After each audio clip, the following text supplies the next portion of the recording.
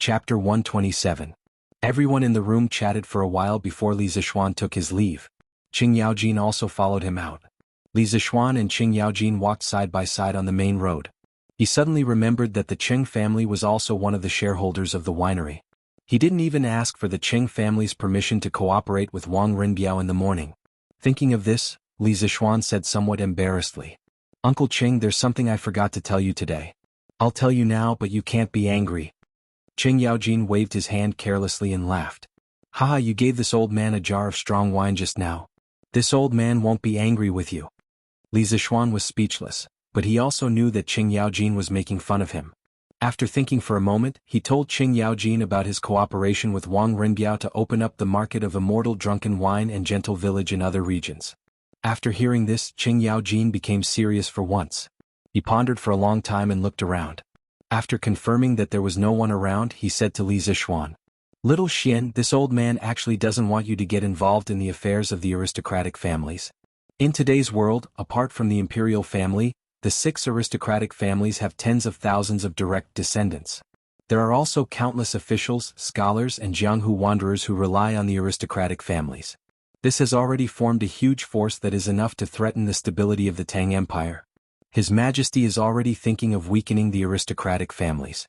If you get too involved with the aristocratic families, I'm afraid it will be detrimental to your future." After hearing this, Li Zixuan was startled. He cupped his hands and said to Qing Yaojin, "Thank you for your reminder, Uncle Qing. After this cooperation, this little one will try not to interact with the aristocratic families." Qing Yaojin nodded and continued, "But little Xian, the person you're cooperating with this time is not bad. Wang Renbiao is from the Wang family of Taiyuan in Qi County. Wang Renbiao's father, Wang Yu, is now the governor of Sui Province. Wang Renbiao's mother is the younger sister of the retired emperor, Princess Tong'an. His Majesty dotes on their family, and Wang Yu is also a supporter of His Majesty. Even if His Majesty really wants to clean up the aristocratic families in the future, Wang Yu's bloodline will definitely be fine. It won't be a big problem for you to cooperate with his son." Wang Yu's father, Wang Bing, was also a powerful person. He was once the Grand Minister of the Sui dynasty, a rank 1 official. Wang Yu's wife, Princess Tong'an, was conferred the title of Grand Princess after the founding of the Great Tang. Li Er had always been especially respectful to this aunt of his. After she married Wang Yu, he visited her house many times and rewarded her with many gifts. There was once a time when Princess Tong'an was ill. Li Er personally visited her and bestowed upon her 500 maidens and maids. According to historical records, Wang Yu also had a beautiful and docile grandniece. Princess Tong'an mentioned to Li Er that Li Ji took her as his princess consort. She was Empress Wang, who was later killed by Wu Zetian. Wang Yu's grandson Wang Fangyi was also a famous general during the Gaozong era. From this, it could be seen that Wang Yu's family was a true aristocratic family in the Tang dynasty. Under the background of the emperor's efforts to weaken the aristocratic families were all excluded from the center of the imperial court. Very few of them were able to reach rank 4 and above. As for the branch of the Wang family of Taiyuan in Qi County, Wang Yu relied on the emperor's favor to first become a secondary 3rd-grade provincial governor. Finally, he was promoted to a secondary 1st-grade provincial governor. This level of favor from the emperor was rare among the aristocratic families of that time. The next day, Li Zixuan, Qin Shubao and Qing Yaojin met up and rushed to the Han Manor. "Uncle Qin, is your body okay riding a horse? Why don't we hire a carriage for you?" Li Zixuan looked at Qin Xiong's sallow face and asked worriedly. Qin Xiong laughed and waved his hand. He said in a clear voice, "This old man is not that fragile. After taking Dr. Sun's medicine yesterday and drinking your medicine, this old man feels much better today." Qing Yaojin said excitedly, "Then in a few months, second brother Qin will be as lively as a dragon and as lively as a tiger. When that time comes, we 2 brothers will be able to fight side by side on the battlefield." "Ah, great, great." When the 3 of them arrived at the Han Manor, it was already close to noon. Li Zixuan planned to bring them directly to the Han Manor's small courtyard. Along the way, many villagers saw Li Zixuan and greeted him enthusiastically. "Oh, Lord Ju, you're here? Can you come to my house for lunch? My husband's cooking is very good." "Nonsense, old man Wang, can your husband's cooking be eaten? Lord Ju, you should come to my house. I hunted 2 wild rabbits on the mountain yesterday and stewed them today. I hunted 2 pheasants and a rabbit this morning. Lord Ju, come to my house for lunch. Come to my house. Come to my house. Li Zishuan hurriedly dismounted from his horse and comforted these people. Only then did they reluctantly open up a path for him. Qin Xiong and Qing Yaojin stroked their beards and stood quietly at the side. They nodded at this scene. Xiao Xian, I didn't expect you to be so popular in the Han Manor. Qin Xiong said with a casual smile as they walked on the path in the manor. Li Zishuan said humbly, Uncle Qin, you must be joking. This is just the love of the villagers. Actually, I didn't do much for them. Qin Xiong shook his head and smiled without saying anything. Qing Yaojin chuckled and said, You brat, you're learning from those rotten scholars. Aren't your words sour? If second brother Qin and I praise you, you have to accept it. You're dawdling like a woman. Li Zishuan was speechless. He was just being modest out of habit. This Qing Yaojin really didn't know how to say personal things. In the Han Manor's small courtyard. Yushi, I'm going to Plum Village in the afternoon to see how the chicken farm is doing. You're alone at home, so be careful. Han Lijing said to his daughter as he tidied up a pile of firewood in the courtyard. Yes, father. Don't worry. I'll be fine. Han Yushi agreed. Uncle Han, look who's here to see you. The courtyard door was only ajar and not locked. Li Zishuan directly pushed open the courtyard door and shouted at Han Lijing. When Han Yushi heard Li Zishuan's voice, she quickly turned around and looked at Li Zishuan with her big watery eyes. Han Lijing also looked over when he heard this. He saw Li Zishuan and was about to greet him, but then he saw Qin Shubao and Qing Yaojin behind Li Zishuan. Han Lijing was about to greet them, but he couldn't say anything. His mouth was wide open as he stood rooted to the ground. Father?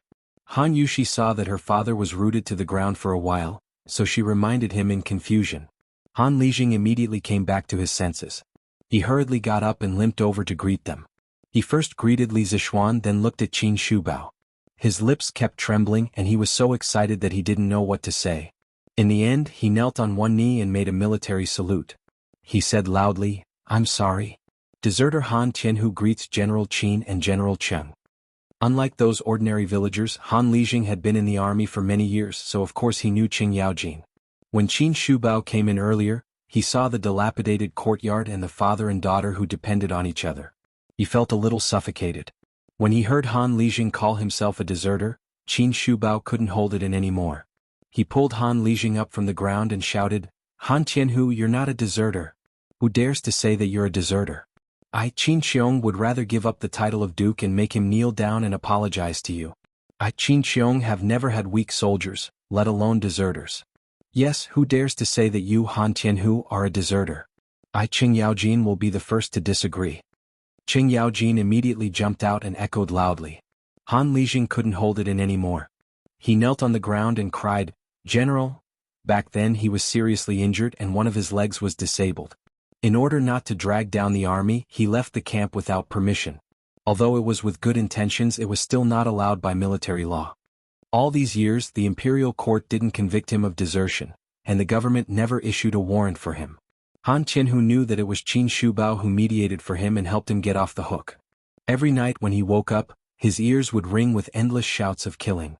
Although he left the army, his heart was always on the battlefield. But he was still a deserter.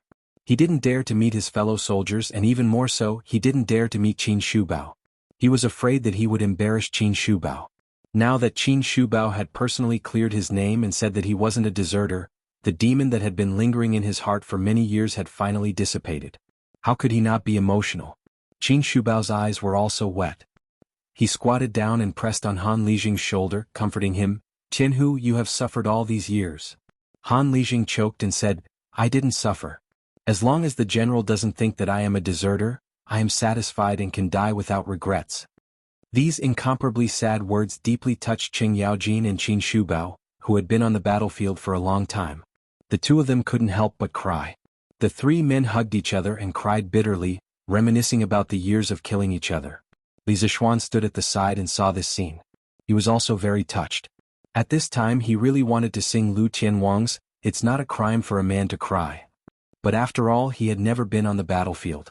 He couldn't empathize with these veterans like Qin Shubao and Qing Yaojin. He sighed for a while and left the three old men hugging and crying. He went to talk to Han Yushi, who was not far away. Chapter 128. In the small courtyard of the Han family. Yushi, how have you been recently?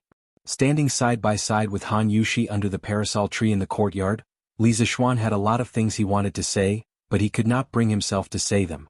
In the end, he stammered for a while before squeezing out such a meaningless sentence.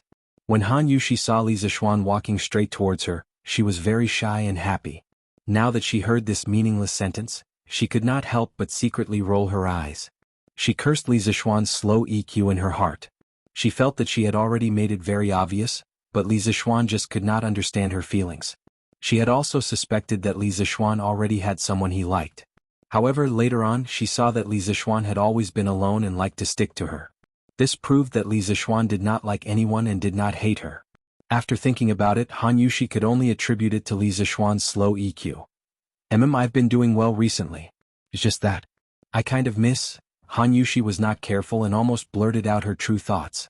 Fortunately, she sobered up and stopped in time. Miss what? Miss what? Li Zixuan was overjoyed and quickly asked with anticipation in his eyes. I miss the iron egg. Han Yushi secretly glanced at Li Zixuan's handsome face and understood the anticipation in his eyes. Although she was happy in her heart, she swallowed the words that were about to come out of her mouth. How could a girl take the initiative to admit such a thing? Therefore, her mind raced and she quickly thought of this excuse to smooth things over. Oh, you missed the iron egg. Li Zixuan was overjoyed by this sudden turn of events and scratched his head in disappointment. Yushi, go and prepare some food and wine. General Qin, General Cheng and young master are all having lunch at our house. After the three old men in the courtyard finished crying, Han Lijing walked over and said to Han Yushi, Yes, father. Your daughter will go now. Han Yushi responded and glanced at Li Zixuan before walking to the kitchen. Today was also the first time she had seen her father cry. She secretly thought of making something delicious for lunch so that her father wouldn't be so sad anymore. Young master, General Qin, General Cheng, let's go inside and sit. Uncle Han, please accompany Uncle Qin and Uncle Cheng in and have a seat first. I brought some pastries, wine and dishes. I'll bring them to the kitchen and let Yushi heat them up. After Li Zixuan finished speaking, he slipped out of the courtyard like a wisp of smoke and took the bundle from the horse. Han Lijing could only take Qing Yaojin and Qin Shubao into the house to rest. Before Qing Yaojin entered, he looked at Li Zixuan suspiciously. Yushi, you don't have to cook other dishes. I brought a lot of dishes over. You can just heat them up and eat them. Li Zixuan walked into the kitchen with a big food box and said.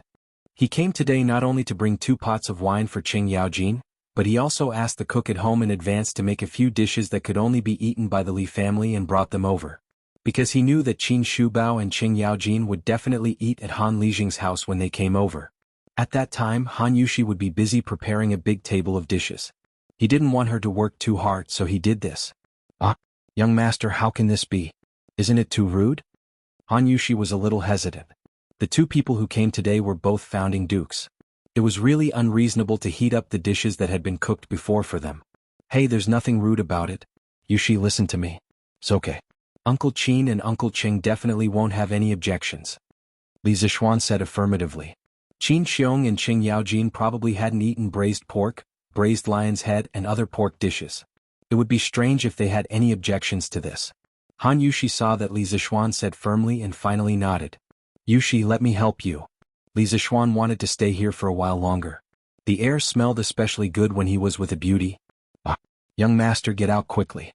How can you be in the kitchen? When Han Yushi heard this, she hurriedly pushed Li Zixuan out of the kitchen without any explanation. Although she also liked to stay with Li Zixuan, she still understood the principle of, a gentleman should stay away from the kitchen. Hey Yushi, don't push me. Let me help you. Li Zixuan could only helplessly return to the front hall to accompany the 3 old men. Inside the house, Qin Shubao was talking to Han Lijing. When he saw Li Zixuan enter, the 2 of them nodded at him as a greeting. Qing Yaojin deliberately threw a very strange look at Li Zixuan, causing Li Zixuan to be confused. Jinhu, our Qin family owes you for so many years. Qin Xiong looked at the 4 bare walls in the front hall and sighed. Han Lijing hurriedly said, This subordinate is afraid. Back then, this subordinate was the general's personal army. Protecting the general is this subordinate's duty. The general does not owe this subordinate anything. Qin Xiong patted Han Tianhu's shoulder and said in a deep voice, You don't have to say that. This old man can still distinguish between right and wrong. How can I, Qin Xiong, be someone who doesn't repay kindness? I have discussed with my wife that I want to take Yushi as my adopted daughter. This way this child will have a bright identity in the future and can marry into a good family. Today I came here to ask for your opinion. Han Qinhu stood up in shock and bowed. How can this be? General Qin is a duke, how can my family be worthy of you? Qin Xiong shouted unhappily, nonsense. Didn't this old man's current position rely on you, my former comrades on the battlefield, to fight for it? Back then, if you hadn't risked your life to block an arrow for this old man might have died long ago. Now there might not be any Duke of E. Besides, if you don't think for yourself, don't you think for this child, Yushi? This old man has also heard that in those years when you left, this child supported the entire family on her own. She has suffered so much. As her father, don't you want her to marry into a good family and enjoy the rest of her life? Qin Xiong's words made Han Lijing hesitate in his heart. As a father, he more or less knew his daughter's thoughts. Now that his young master had been conferred the title of Baron, his daughter was just a peasant girl. The difference in status was too great. Even though his young master did not care about status, it was inevitable that others would gossip. Therefore, he had always been pessimistic about his daughter's relationship with Li Zixuan. However, he owed his daughter a lot, so it was impossible for him to stop her. Now, Qin Xiong's suggestion made him see a glimmer of hope. As long as his daughter could live a good life in the future, he, Han Tianhu, would shamelessly accept this favor today. Even if he was accused of climbing up the social ladder in the future, it would be worth it. Han Lijing looked at Li Zixuan and finally gritted his teeth and made up his mind. He knelt on one knee and said, "This subordinate thanks the general for his kindness. It's a pity that this subordinate is now disabled and cannot protect the general. If there is a next life, this subordinate will be an ox and a horse to repay the general." Qin Xiong hurriedly pulled Han Lijing up and said loudly, "Tianhu, you don't have to be so polite. You don't owe this old man anything. Today's action is this old man repaying your kindness. You don't have to feel that you owe me." Qing Yaojin also chimed in, "Second brother Qin is right. Han Tianhu, you are a man. A old Qing like honest men like you. Later, you must accompany me for a few drinks." Han Tianhu smiled and cupped his hands. "I dare not disobey." This subordinate's alcohol tolerance in the army was excellent. "I'm just afraid that General Qing won't be able to drink as much." Qing Yaojin slammed the table and said anxiously, "Ha, what big words. Later, I will let you, Han Tianhu, broaden your horizons and let you know what it means to be able to drink." Li Zixuan watched this heartwarming scene from the side and felt very gratified. Although Han Lijing had military merits, he was still a deserter. It was very difficult and unrealistic for the imperial court to completely overturn the case and reward him based on his merits. Now that he had received such an outcome, it seemed pretty good. Chapter 129. Father, General Qin, General Cheng, young master, it's time to eat. Han Yushi walked in with 2 plates of dishes and shouted. She placed the dishes on the table and turned back to the kitchen to get the rest of the dishes. General Qin, General Cheng, young master, come to the table and eat. Han Lijing stood up and called out. Qin Shubao and Qing Yaojin nodded. Li Zixuan stood up and said, "I'll help Yushi serve the dishes." After saying that, he did not wait to refuse and directly chased after Han Yushi into the kitchen. This. Han Lijing stretched out his hand and wanted to stop him, but it was too late. "Hehe, brother Tianhu, just let little Shen go. Haha, I think it won't be long before I attend your wedding. I wonder if old Han's family has a daughter, Red?" Qing Yaojin winked and laughed mischievously. After Qin Xiong heard this, he suddenly understood. He smiled and looked at the direction Li Zixuan disappeared in thoughtfulness. "Ah, young master, why are you in the kitchen again?" Han Yushi had just entered the kitchen when she heard footsteps coming from behind. She turned around and realized that it was Li Zixuan. She was shocked. "Yushi, let me tell you a secret." In order to avoid being chased out again, Li Zixuan pretended to be mysterious and said, "What secret?" Han Yushi's curiosity was piqued as she asked doubtfully. "Come closer, I'll tell you." Li Zixuan hooked his finger and pretended to be careful as he said. Han Yushi hesitated. If she really leaned over, it would be too ambiguous. However, she saw Li Zixuan's mysterious face, as if he really had something important to tell her. She thought for a long time, but in the end, she could not hold back the curiosity in her heart.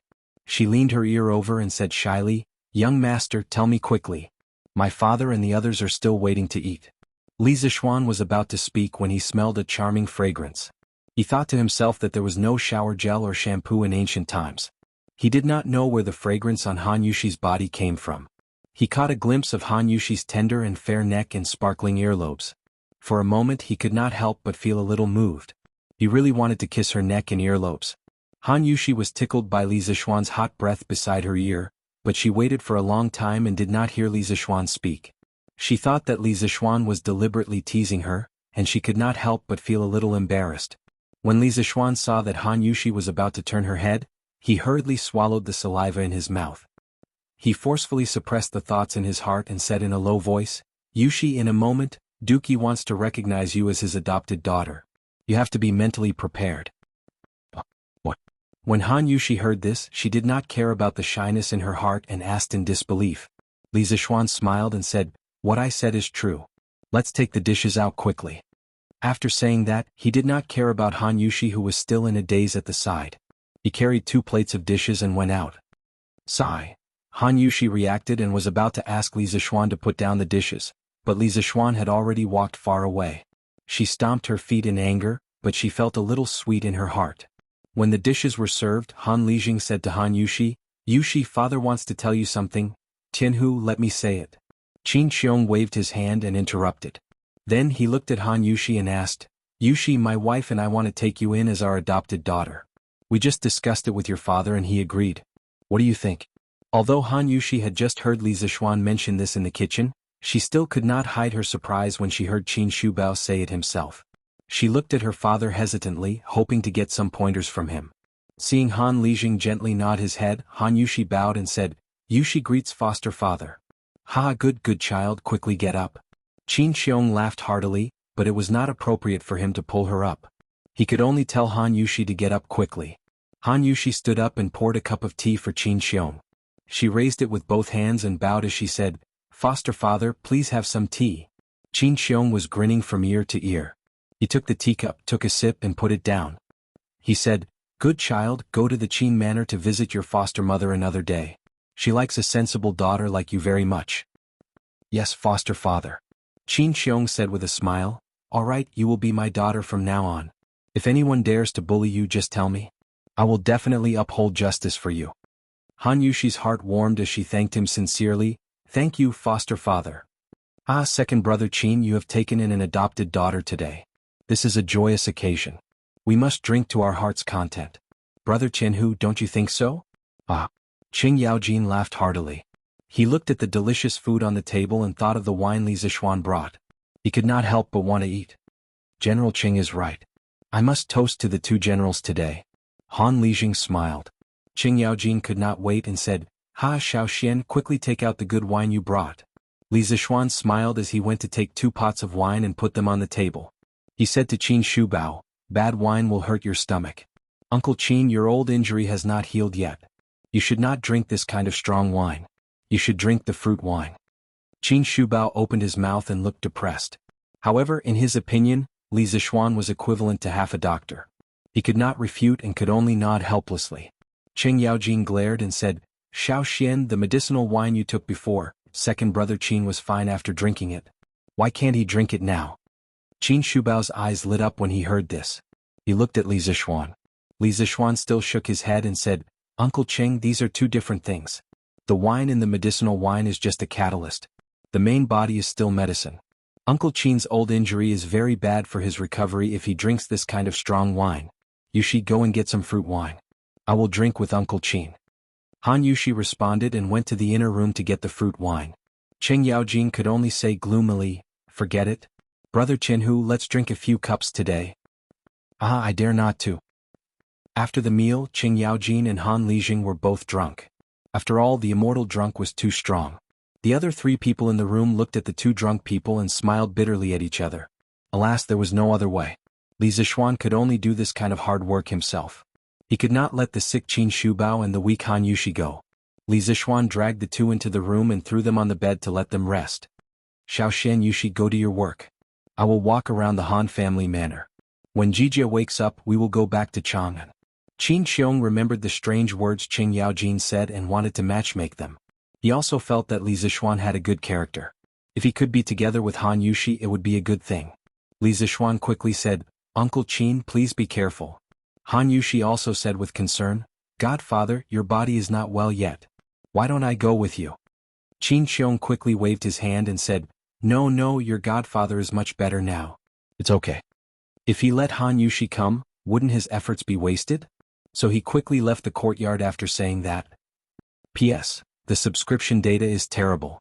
Readers who like this book, please pay a few cents to subscribe so that Swordsman will have the motivation to continue writing. Thank you. I can't continue writing like this. Please subscribe. Don't read the pirated version. Brothers, you still have to subscribe when you need to. Chapter 130. Yushi, do you want to enter the city with me today? We can go to Uncle Chin's house and visit Aunt Chin. In the courtyard, a man and a woman were alone. It was very ambiguous. Li Zixuan really wanted to spend the rest of his life quietly with Han Yushi. Han Yushi looked at Li Zixuan, who was sitting on the swing beside her. She felt a little amused. This swing was tied to the iron egg by Han Lijing in the past. Now Li Zixuan was sitting on it to play. Her young master was sometimes mature and steady, but sometimes he was like a child. Hearing Li Zixuan's words, Han Yushi thought for a while and replied, "Young master, when you go back today it will definitely be late. If I go, I probably won't be able to make it back in time, so I'll go tomorrow." Li Zixuan subconsciously wanted to say, "If you can't go back, then stay at my house." However, he was afraid that he would offend the beauty, so he could only swallow the words that were about to come out of his mouth. "Then you have to be careful when you go alone tomorrow. Or you can go with the farmer who is going to the market tomorrow." Li Zixuan thought for a while and still instructed. He still had no clue about the martial arts expert who stole the wine that Han Lijing mentioned last time. He always felt that the person's goal was not that simple. Han Yushi's heart warmed. She replied softly, "Young master, don't worry. Yushi will be careful." Li Zixuan's heart was slightly relieved. He looked up at Han Yushi, who was holding the rope of the swing. Suddenly his childish heart was awakened. He smiled and said, "Yushi, sit on top. I'll help you on the swing." Han Yushi frowned and said, "Young master, this is for children." "Who said that this thing can only be played by children? Didn't you see that I played with it just now?" Han Yushi was speechless. "Come up quickly. If you don't come up, I'll carry you up." Li Zixuan was a little unrestrained at this moment. "Don't, I'll go up myself." "Ah, young master, put me down quickly. It's too high." Han Yushi closed her eyes and grabbed the rope tightly with both hands as she shouted, "Don't worry, I'll protect you. You won't fall." "No, put me down." "Don't, Yushi, don't you think it's very interesting? Don't be afraid. With my martial arts, even if you fall, I can catch you." After a while, Han Yushi finally adapted to this height. She stopped screaming and gradually quietened down. Under the setting sun, a flower-like young girl sat on a swing. Behind her, a handsome man was slowly pushing the swing. Both of them were silently enjoying this rare tranquility and warmth. Cough cough. Qin Xiong felt that he had returned late enough, but he did not expect to see something that he should not have seen. He hurriedly coughed twice to remind them that someone had come. Han Yushi was like a frightened rabbit. She hurriedly grabbed Li Zixuan's hand and signaled him to stop pushing. Then Han Yushi got off the swing. Li Zixuan only felt a burst of warmth and smoothness in his hand, and he couldn't help but stop. Then the wonderful touch disappeared, and he couldn't help but feel a sense of loss. "Godfather, you're back." Han Yushi clenched her hands and greeted Qin Xiong like a child who had done something wrong. "Yes, I'm back." Qin Xiong naturally pretended that he didn't see anything and replied, "Uncle Qin, how was your tour of the manor?" Li Zixuan spoke to hide his awkwardness. When Qin Xiong heard this, he stroked his beard and said half-jokingly, "This old man discovered that the villagers of this Han manor are clearly much wealthier than the people in other manors. Xiao Xian, you're a good landlord." Li Zixuan chuckled and said, "You're flattering me." Qin Xiong wanted to say something but hesitated. In the end he said, "Little Xian, come out with me. I have something to ask you." With that, he walked out of the courtyard, leaving Li Zixuan with his back. Li Zixuan looked at Han Yushi and said, "Yushi, I'm going out for a while. Go and see if Uncle Han and Uncle Cheng are awake." Han Yushi nodded. At the same time she was a little nervous. She didn't know what her godfather wanted to say to Li Zixuan. Could it be that he and she... Please don't be like that. Han Yushi blushed at the thought of this and hurried into the house. Outside the courtyard, Qin Xiong stood under a tree with his hands behind his back, waiting for Li Zixuan to come over. "Uncle Qin, why are you looking for me?" Qin Xiong turned around and looked at Li Zixuan. He asked with a serious face, "Little Xian, tell me the truth. Why are you raising so many chickens?" Li Zixuan said curiously, "Uncle Qin, didn't I already say it at the morning court? You were there too." Qin Xiong shook his head and said, "I believed you before, but I went to the chicken farm in the back mountain of the Han Manor today. I don't believe your excuses now. Tell me the truth. Li Zishuan asked curiously. Why? Qin Xiong sneered. Humph, you're still lying to me? I just went up the mountain to take a look. Every chicken farm on the mountain has a person training the chickens. If it's just because of the two reasons you mentioned before, why do you have to do this? What are you hiding? Can you tell me? Li Zishuan suddenly understood. So this was the problem. However, he really couldn't tell anyone about the locust plague. Otherwise there would be trouble. He was in a dilemma. Uncle Qin, you're right. This matter is indeed not that simple. However, please forgive me for not being able to tell you the real reason. Li Zishuan gritted his teeth. Qin Xiong heard this and quickly stepped forward. He grabbed Li Zishuan's arm and said anxiously, What can't you tell me? I'm not a talkative person. Don't you trust me? Li Zishuan hurriedly waved his hand and explained, It's not like that. Uncle Qin, don't misunderstand. I definitely don't mean that. It's just that I really can't tell anyone about this. Uncle, please don't make things difficult for me. Qin Xiong released his hand and turned around. He looked at the setting sun and sighed. Forget it, I won't force you. However, I feel that something big is going to happen behind this.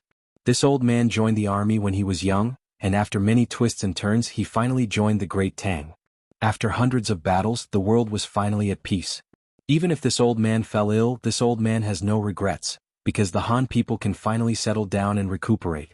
Little Xian, you're the disciple of an immortal. You may not know the suffering of the human world. A few years ago the world was in chaos and the Central Plains was empty. People's lives were worse than dogs. I really can't bear to see the people suffer. Because the people's suffering is the shame of us Tang Empire soldiers. We didn't protect them well. Qin Xiong turned around and stared into Li Zishuan's eyes.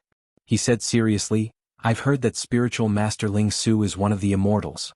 He has great wisdom and ability. As his disciple you must know many things. I don't care what you're hiding, but I hope that before you do anything, you can consider the people's lives. The people have suffered enough. Chapter 131. Under the tree outside the Han family's courtyard. The old man and the young man were silent. Finally, Qin Xiong broke the silence. He looked up at the sky and said, It's getting late. Call Jijia. Let's go back to Chang'an. After saying that, he walked towards the courtyard door, leaving behind a bleak figure. Li Zishuan looked at the old man who had fought for the country all his life.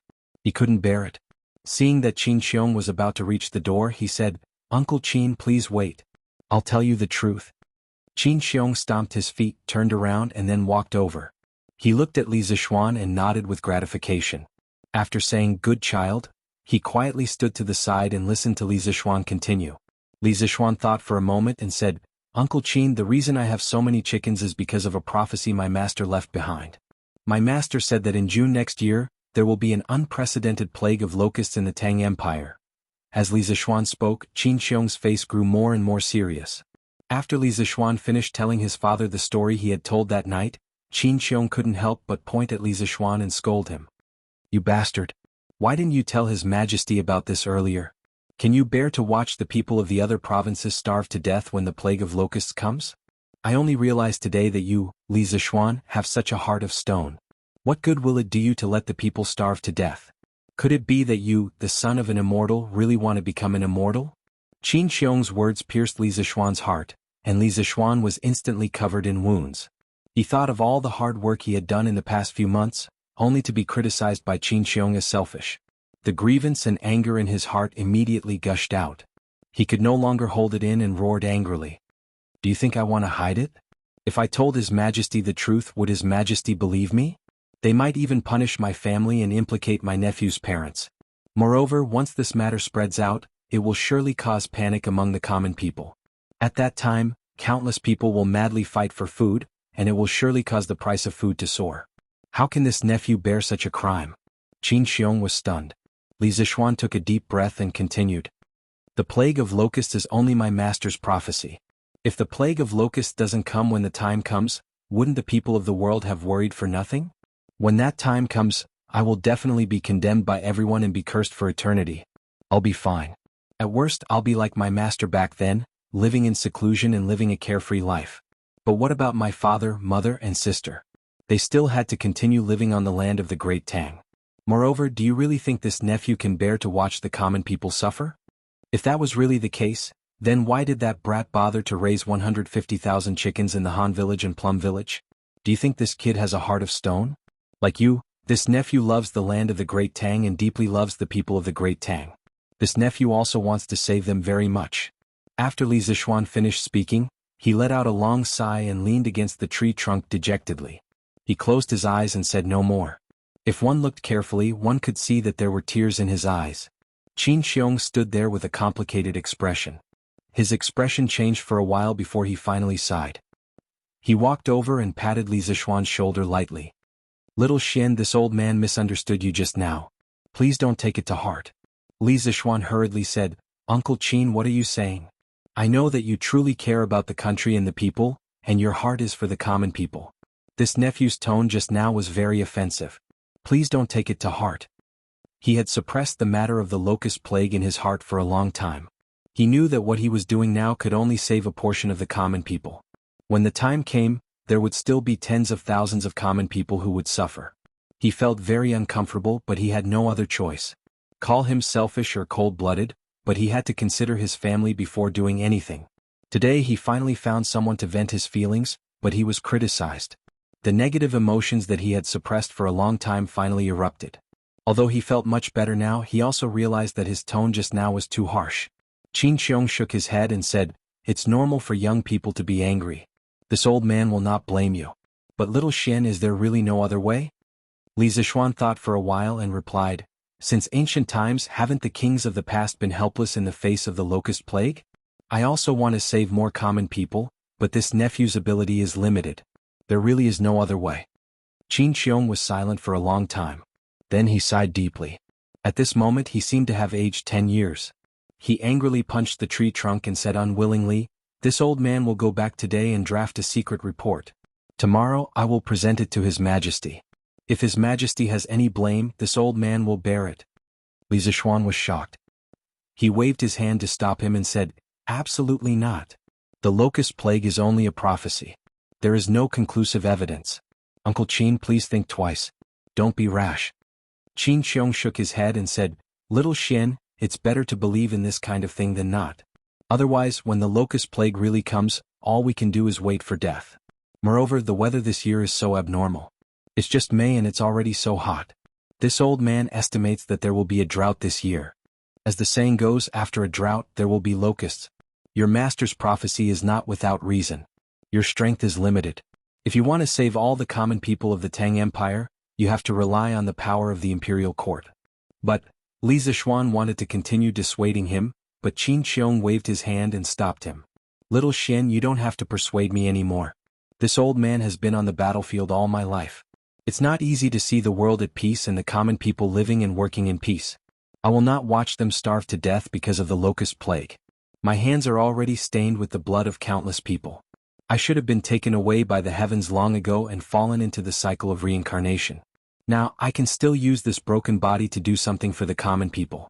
Even if I am condemned by His Majesty or condemned by everyone, this old man will have no regrets.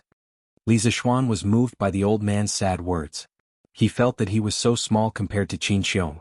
At this moment he felt that a man should take responsibility like Qin Xiong, so he said, Uncle Qin, this happened because of me. How can I let you take responsibility? Uncle Qin, please report to His Majesty. If His Majesty wants to punish you, I will take responsibility with you. Qin Xiong said in surprise, How can I do that? Little Xian, you are still young and have a long way to go.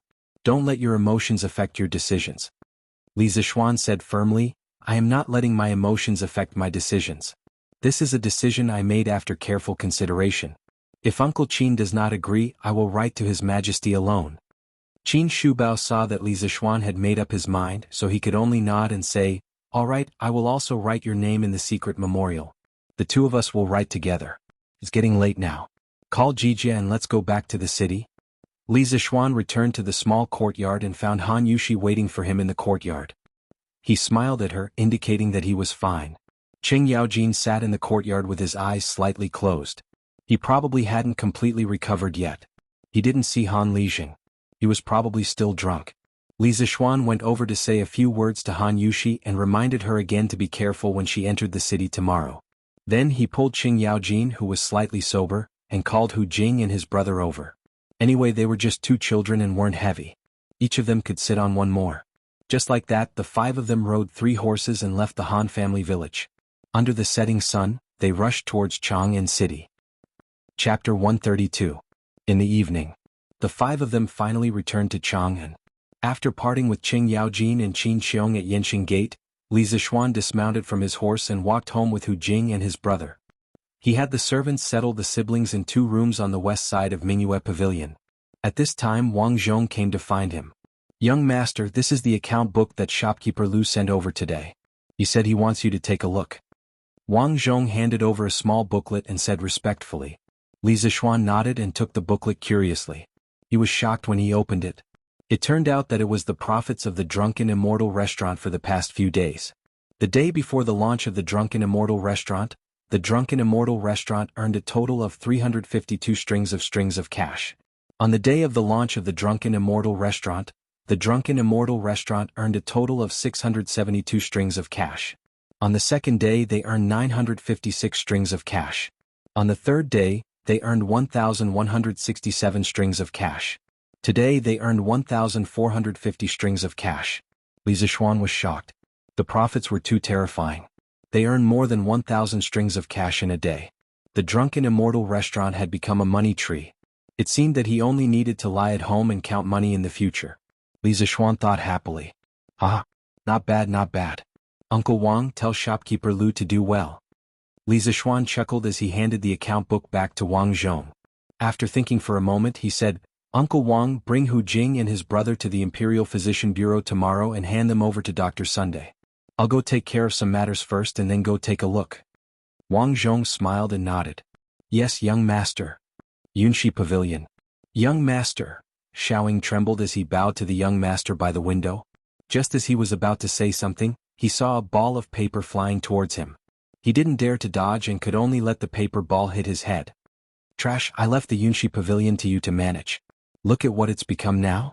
I helped you find the Imperial Chef, but you still can't beat the Drunken Immortal restaurant. Now our restaurant has fewer and fewer customers and the Drunken Immortal restaurant has more and more people. What use do I have for you?" The young master turned around and scolded Xiao Ying while pointing at his nose with a sinister expression. After scolding him, he still wasn't satisfied. He picked up the teacup on the table and threw it at Xiao Ying's feet. Xiao Ying's voice trembled in fear as he said, This subordinate has failed in his task. Please calm down, young master." "Calm down? What can you use to appease this young master's anger? Do you know how much the Drunken Immortal restaurant earns in a day? Nearly 1,500 strings of coins. That's equivalent to 4 days of profit for our Yunshi restaurant. This young master has always had high hopes for you, and this is how you repay me?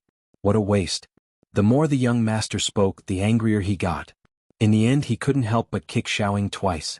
Xiaoying gritted his teeth and endured it. He did not make a sound.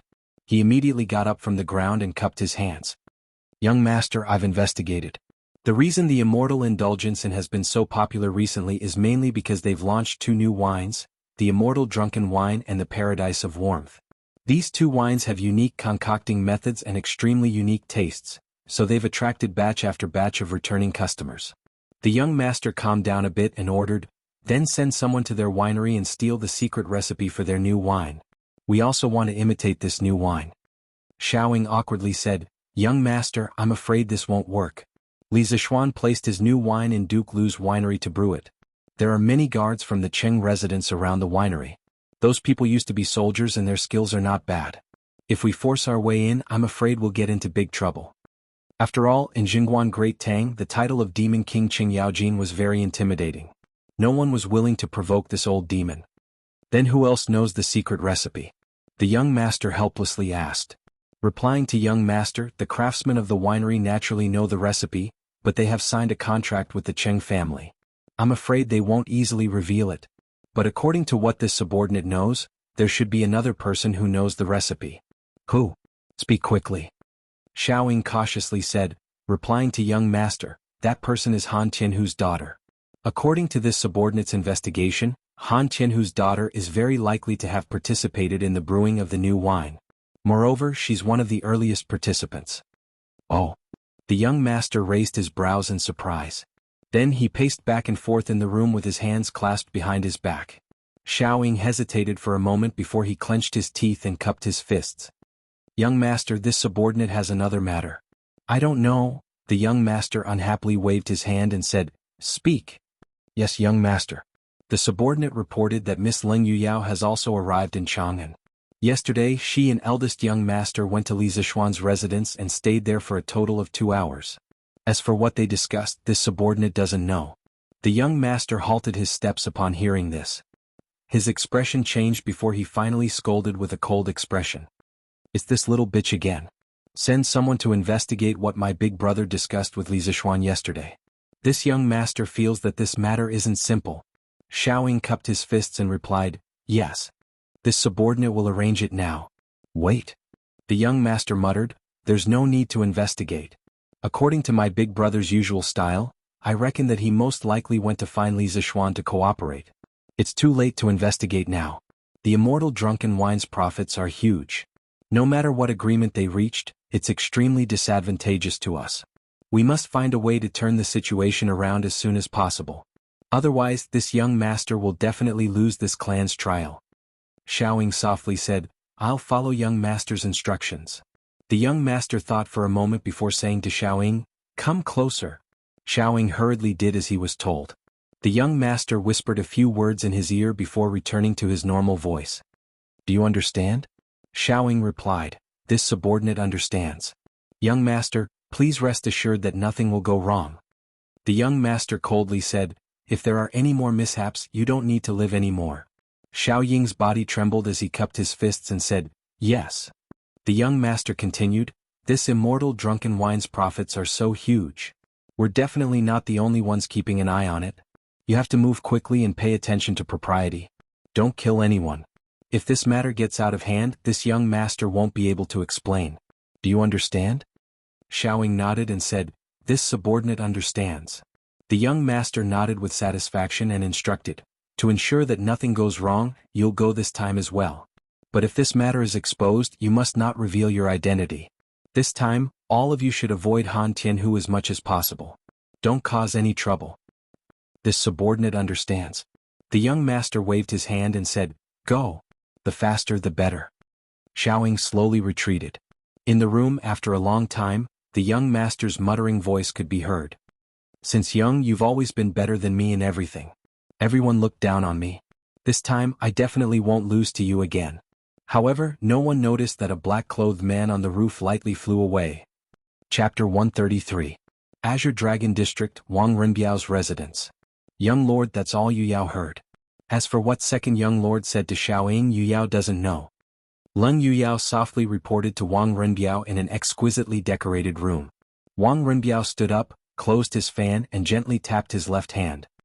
He slowly walked to a row of bookshelves, pondered for a moment and sighed. Alas, Yao, even if you didn't hear those words, this young lord can guess most of it. It seems that this younger brother of mine is going to do something foolish. Leng Yuyao was curious, but she didn't ask. This was also her nature. In her mind, if the young lord was willing to tell her, he would tell her even if she didn't ask. Wang Renbiao hesitated for a moment, then finally made up his mind. No, Li Zishuan is no longer the same as before. If second brother is allowed to do as he pleases, it will definitely bring disaster to the Wang family. Besides, I just started working with Li Zishuan, how can I let him ruin it? Yao, leave immediately and secretly follow Xiaoying. If he does anything unusual, immediately send a message to me. Leng Yuyao nodded. Yes, young lord. With that, she picked up her sword and was about to leave. Wait. Wang Renbiao called out to stop her. Leng Yuyao turned back and asked, Young lord, do you have any other orders? Wang Renbiao took a deep look at Leng Yuyao's beautiful eyes and said in a deep voice, Be careful in everything you do. Don't try to be brave. If you're discovered, remember to withdraw in time. Nothing is more important than your life. A trace of gentleness flashed across Leng Yuyao's frosty face. She said softly, Don't worry, young master. Yuyao's divine breathing technique is a secret technique of my sect. Even a grandmaster-level expert would find it hard to detect it. Wang Renbiao nodded. Leng Yuyao pushed open the door and left the courtyard, disappearing without a trace in a flash. The next day, in Taiji Palace, the morning court had reached its end. Your Majesty, the 30,000 curved plows manufactured by the Ministry of Works have all been distributed to the county offices near Chang'an. They will be rented or sold to the farmers. Yin Lai bowed. Li Er nodded in satisfaction. That's great. Minister Yin, you've worked hard. Although it's a little late for spring plowing now, we can still recover some of the losses for the people. Your Majesty is wise. After saying that, Yin Lai returned to his original position. Is there anything else you would like to report? Li Er secretly rubbed his old waist and asked the officials. In his heart, he thought that he seemed to have overworked himself last night. He should get the imperial chef to make some tiger penis soup to replenish his energy. The ministers looked at each other and then lowered their heads. Seeing this, Li Er announced the end of the court session. Not long after, the officials dispersed. Only Qin Xiong walked out and quietly turned back. After Li Er left the court, he went to the back hall of Taiji Palace. Just as he was about to change his clothes and go to the west inner garden to rest, a servant came in and reported, "Reporting to your Majesty, Dookie requests an audience." Li Er stopped what he was doing and said in surprise, "Oh? What business does Shu Bao have? Hurry up and announce it." "Yes." The attendant cupped his hands in acknowledgement and slowly retreated. A moment later, Qin Xiong walked in shakily and bowed to Li Er. "Greetings, your Majesty." Li Er hurriedly said, "Shu Bao, quickly dispense with the formalities. Men, give me a seat." The attendant brought over a stool. Qin Xiong cupped his hands and said, "Thank you, your Majesty." Li Er waved his hand and asked, "Shu Bao, why do you want to see me? Why didn't you say it in the court session just now?" Qin Xiong looked at the surrounding palace maids and servants. After hesitating for a moment, he cupped his hands and said, "This is an important matter. If I may be so bold, your Majesty, please dismiss your servants." Li Er was even more curious. He waved at the palace maids and servants and said, "You may leave first." "Yes." After they all left the inner hall, Li Er looked at Qin Xiong and smiled. "Shu Bao, this is the first time you are discussing matters with me so seriously. Now that everyone has left, Shu Bao can speak, right?" Qin Xiong took out a memorial from his sleeve and stood up to present it to Li Er with both hands. He said, "Your Majesty, please take a look." Li Er smiled and took the memorial. He casually opened it and took a look. A moment later, Li Er's expression suddenly changed. The relaxed expression on his face was no longer there. Qin Xiong stood quietly at the side with his hands behind his back, silent. About 15 minutes later, Li Er put down the memorial. His face was as black as the bottom of a pot. He stood up and stared at Qin Xiong. "Shu Bao, do you believe the prophecy of spiritual master Ling Su?" Replying to your Majesty, this old subject believes that it is better to believe that such a thing is true than not. Furthermore, spiritual master Ling Su is an immortal with great achievements. I think that this prophecy is credible. Li Er said angrily, "Nonsense. Do you want me to order the people of the world to deal with the locust plague in advance because of a prophecy? Do you know that this matter will cause chaos in the world if it gets out? This nonsense must have come from that brat Li Zishuan's mouth, right? That brat is restless every day.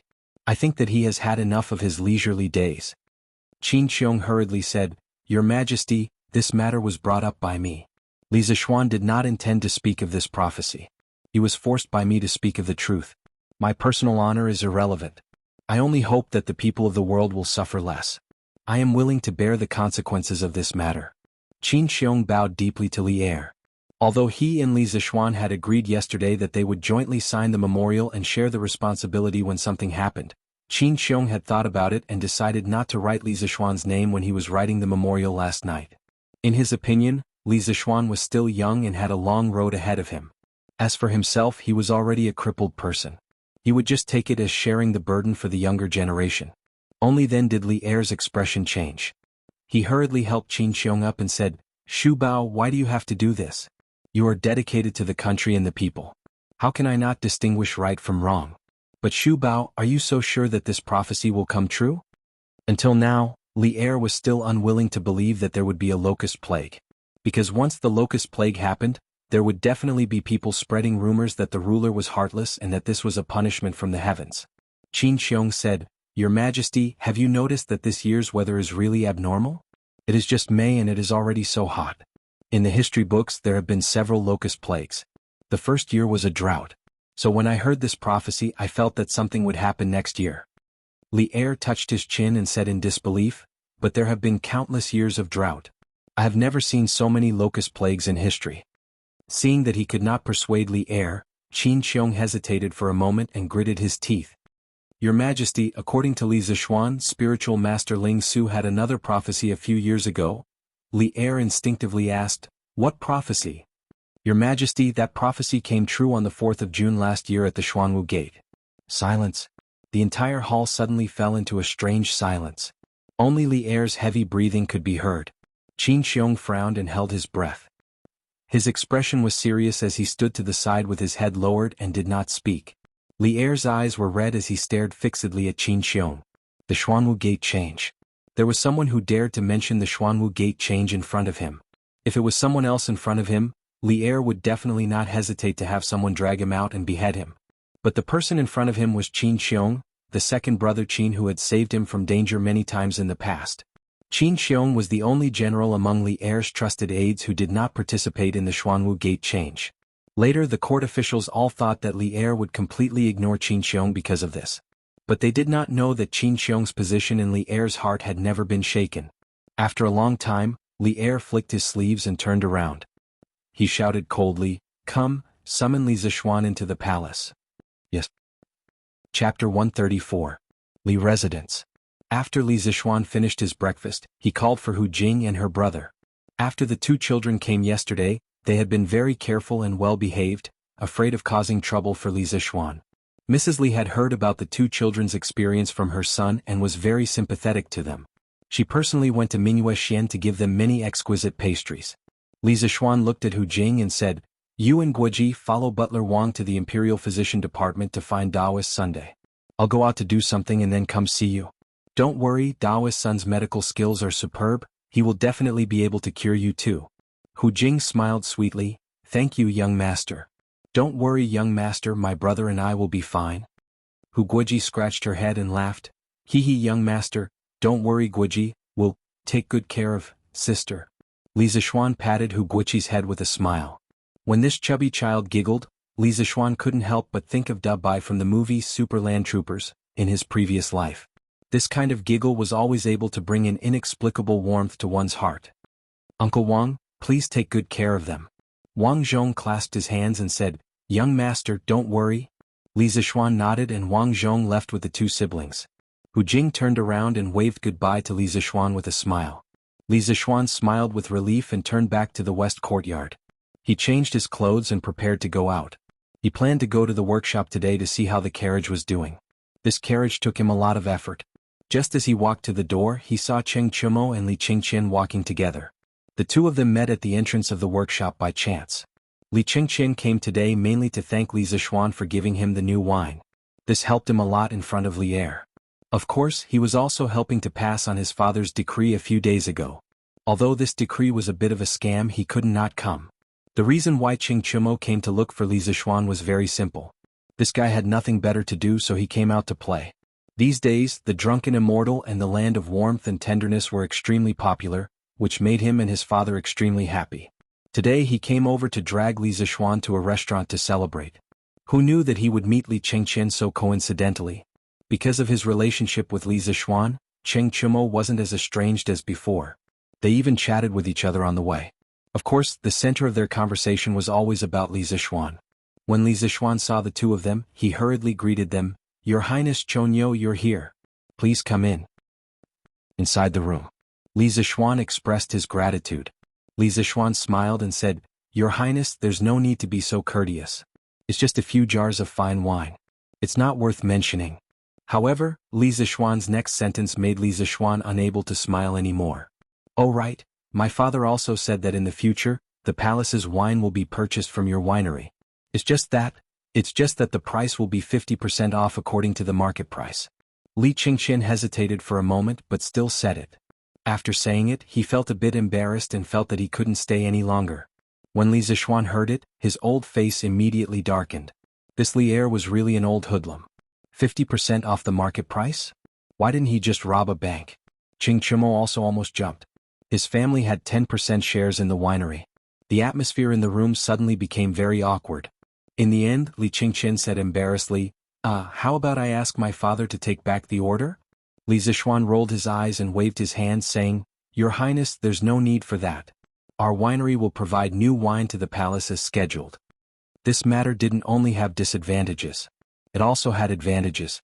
After the land of tenderness and immortal drunken wine became the imperial wine, it was equivalent to having an invincible protective umbrella. If others wanted to touch it, they would have to think twice. Cheng Chumo glared and wanted to refute, but Li Zishuan gave him a look to calm him down. Cheng Chumo then sat down reluctantly, thinking that His Majesty was really black-hearted. Li Qingqian said happily, "Thank you Zishuan for understanding." Li Qingqian's goal was achieved. He chatted with Li Zishuan for a while and was about to leave. Li Zishuan and Cheng Chumo sent him to the door. At this moment, a group of people suddenly came from afar. They were carrying a badly mutilated injured person and rushed over. Young master, something bad happened." Li Zishuan looked carefully and saw that these people were the villagers of the Han village. He couldn't help but be shocked and quickly went to greet them. "Uncle Nyo, what happened?" "Young master, something bad happened. Old Hu was almost beaten to death. We wanted to go to the East Market today and found Old Hu on the way. He was already unconscious." Old Nyo said while wiping his sweat and panting. Li Zishuan then noticed Old Hu was being carried by a few people behind him. He saw that Old Hu was covered in blood as if he had walked out of a blood pool. Li Zishuan was shocked. He quickly squatted down and patted Old Hu's face and shouted, "Uncle Hu, wake up, wake up." After shouting for a long time, Li Zishuan tried to pinch Old Hu's philtrum. Old Hu groaned and opened his eyes with a painful expression. When he saw Li Zishuan in front of him, he immediately shouted excitedly, "Young master, quickly go and save the Han family's girl. She was taken away." Boom. Like a bolt from the blue, Li Zishuan was immediately shocked by this news and was stunned on the spot. "Little Xian, what's wrong?" Cheng Chumo walked over and saw Li Zishuan as if he had lost his soul. He quickly shook his arm and asked with concern. Li Qingqian also looked at him with a worried face. Li Zishuan immediately reacted. Now was not the time for him to be sad. He looked at Old Hu and asked anxiously, "Uncle Hu, quickly tell me where Yushi was taken, who took her, and where did they take her?" Old Hu held his breath, afraid that he would faint at this critical moment. He quickly bit the tip of his tongue, and blood immediately flowed out of the corner of his mouth. He said weakly, "Young master, it's four black-clothed masked men and a group of bandits. Me and Han girl, at Rhinoceros Slope, were blocked by them. Old Hu couldn't beat them. Han girl was taken away by them. They went to the Qinling Mountains. Young master, quickly go save." Before Old Hu could finish speaking, he fainted again. "Ridiculous little Xian, don't worry. I'll go back now and ask my father to send someone to help you find her. Han Yushi is now Uncle Qin's adopted daughter. I believe Uncle Qin will also send someone to help you." Cheng Chumo understood the whole story and immediately shouted. Li Qingqian also said, "These bandits are too arrogant. Zishuan, don't be impulsive. I'll go back to the palace and report to my father. I'll send the Yulin guards to help you find her." Li Zishuan's heart was in a mess. The woman he loved the most had been taken away. He only wanted to kill someone at this moment. He wanted to save her. Even if the other party had thousands of experts, he was not afraid. He still wanted to go. He couldn't even protect his own woman. What kind of man was he, Li Zishuan? "Your Highness, I'll have to trouble you to send Uncle Hu to the Imperial Medical Department. I'll go save Yushi." His voice was bone-chilling without a trace of emotion. After he finished speaking, he went into the house to take the wind-chasing sword. Ignoring the dissuasion of his two good brothers behind him, he mounted his horse and was about to leave. Then he heard a sharp voice from the side, "Lord Li, His Majesty summons you to the palace for an audience. Quickly follow me into the palace." Li Zishuan fiercely slapped the horse's belly. He ignored the attendant who delivered the decree and rushed out like a gust of wind, leaving only an angry roar, "I don't have time." The attendant was so scared that he fell to the ground, not knowing how to return to the palace and report the decree. Li Qingqian hurriedly had people carry Old Hu to the Imperial Medical Department and called for the captain of his personal guards. "Wu San, quickly mobilize all the Imperial guards in the Eastern Palace to assist Li Zishuan in investigating Miss Han's whereabouts." "Yes." Wu San bowed in agreement. Then he quickly called for 2 personal guards and ordered them to protect the Crown Prince. He mounted his horse and returned to the Eastern Palace to mobilize the troops. Sigh. Li Qingqian shook his head and sighed. This was the first time he had seen Li Zishuan lose his self-control. He was afraid that this Miss Han was really important to him. He hoped that both of them would be safe and sound. Cheng Chumo anxiously stamped his feet and said goodbye to Li Qingqian. He went home to find his father for help. Chapter 135. Taiji Palace. Your Majesty. The messenger who went to deliver the decree to Li Zishuan bowed to Li Er, trembling in fear as he did not know how to report to Li Er. Where's Li Zishuan? Li Er frowned and asked unhappily. Your Majesty, Lordly. Lordly said he's not free. The messenger felt Li Er's blade-like gaze and hurriedly told the truth. Of course, he omitted the first two words of Li Zishuan's sentence. Although Qin Qiong, who was standing at the side, remained calm on the surface, his heart was in turmoil. He thought to himself that this Li Zishuan was really bold. Li Er slammed the table and said angrily, impudent, this brat is simply lawless. Man. Qin Qiong knew that something was wrong and was about to plead for mercy when another servant hurriedly came in and bowed. Your Majesty, the Crown Prince requests an audience. Li Er suppressed the anger in his heart and said, let him in. Yes. A moment later. Greetings, Father. Li Er acknowledged and asked, Qingqian, what's the matter? Father, I'm here today for Li Zishuan.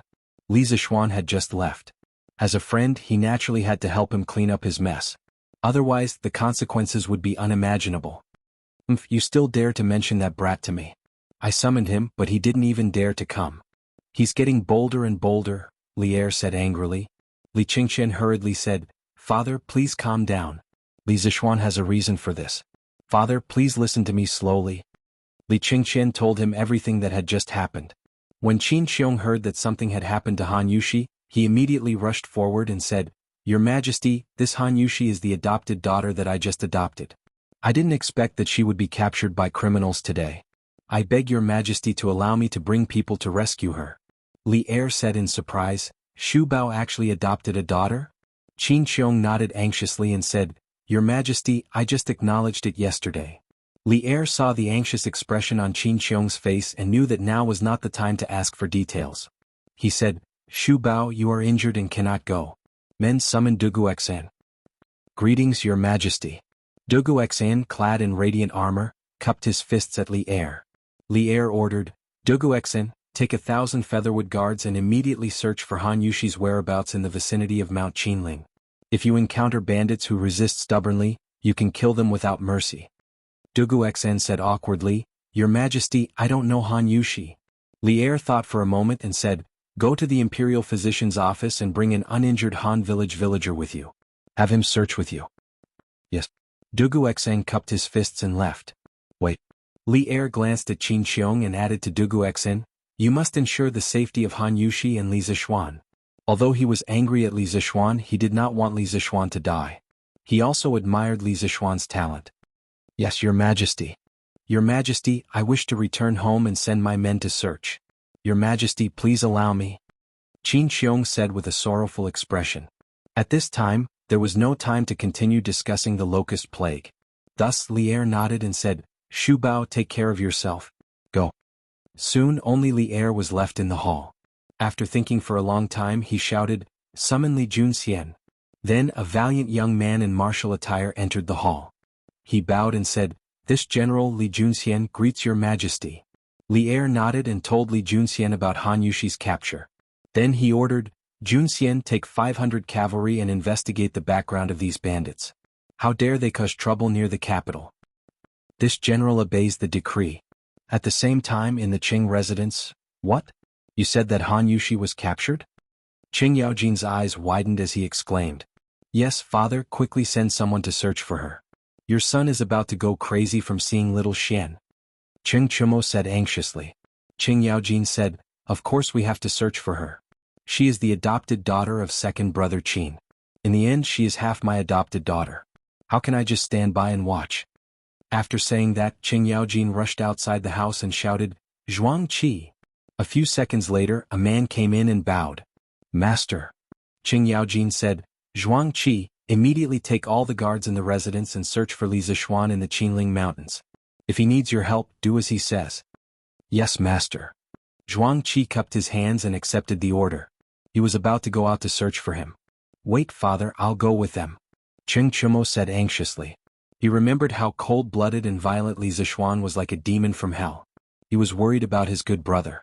If he did not go personally, he would not feel at ease. Qing Yaojin nodded. All right, Chonyo, you go first. I'll look for Shu Bao and come later. Cheng Chumo and Zhuang Qi immediately mobilized their men and headed for the Qinling Mountains. Qin Manor. Master, why are you leaving court so late today? Madame Qin asked when she saw that the other officials in the square had already returned home. Qin Xiong was full of impatience. He did not have the time to chat. He hurriedly said, Madam, we don't have time to talk about this now. Han Yushi has been captured. Little Xian went to search for her alone. Both of them are in danger. I have to rescue them as soon as possible. Madame Qin was shocked at first, then she was endlessly anxious. Yesterday, Qin Xiong told her that Han Yushi had agreed to acknowledge him as her godfather. Madame Qin was overjoyed from the bottom of her heart. She and Qin Xiong only had one son, Qin Huayu. Although before giving birth, she hoped that she would give birth to a son, after giving birth, she would greedily think about how good it would be if she had a daughter. Han Yushi was obedient and strong. She was also the daughter of their benefactor. Madame Qin was very satisfied to be able to take in such a daughter. Therefore she asked the servants in the manor to clean the entire manor early in the morning, inside and out. She was waiting for Han Yushi to visit her. In the end she received such bad news. Master, you must not let anything happen to our daughter. Madame Qin sounded like she was about to cry. Qin Xiong waved his hand in annoyance and asked someone to take out his pair of golden maces. He walked into the courtyard and shouted, Ding Quan, quickly gather all the guards in the manor and follow me to save them. Qin Xiong could not care less about his injuries at this moment. Whether it was Li Zixuan or Han Yushi, he did not want anything to happen to either of them. Yes, master. A loud answer came from a corner of the courtyard. Second brother, is your body all right? Why don't I take them to find it? Cheng Chumo rode his horse over. He knew that Qin Xiong would not be able to sit still. He might even go personally. He was worried that Qin Xiong's body would not be able to hold on, so he let Cheng Chumo leave first. He would come over himself to take care of him. Jijia, I'm much better now. It's fine. Time is of the essence. Let's set off quickly. Qin Xiong waved his hand and said anxiously. Cheng Chumo was naturally not a wishy-washy person. He saw that Qin Xiong's complexion was indeed much better than a few days ago, so he laughed loudly and said, Good, I can finally fight side by side with second brother Qin again. I want to see which group of bandits dare to bully us. Go. Qin Xiong was also full of heroic spirit. He flipped onto his horse and held his golden maces. He shouted, Follow me. The dozens of guards behind him mounted their horses one after another and loudly answered, Yes. They were all old soldiers who had followed Qin Xiong into battle. At this moment they felt as if they were on the battlefield again. A bloodthirsty killing intent gradually spread out in the field. Go. More than 70 riders whizzed past like a whirlwind, heading straight for Yanqing Gate in the east of Chang'an City. Chapter 136. The general guarding the gate of Chang'an's Yanqing Gate had truly broadened his horizons today. First, he saw a youth, dressed in white and mounted on a white horse, charge toward the gate like an arrow. Although one could ride a horse in Chang'an, such a fast horse was not permitted unless there was an urgent report from the front line. Just as the general of the city gate was about to extend his lance to stop him, he met the young man's cold eyes. Immediately, a chill rose from the bottom of his feet. In that moment of hesitation, the young man had already rushed out of the gate and disappeared without a trace. The general immediately felt that he had lost some face. After cursing at the youth, he returned to the gate to drink tea.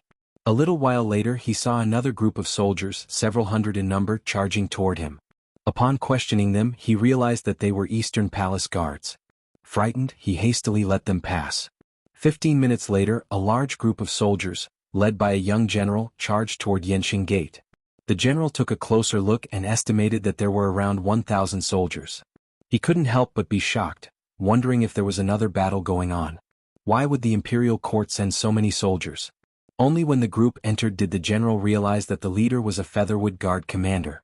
After examining the token, he immediately let them pass. Once the 1,000-some soldiers had all left the city, he couldn't help but wipe away the sweat on his forehead. Just what day was it today? This lineup was truly frightening. But the following scenes left him completely numb. First, Li Junxian came with 100 of the Great Tang's most mysterious horsemen. Then, the Demon King's eldest son came with 70 to 80 powerful guards. Finally, he saw the ailing Duke of Yi ride a horse to Yanqing Gate with the Demon King of Lu Guogong. The guard at the city gate pinched his thigh hard to make sure that he was not dreaming. He could not figure out what had happened that had alarmed so many big shots in Chang'an. Cheng Chumo had told Li Zixuan that Chang'an and only had a few things happening throughout the year. If there was even the slightest rustle of grass in the wind, those who paid attention would definitely know. Today's Chang, and wasn't as simple as a rustle of grass in the wind.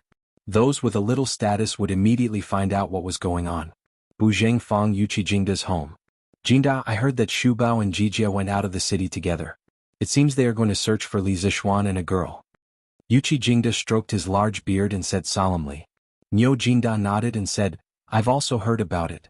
Jingda, Shu Bao's body has yet to fully recover. How can we just watch with folded arms? Why don't we bring our family generals and lend him a helping hand? Yuqi Jingda laughed heartily and said, That's exactly what I was thinking. Speaking of which, us brothers haven't fought side by side for a long time. Moreover, Li Zixuan is also a pretty good young man.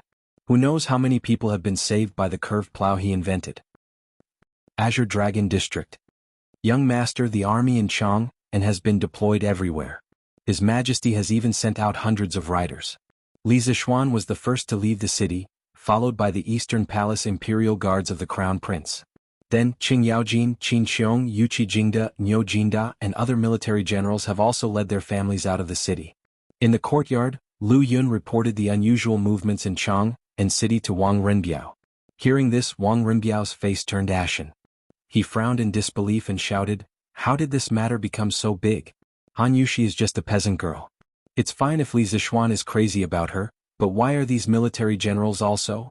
Lu Yun carefully said, Young Master, it said that Han Yushi is the adopted daughter of Duki yesterday. Wang Renbiao's face suddenly froze.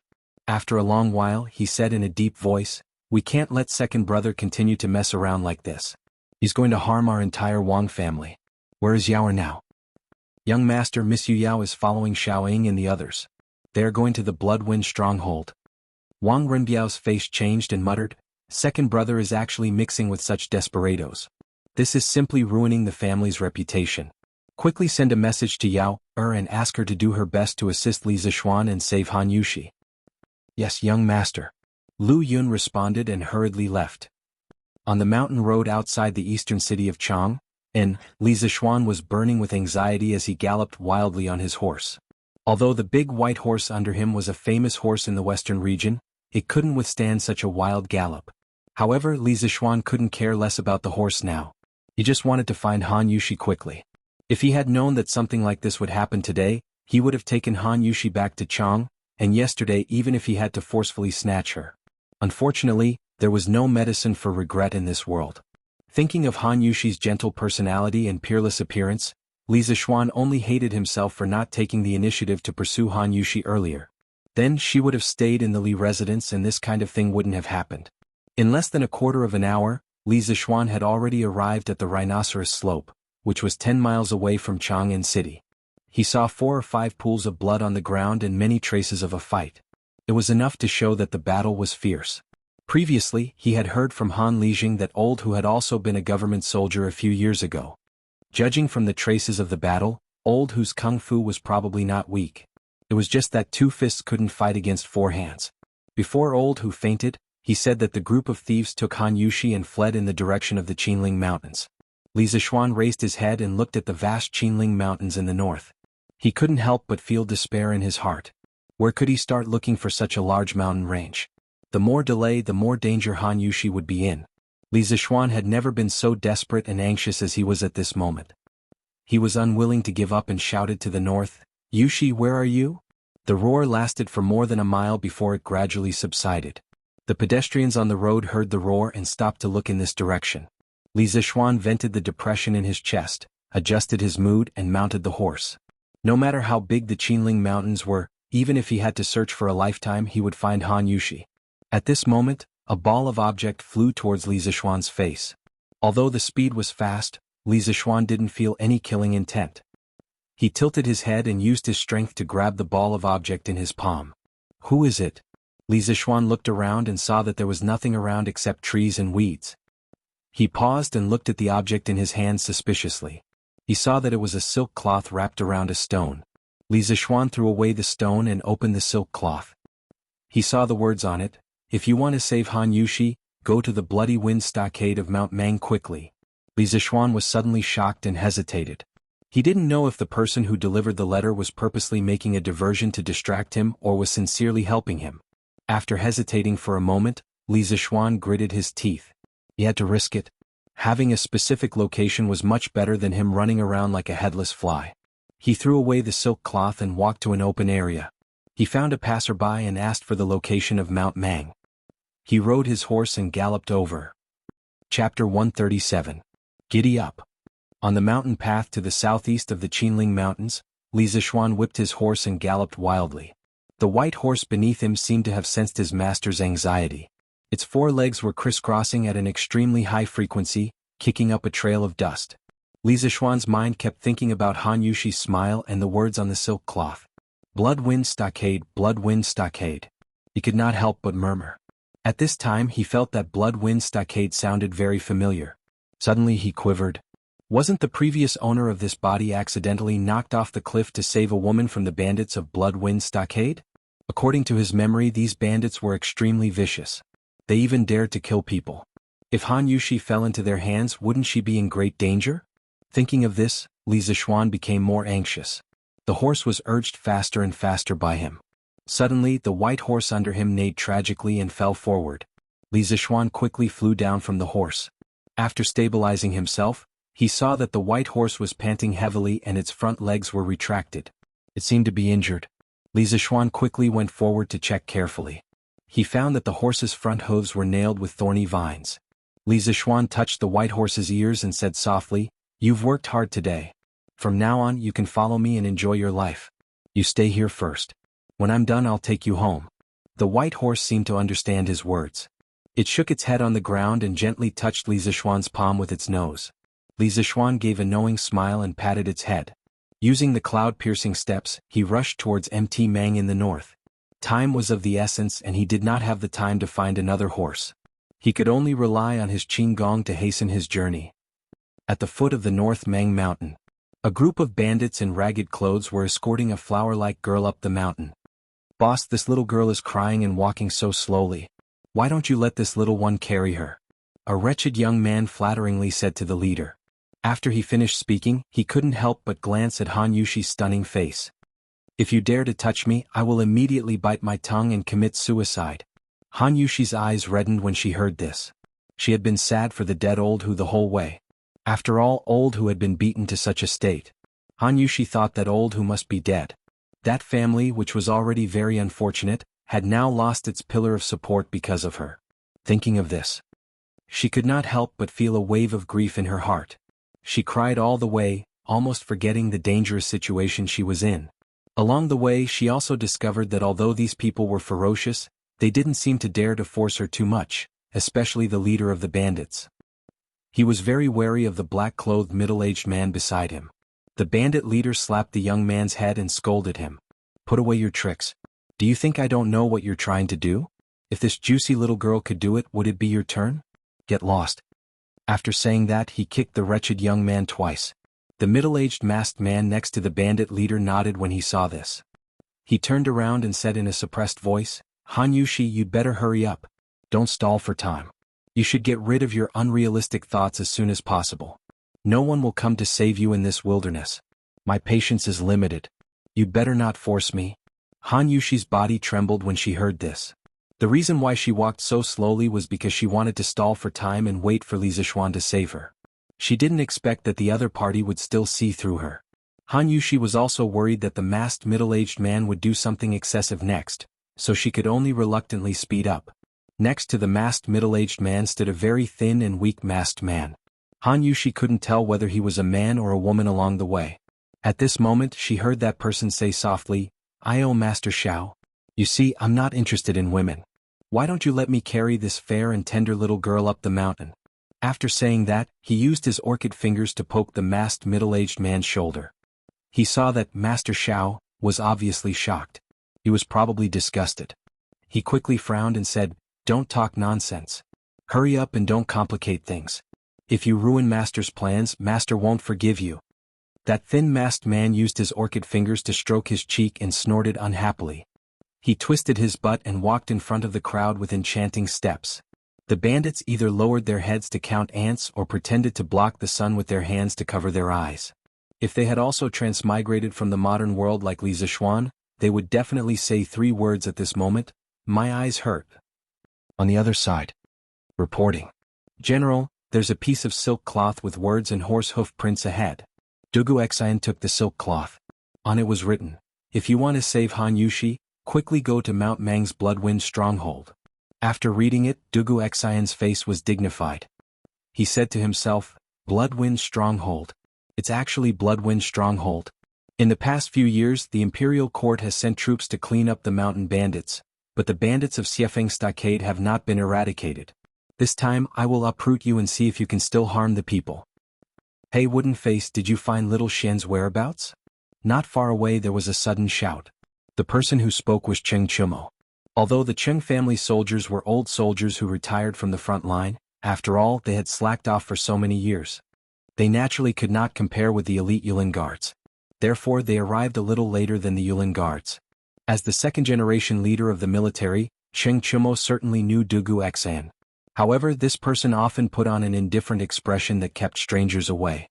Therefore, everyone privately called him Wooden Face. However, no one called him by his nickname like Cheng Chumo. When Dugu Xian heard Cheng Chumo call him Wooden Face, he immediately became angry. He threw the silk cloth into Cheng Chumo's hand and said, see for yourself. I will lead the Yulin Guards first. You send your soldiers to inform the 2 Grand Dukes behind. After saying that, he directly turned over and mounted his horse. He roared, Yulin Guards, follow me. Let's go to Mount Mang. This army of 1,000 people, upon hearing the command, immediately gathered and set out. Their movements were neat and uniform. This was a strong army. This was the true obedience of orders and prohibitions. After Cheng Chumo finished reading the contents of the silk cloth, he hurriedly said, Zhuang Qi, you send a few people to inform my father and Uncle Qin. Then you take the rest to Mount Mang. I will go with Wooden Face to find little Xian. Zhuang Qi hurriedly said, yes, young master. Please be careful. Cheng Chumo nodded. He mounted his horse and chased after Dugu Xian. He shouted, hey Wooden Face, wait. Old Cheng will go with you. Chapter 138. Bloodwind Stockade. The gate of the stockade was closed, and there were 2 people standing guard on the simple turrets on both sides of the gate. There were people moving in the stockade. In a dark hut on the east side. Miss Han, I won't talk nonsense with you. Quickly hand over the formula of tenderness and immortal intoxication. Otherwise, don't blame me for being ruthless. Master Xiao played with the knife in his hand, stared at Han Yushi and threatened her. Han Yushi's hands were tied to a pillar. She was shocked when she heard that. She did not expect these people to be here for tenderness and immortal intoxication. Tenderness and immortal intoxication had an unusual position in Han Yushi's heart because this was the first thing she did for Li Zishuan. She would not tell the formula even if she died. Hearing the middle-aged man's threatening words, Han Yushi's mind was full of thoughts. She decided to delay for a while, so she pretended to be calm and asked, who are you? Do you know that tenderness and immortal intoxication are new wines jointly brewed by the men of Lantian County and Lu Guogong's family? Are you not afraid of Lu Guogong's revenge? Master Xiao was obviously stunned when he heard that. He did not know that the Qing family was also involved in the new wine. He and the second young master both thought that Li Zishuan was just borrowing a winery from the Qing family. It seemed that things were a little out of control, but he still had a glimmer of hope in his heart. Perhaps Han Yushi was deliberately scaring him. Panic flashed in Master Zhao's eyes. He said sternly, little girl, you're talking nonsense. The Qing family just lent a winery to Li Zishuan. What does this new wine have to do with them? Han Yushi's heart moved. It seemed that these people were not fearless. She said seriously, I don't need to lie to you. My young master told me before that he gave the Qing family 10% of the shares. So, even if you get the new wine formula from me, I'm afraid you won't dare to brew the new wine and sell it, right? If Li Zishuan was here, he would definitely give Han Yushi 32 likes. This was what it meant to be advancing step by step and not be afraid in the face of danger. Master Xiao panicked, but he was unwilling to let Han Yushi take the initiative to control the situation like this. Cut the crap. If worst comes to worst, I'll just take the formula far away and sell it to other merchants at a high price. I don't believe that Lu Guogong can find me. Quickly hand over the formula. Otherwise, you will not be able to avoid physical pain. He thought to himself, since he had already spent so much effort to capture Han Yushi, wouldn't it be a loss to let her go so easily? He would get the new wine formula first. As for the follow-up matters, he would go back and slowly discuss it with the second young master. Han Yushi's heart sank and she had a bad feeling. She said stubbornly, "I don't know the formula and I won't give it to you." Master Xiao smiled coldly and said, "Fine. It seems like you're refusing a toast only to be forced to drink a forfeit. Don't think that I won't dare to do anything to you. Many people in the stronghold are drooling over your beautiful face." Han Yushi's face turned pale. The thing she was most worried about was still going to happen. She pretended to be fierce and shouted, "You dare? My young master won't let you go." Of course, Master Xiao didn't dare to be too ruthless. This Han Yushi had a strong personality. If she really killed someone, she would really have a life-and-death feud with Li Zixuan. In the end, it wouldn't be easy for him to clean up the mess. He was just deliberately scaring Han Yushi. Master Xiao pretended to be indifferent and said, "Hee, why wouldn't I dare? I advise you to obediently hand over the formula. After we verify its authenticity, we will let you go down the mountain." Han Yushi's heart was suddenly filled with despair. Master Zhao's words had blocked her last path. It wasn't that she hadn't thought about it. If it really didn't work, she could just say a fake formula to fool them. "What, you still don't want to say it? Then I'm going to call someone over," Master Xiao said with a fierce face. Han Yushi closed her eyes and clenched her teeth, ready to bite her tongue and commit suicide. At this moment, a scream suddenly came from outside. Ouch! Someone broke into the stronghold. Master Xiao frowned and looked at the bandit leader beside him. He asked, "What's going on?" The bandit leader shouted outside, "Men!" A small follower immediately came in from outside and hurriedly said, "Boss, there's a young man outside the stronghold. He's breaking into the stronghold. He even killed a few of our brothers." The bandit leader stared with his bell-like eyes. He stepped forward and grabbed the follower's collar. He angrily said, "You guys can't even beat a little kid?" The follower quickly said with a bitter face, "Boss, that young man's martial arts are too powerful." Master Xiao frowned and said, "Song Tiandao, get someone to guard this door. Don't mess around. Let's go out and take a look." It turned out that the bandit leader was called Song Tiandao. Song Tiandao nodded. After arranging the men, he went to the stronghold gate with Master Xiao and the others. The person who was breaking into the stronghold was Li Zixuan. He ran all the way and finally came to the vicinity of Mount Meng. After spending a lot of effort, he finally found the stronghold. He saw that the stronghold was located in the middle of a lofty mountain range. It was surrounded by cliffs. Only this 30 feet wide stronghold gate could be passed through. It was easy to defend and hard to attack. Li Zixuan took a breath and no longer wasted time. He planned to force his way in. At least he had to see Han Yushi first. He gathered his chi in his palm and threw out 2 pebbles. With his current power, just his hand strength alone had the strength of 1,000 pounds. The 2 pebbles instantly shot out like bullets and sank into the space between the eyebrows of the 2 bandits who were dozing off on the turret. Yes, Li Zixuan did not plan to leave anyone alive. From the moment he heard that Han Yushi was captured, he had been suppressing a killing intent in his heart. Anyone who dared to touch his woman must die. He used the cloud-piercing steps and directly crossed the stronghold gate. After the 2 bandits guarding the gate were killed, they directly fell to the ground. At that time, the bandits in the stronghold were already alarmed. At this time, they saw a young man jumping in from outside the stronghold gate. They immediately shouted and gathered their companions to surround Li Zixuan. Where did this kid come from? How dare he kill our brothers of Bloody Wind Stronghold? Does he want to die? Yes, how dare he come to our Bloody Wind Stronghold to make trouble? Does he want to die? Brothers, chop him up and avenge Doggy and Doggy. Go. Time was tight. Li Zixuan did not have the patience to listen to their nonsense. There were only 20 or 30 people in front of him. He was confident that he could deal with them. He directly used the 3rd move of the 9 Taishin swords, snow treading. Li Zixuan's footsteps changed cleverly. He waved his sword and attacked in all directions. The bandits only saw a blur in front of them. A moment later they saw more than 10 bandits covering their throats and falling to the ground dead. This was the suppression of strength. Facing a group of bandits, most of whom had not even succeeded in chi drawing, Li Zixuan, a master at the peak of chi forming, was like an adult strong man bullying a newborn baby. Today was the first time Li Zixuan had killed someone. He did not feel any discomfort, nausea, or dizziness. He only thought of Han Yushi in his heart. There was only endless killing intent. He did not even look at the fallen bandits. The rest of the surviving bandits were scared out of their wits. Suddenly, a chill rose from the soles of their feet. They desperately retreated and no one dared to come forward. therefore such a funny scene appeared. In the stronghold of the bandits, a young man with a long sword forced a group of bandits to retreat. When Song Tiandao came out, he happened to see this funny scene. Chapter 139. Beimeng Mountain, Blood Wind Stronghold. Song Tiandao, Master Xiao, and the feminine man walked out side by side, followed by a black mass of bandits. Li Zishuan roughly glanced and estimated that there were at least 700 or 800 people. His heart sank as he did not expect the scale of this stronghold to be so large. His martial arts were indeed strong, but as the saying goes, 2 fists are no match for 4 hands. Even if he was a master, he could still kill a master. He could deal with dozens of small fries, but with nearly 1,000 bandits, even if he was a master, he would still be beaten badly. Moreover, he had used Qinggong to rush 7 or 8 miles.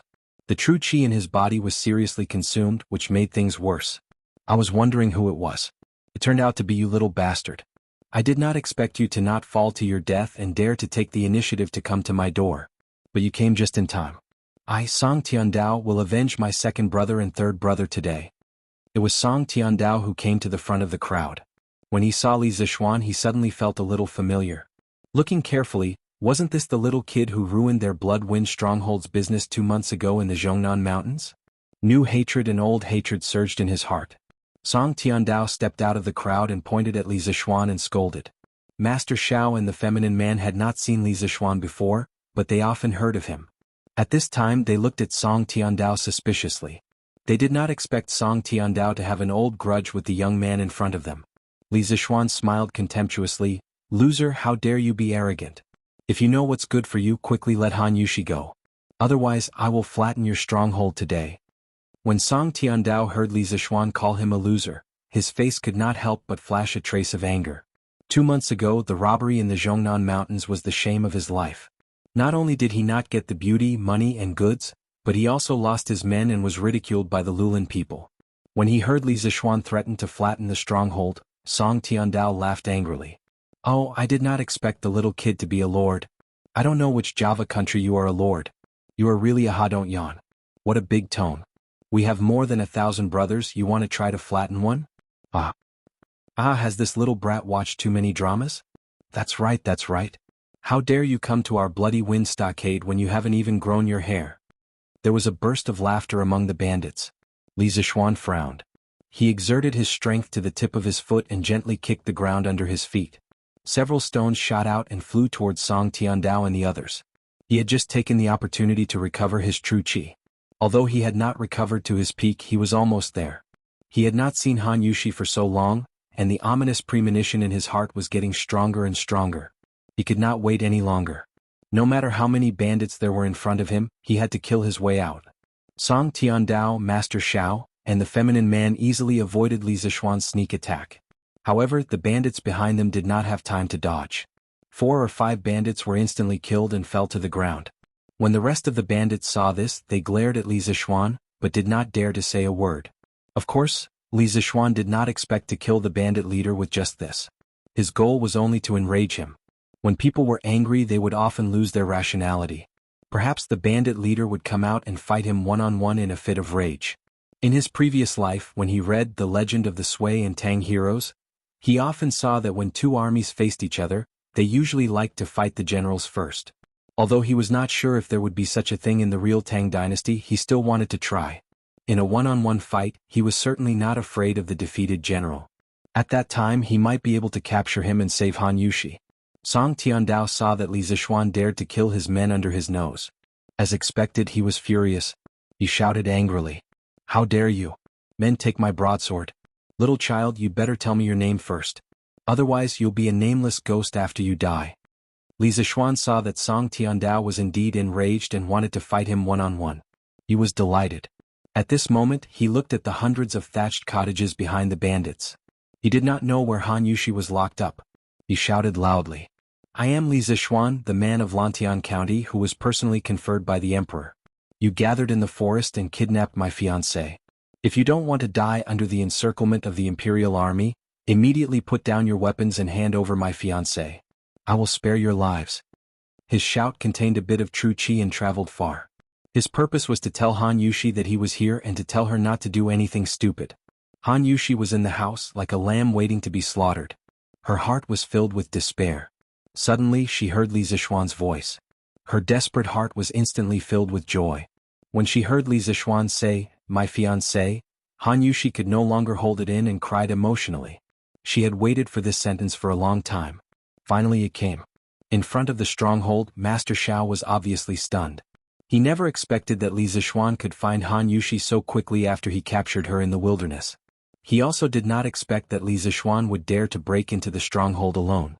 He also did not expect that Han Yushi was Li Zishuan's fiancé. The situation was getting more and more serious. They only wanted the new wine formula. They did not intend to fight to the death with Li Zishuan. The hatred of snatching his wife was comparable to the hatred of killing his father. This time the grudge was big. Song Tiandao did not have so many scruples. His heart was full of hatred and anger. He raised the 9-eared chain knife that his subordinates carried over and scolded, "Bah, Grandpa, I don't care if you are some *T Master Jew. Last time, you ruined Grandpa's good deed and caused my second and third brothers to be captured and beheaded by the Imperial Court's dog officials. Today, Grandpa, I want you to pay with your life. Hey, watch the knife." Song Tiandao took 2 steps and jumped up. He aimed at Li Zishuan's forehead and chopped it with great force. When the blade was less than an inch away from Li Zishuan's forehead, Li Zishuan's body leaned back, showing a strange 20-degree angle with the ground. Taking advantage of this gap, he lifted the sword with one hand and pushed the blade away. His other hand gently supported himself on the ground. His whole body drew a semicircle with his heel as the center. With such a fall, a lift, and a turn, Song Tiandao's powerful killing blow was easily resolved by Li Zishuan. Li Zishuan did not stop. He used the third sword of 9 Taishan swords, snow treading.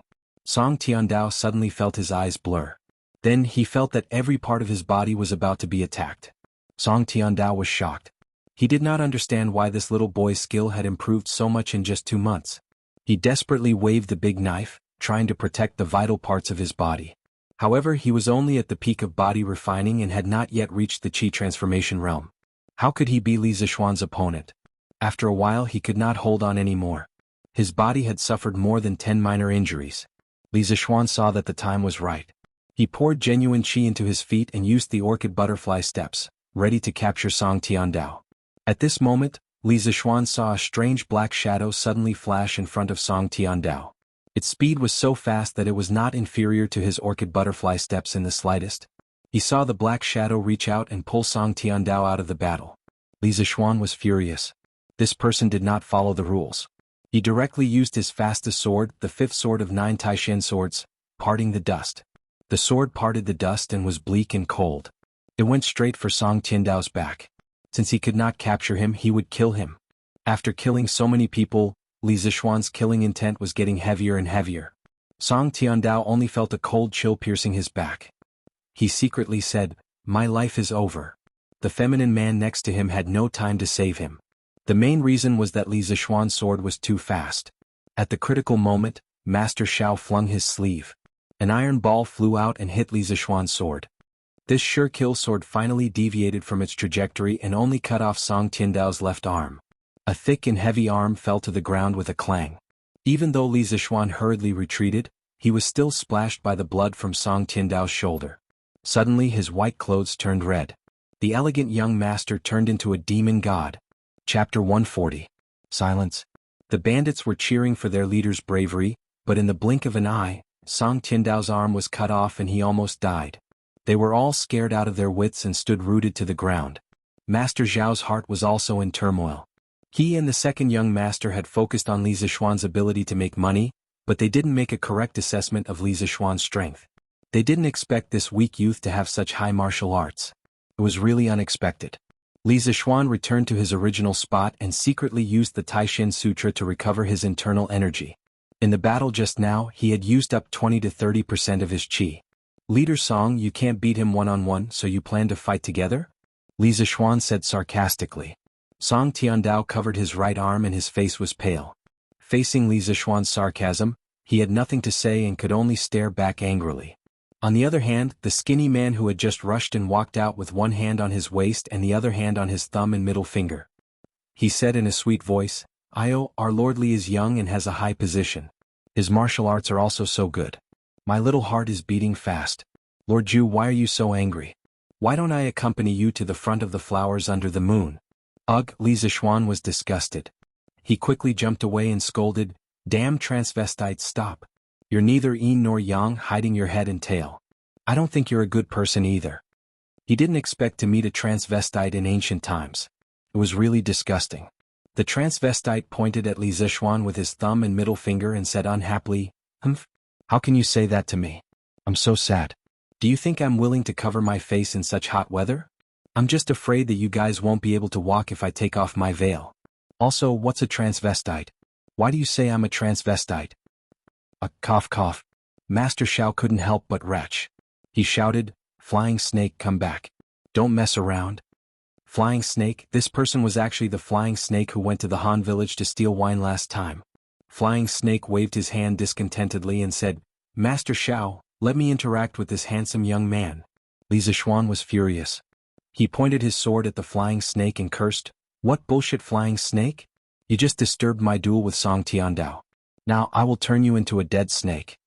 Li Zixuan had secretly observed that this flying snake was only in the middle stage of qi transformation, but his movements were too strange. As long as Master Xiao didn't interfere, Li Zixuan was confident that he could defeat him. Yo, since you're so fierce to me, I'll play with you." After saying this, the flying snake's aura suddenly changed. He was no longer as frivolous as before. He took the initiative to move forward, and 3 arc-shaped spikes suddenly extended from his sleeves. They emitted a faint blue light and were obviously dipped in poison. The flying snake waved his spikes and clawed fiercely at Li Zixuan's face. Li Zixuan had long been on guard against this person's ghostly speed. As soon as the flying snake moved, he had already channeled his strength to his feet. Seeing the flying snake's poisonous spikes attack, he dodged to the side, raised his sword, and slashed at the 3 poisonous spikes. The swords and spikes clashed. Metal clanged and sparks flew in all directions. Both of them were sent flying. The chasing wind sword could cut through iron like mud. Li Zixuan originally thought that this sword could cut through the spikes. Who knew that the result would be like this? It seemed that the flying snake's weapon was not ordinary. Li Zixuan adjusted his body and used the first 5 moves of the 9 Taishin swords: Riding Wind, Graceful Grace, Snow Treading, Wave Breaker, and Parting Dust. He wanted to end this battle quickly. The flying snake had previously seen Li Zixuan use Snow Treading and Parting Dust. At that time, he had been amazed by the exquisiteness of Li Zixuan's swordsmanship. However, he had never imagined that this was a complete set of swordsmanship. Furthermore, as he continuously used them, his attacks were endless. Each move was fiercer than the last. The flying snake could only rely on his ghostly body movements to barely block.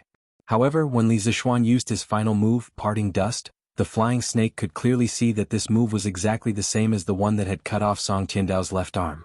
However, it was even faster than before. It was truly as fast as flowing light. This was the superposition effect of the 9 Taishin swords. Faced with this extraordinary Parting Dust sword, the flying snake had no time to dodge. Even Master Xiao, who was beside him, could not save him. Without any suspense, this sword pierced the flying snake's throat. The flying snake cried out twice. His neck tilted and he became a dead snake. Master Xiao's eyes widened. Just as he was about to attack Li Zixuan, a masked man suddenly appeared and whispered a few words into his ear. A trace of panic flashed through Master Xiao's eyes. He ignored Song Tiandao and the other bandits and led the rest of the black-clothed men to retreat. Li Zixuan felt somewhat baffled. Song Tiandao felt even more incredulous. He cried out, "Hey Master Xiao, where are you going?" However, the other party simply ignored him. Song Tiandao stomped his feet in anger. He looked at Li Zixuan and said hatefully, "Little bastard, you're really good at fighting. Then I, your grandfather, will see if you can beat over 1,000 of us. Brothers, let's go. Chop this bastard up and avenge the 2nd and 3rd masters. Whoever can cut this brat once will be rewarded with 10 strings of cash." With such a great reward, brave men were bound to emerge. Moreover, it was 1,000 people against 1 person. The bandits' fighting spirit immediately soared. They waved the weapons in their hands and rushed toward Li Zixuan. Li Zixuan's face darkened. He didn't expect Song Tiandao to be so shameless. The thing he was most worried about had happened. There was no other way. He could only fight head-on.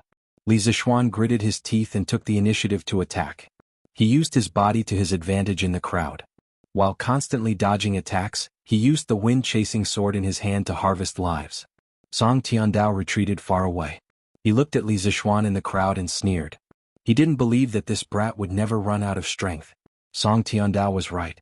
After all, Li Zixuan was only at the peak of the qi refining stage. He hadn't reached the supreme power level yet.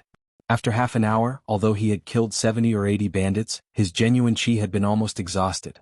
He also had more than 10 knife wounds on his body. Li Zixuan felt a little powerless. No matter how good his kung fu was, he was still afraid of a kitchen knife. If he could get out of here alive today, he must get some high-tech weapons to defend himself. Damn it, how dare you bully my brother? Wooden face, hurry up and let your men kill them. Just when Li Zixuan was feeling desperate, he suddenly heard Ching Chimo's voice behind him. He used the last of his genuine qi and used the orchid butterfly steps to escape the battle in an instant. He retreated to Ching Chimo's side and said angrily, "Damn it, if you had come a little later, I would have died." Ching Chimo hurriedly supported him and said heartlessly, "Didn't I come? Little Shin, hurry up and rest. These bastards dare to bully people with numbers. Old Ching will let them see what it means to have a lot of people. Wooden face, hurry up." Li Zixuan looked back and saw an old acquaintance. He smiled and said, "Thank you for your trouble, General Dugu." Dugu Xn bowed and said, "This is this general's duty." Today was different from the past. Li Zixuan was now a noble, so the necessary respect was indispensable. Dugu Xn waved his hand. 1,000 featherwood guards in bright armor entered in a line with murderous intent. It's the imperial court's officers and soldiers. It's the featherwood guards. It's over. Run. When the numerous mountain bandits saw the dense mass of soldiers swarming in from the stronghold gate, they were immediately thrown into disarray and were about to scatter and flee. They were nothing more than a motley crew. How could they dare to cross hands with the elite regular army of the Featherwood Guard? All officers and soldiers, listen to my order. Don't let anyone go. If there is resistance, kill without mercy. Yes. The bandits pushed and shoved each other in panic. The well-trained Featherwood Guards wrapped all the bandits like dumplings in a moment. There were also bandits who were unwilling to be captured and wanted to kill their way out of the encirclement. However, they were cut down by the Featherwood Guards in a few rounds. As the Imperial Army, if they couldn't even defeat the bandits, then wouldn't they, the Featherwood Guards, be laughed at by the other armies? Song Tiandao also wanted to run, but he was surrounded by people. He was seriously injured and couldn't run. A small bandit next to him said with dissatisfaction, "Boss, who did you catch in the end? How did you provoke the Featherwood Guards?" Song Tiandao said angrily, "How the hell did I know that girl's background was so big? It was Master Xiao who paid me 3,000 strings of cash to catch her. It doesn't seem like it's just the Featherwood Guards? How come there are people behind them? Hey, that seems to be Lu Guogong. I've seen him before in Chang'an City.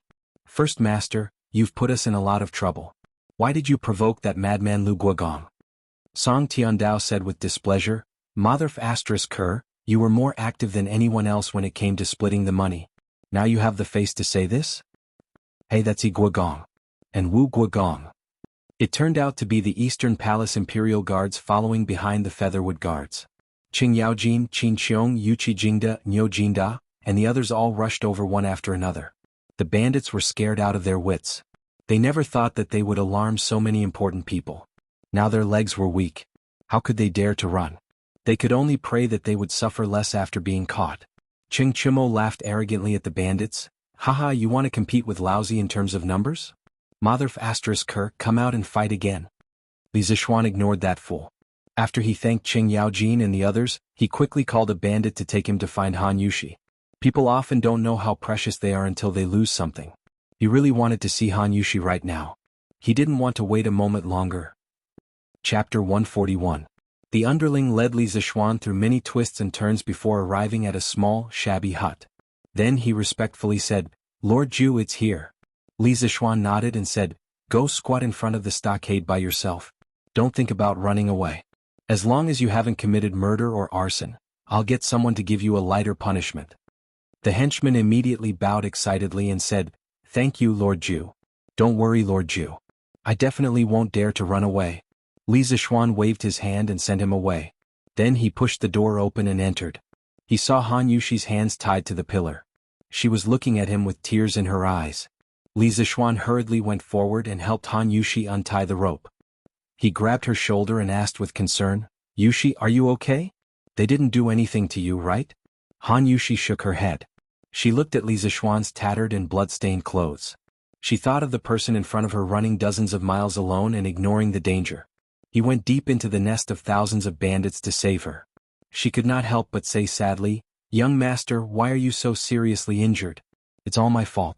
I caused Uncle Hu's death and young master's injury. Yushi is an inauspicious person." Sob sob. Li Zixuan's heart melted when he heard Han Yushi's crying. He ignored the pain in his arm and pulled Han Yushi into his arms. He said gently, "Nonsense. How can you be an inauspicious person? Yushi, you're a fairy given to me by the heavens. At the same time, you're a demon sent to me by the heavens." Han Yushi was obviously stunned when she heard these contradictory words. She stopped crying and looked up at Li Zixuan. "Young master, how can I be a demon?" Li Zixuan stared at Han Yushi's beautiful face that was still stained with tears. He brewed his emotions and said in a slightly magnetic voice, "Yushi, no matter how many lives the flower blooms and how many times the flower falls, no matter where the wind rises and where the wind stops, you will never be able to escape because you know in your heart that you are my inner demon." Han Yushi had never heard such touching words of love. She could no longer hold it in and threw herself into Li Zixuan's arms. She hugged him tightly and cried bitterly, "Sob sob, young master, Yushi is not worth your effort. Yushi is not worth it. Yushi even killed Uncle Hu before, sob sob." Han Yushi hugged him too tightly. Although Li Zixuan grimaced in pain and gasped, he couldn't bear to break such a warm and romantic atmosphere. He could only grit his teeth and endure. He stroked Han Yushi's soft long hair and said softly, "Silly girl, who said that Uncle Hu is dead? He's not dead yet. He's being treated at the Imperial Physician's Department." Han Yushi raised her delicate tear-stained face and said in disbelief, "Young master, are you saying that Uncle Hu is still alive? Young master, is this true?" Li Zixuan nodded. Although old Li Zixuan's injuries were serious, his vital parts were not injured. Li Zixuan believed that with Sun Simiao's medical skills, he would definitely be able to save old Hu. Uncle Hu is indeed still alive. Yushi, don't blame yourself for everything. It's my fault. I didn't protect you well. Han Yushi quickly shook her head and said, "It's not young master's fault. It's not young master's fault." Li Zixuan stroked her cheek and said affectionately, "Yushi, marry Yushi. Yushi, marry me. Let me protect you for the rest of your life. You are my inner demon. I can't leave you. I want to turn my inner demon into a fairy who will accompany me for the rest of my life. I want to love you until we grow old." "Ah, young master." Han Yushi was so embarrassed by such straightforward words of love that her face turned red. With a cry, she plunged into Li Zixuan's arms like an ostrich. Li Zixuan scratched his head awkwardly. He had racked his brains to recall these words of love from some movies and television works in his previous life. Did Han Yushi agree or not? "Yushi, are you not willing?" Li Zixuan probed carefully. When Han Yushi heard Li Zixuan ask such an idiotic question, she couldn't help but secretly roll her eyes. She thought to herself, young master's words of love before were quite touching, but why is his EQ still so low? However, she was also afraid that Li Zixuan would really misunderstand, so she quickly said, "Young master, Yushi is willing." Haha. Li Zixuan carried Han Yushi in his arms and spun around in a circle with pride and excitement. He laughed and said, "Ha, that's great. Yushi, you finally agreed." Hiss. In the end, this guy's extreme joy turned to sorrow. It affected the wound on his back and he gasped in pain. Han Yushi first thought to herself, "What do you mean by I finally agreed? It's you who finally said that you love me, silly young master." Behind him, he heard Li Zixuan's cry of pain. He quickly pulled Li Zixuan's hand and asked anxiously, "Young master, where do you hurt? Let me take a look." Li Zixuan waved his hand and said nonchalantly, "It's just a small injury. It's fine, it's fine." He looked at Han Yushi's stunning face and delicate red lips. For a moment he couldn't help but feel a little restless. He swallowed a few mouthfuls of saliva and murmured, "Yushi, Han Yushi raised her small face and looked at Li Zixuan curiously. She saw that handsome face getting closer and closer to her. She also realized what was going to happen next. After hesitating for a moment, she didn't refuse. She closed her eyes and nervously clenched her hands, waiting for the sacred moment to arrive. When Li Zixuan saw that Han Yushi finally put on a look of letting him do whatever he wanted, his index finger couldn't help but move. His heart was also beating wildly with excitement. He tried his best to slowly get closer to Han Yushi's delicate lips, afraid that he would wake up this stunning beauty who was in a deep sleep. At this moment he could even smell Han Yushi's body fragrance. He was only 0.01 centimeters away from Han Yushi's red lips. He heard Ching Chumo shouting from not far away, "Little Xian, we're going back to the city." Hurry up. Han Yushi suddenly woke up. She was afraid that Qing Chumo, who was not far away, would barge in. She hurriedly broke free from Li Zixuan's embrace and stood at the side with her head lowered shyly. Chao Qing Chumo, I won't live under the same sky as you. Li Zixuan roared at the sky unwillingly. The thousands of troops finally set off and returned to Chang'an. Among them were less than 1,000 bandits. Li Zixuan held Han Yushi's hand and walked at the back, mainly to take care of Han Yushi's emotions. This little girl was now so shy that she didn't dare to see anyone. Even when Qin Xiong came over to talk to her, she didn't dare to raise her head. She only stared at the tip of her feet and reluctantly replied with a mosquito-like voice.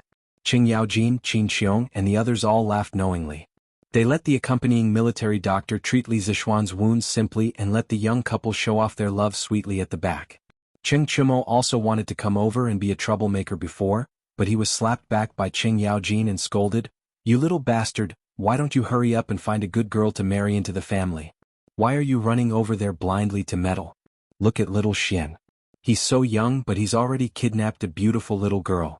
Qing Yaojin's words were too king heart-wrenching.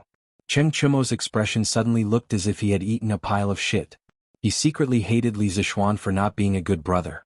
He actually found a wife first, causing him, a single young man, to be scolded by his father. Chapter 142. The sun was setting in the west. This huge team of more than 2,000 people finally arrived at the east side of Chang'an City. In the team there were handsome and energetic generals, tall and heroic dukes, well-trained soldiers in bright armor, simple but powerful family generals, ragged and dispirited bandits, and even more strange was that there was a team of strong men carrying a white horse. Of course, there was also a pair of adulterous couple, who were holding hands and showing off their affection to the crowd. That's right, at least that's what Qing Chumo thought to himself about Li Zixuan. The white horse that was being carried was the horse that was stabbed by vines on the way to Xiefeng Stockade Village by Li Zixuan. Li Zixuan spent money to hire 10 relatively young Qing family guards to carry the horse back home. At that time these men refused to take the money. Later, Li Zixuan said, "If anyone dares not to take the money, I will pay a few children to pee in front of your door every day." The 10 guards wiped away the cold sweat on their foreheads and hurriedly took the money from Li Zixuan. They secretly thought that this young master was truly rich and willful. However, this way of thinking was truly too immoral. Han Yushi looked at the familiar Yanxing Gate and felt that it was a lifetime ago. During the few hours when she was taken away, she was frightened all the way. She was afraid that the bandits would ruin her innocence and she was prepared to die to protect her innocence. Later, when she was full of despair, Li Zixuan went deep into the village alone to save her. She really did not expect that she could be saved so quickly. After all, Xiefeng Stockade Village was in the wilderness. It was not easy to find it in such a short time.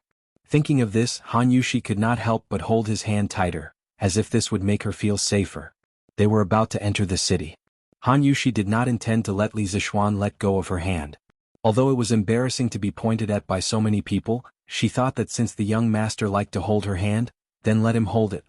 If others liked to say it, then let them say it. She was the young master's woman for the rest of her life.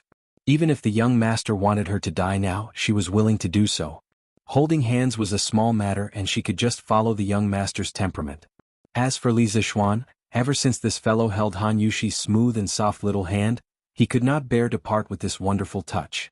Today he had finally won Han Yushi's hand with great difficulty, so he could not bear to let go. If he wanted to hold her hand, he would hold her hand for a lifetime.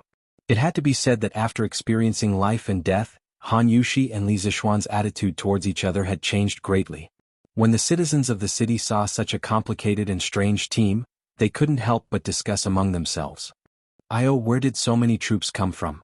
It's been a long time since I've seen so many troops move out together. I don't know. It looks like the Featherwood Guard.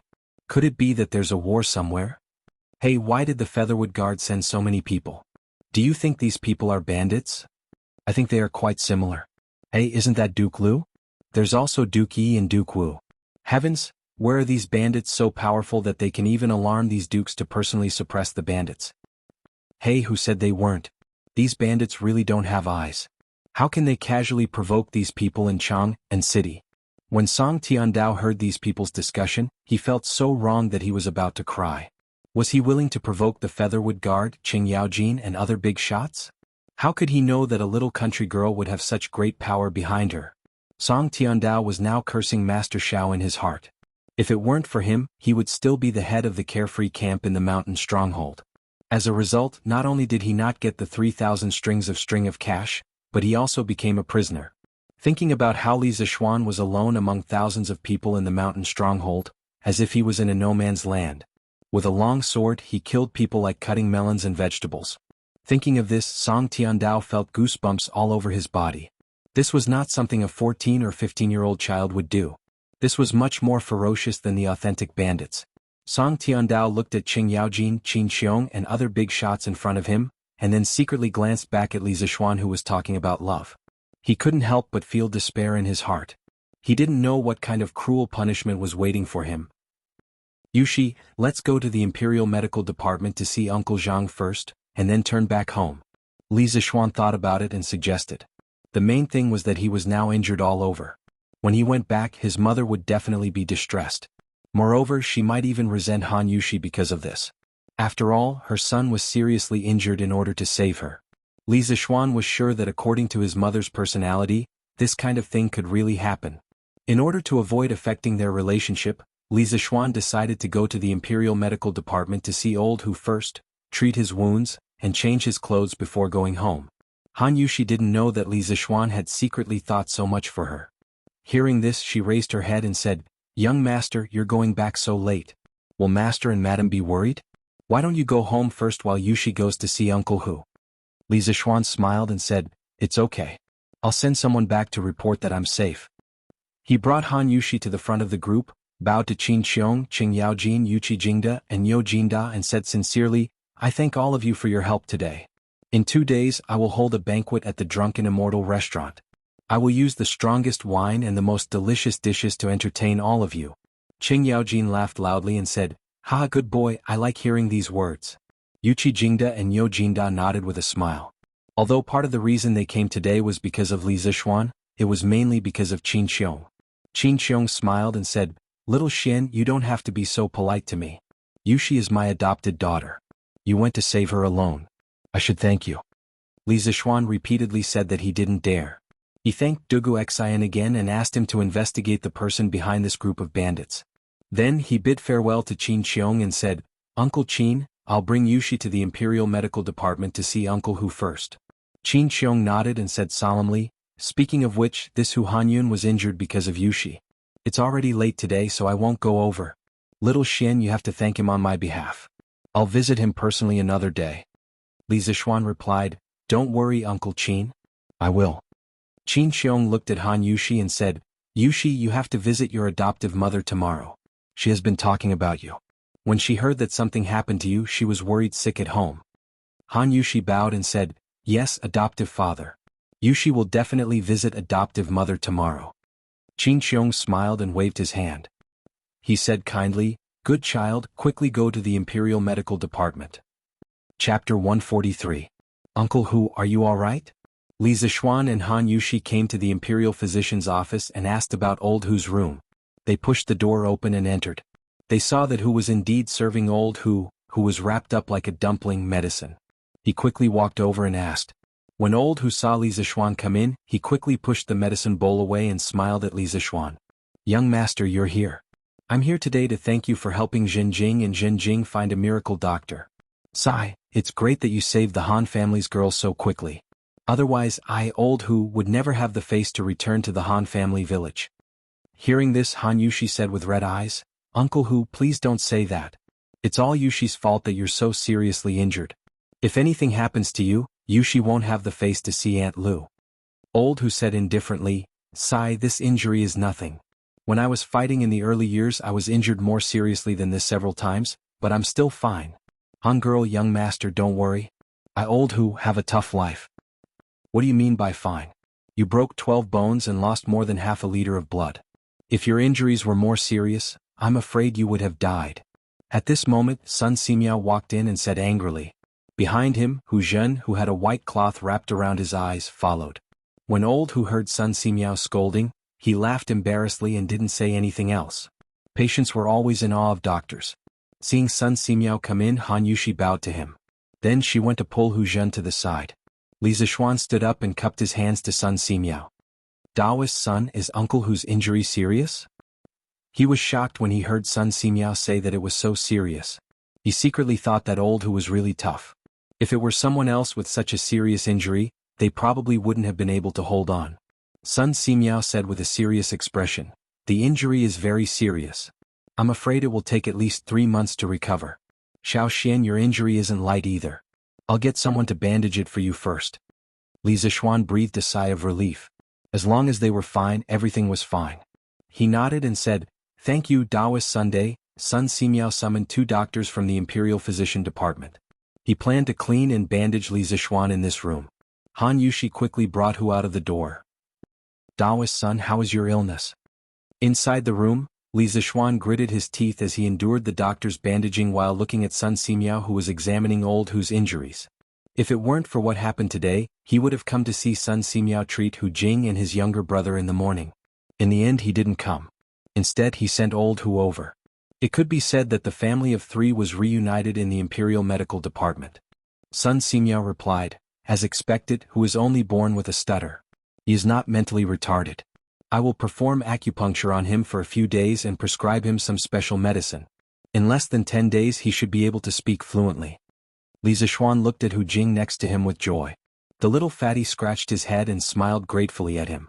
Sun Simiao continued, "As for Hu Jing, alas, this child was born with a natural blockage in her Tong Zi Chang acupoint and Qingqi acupoint.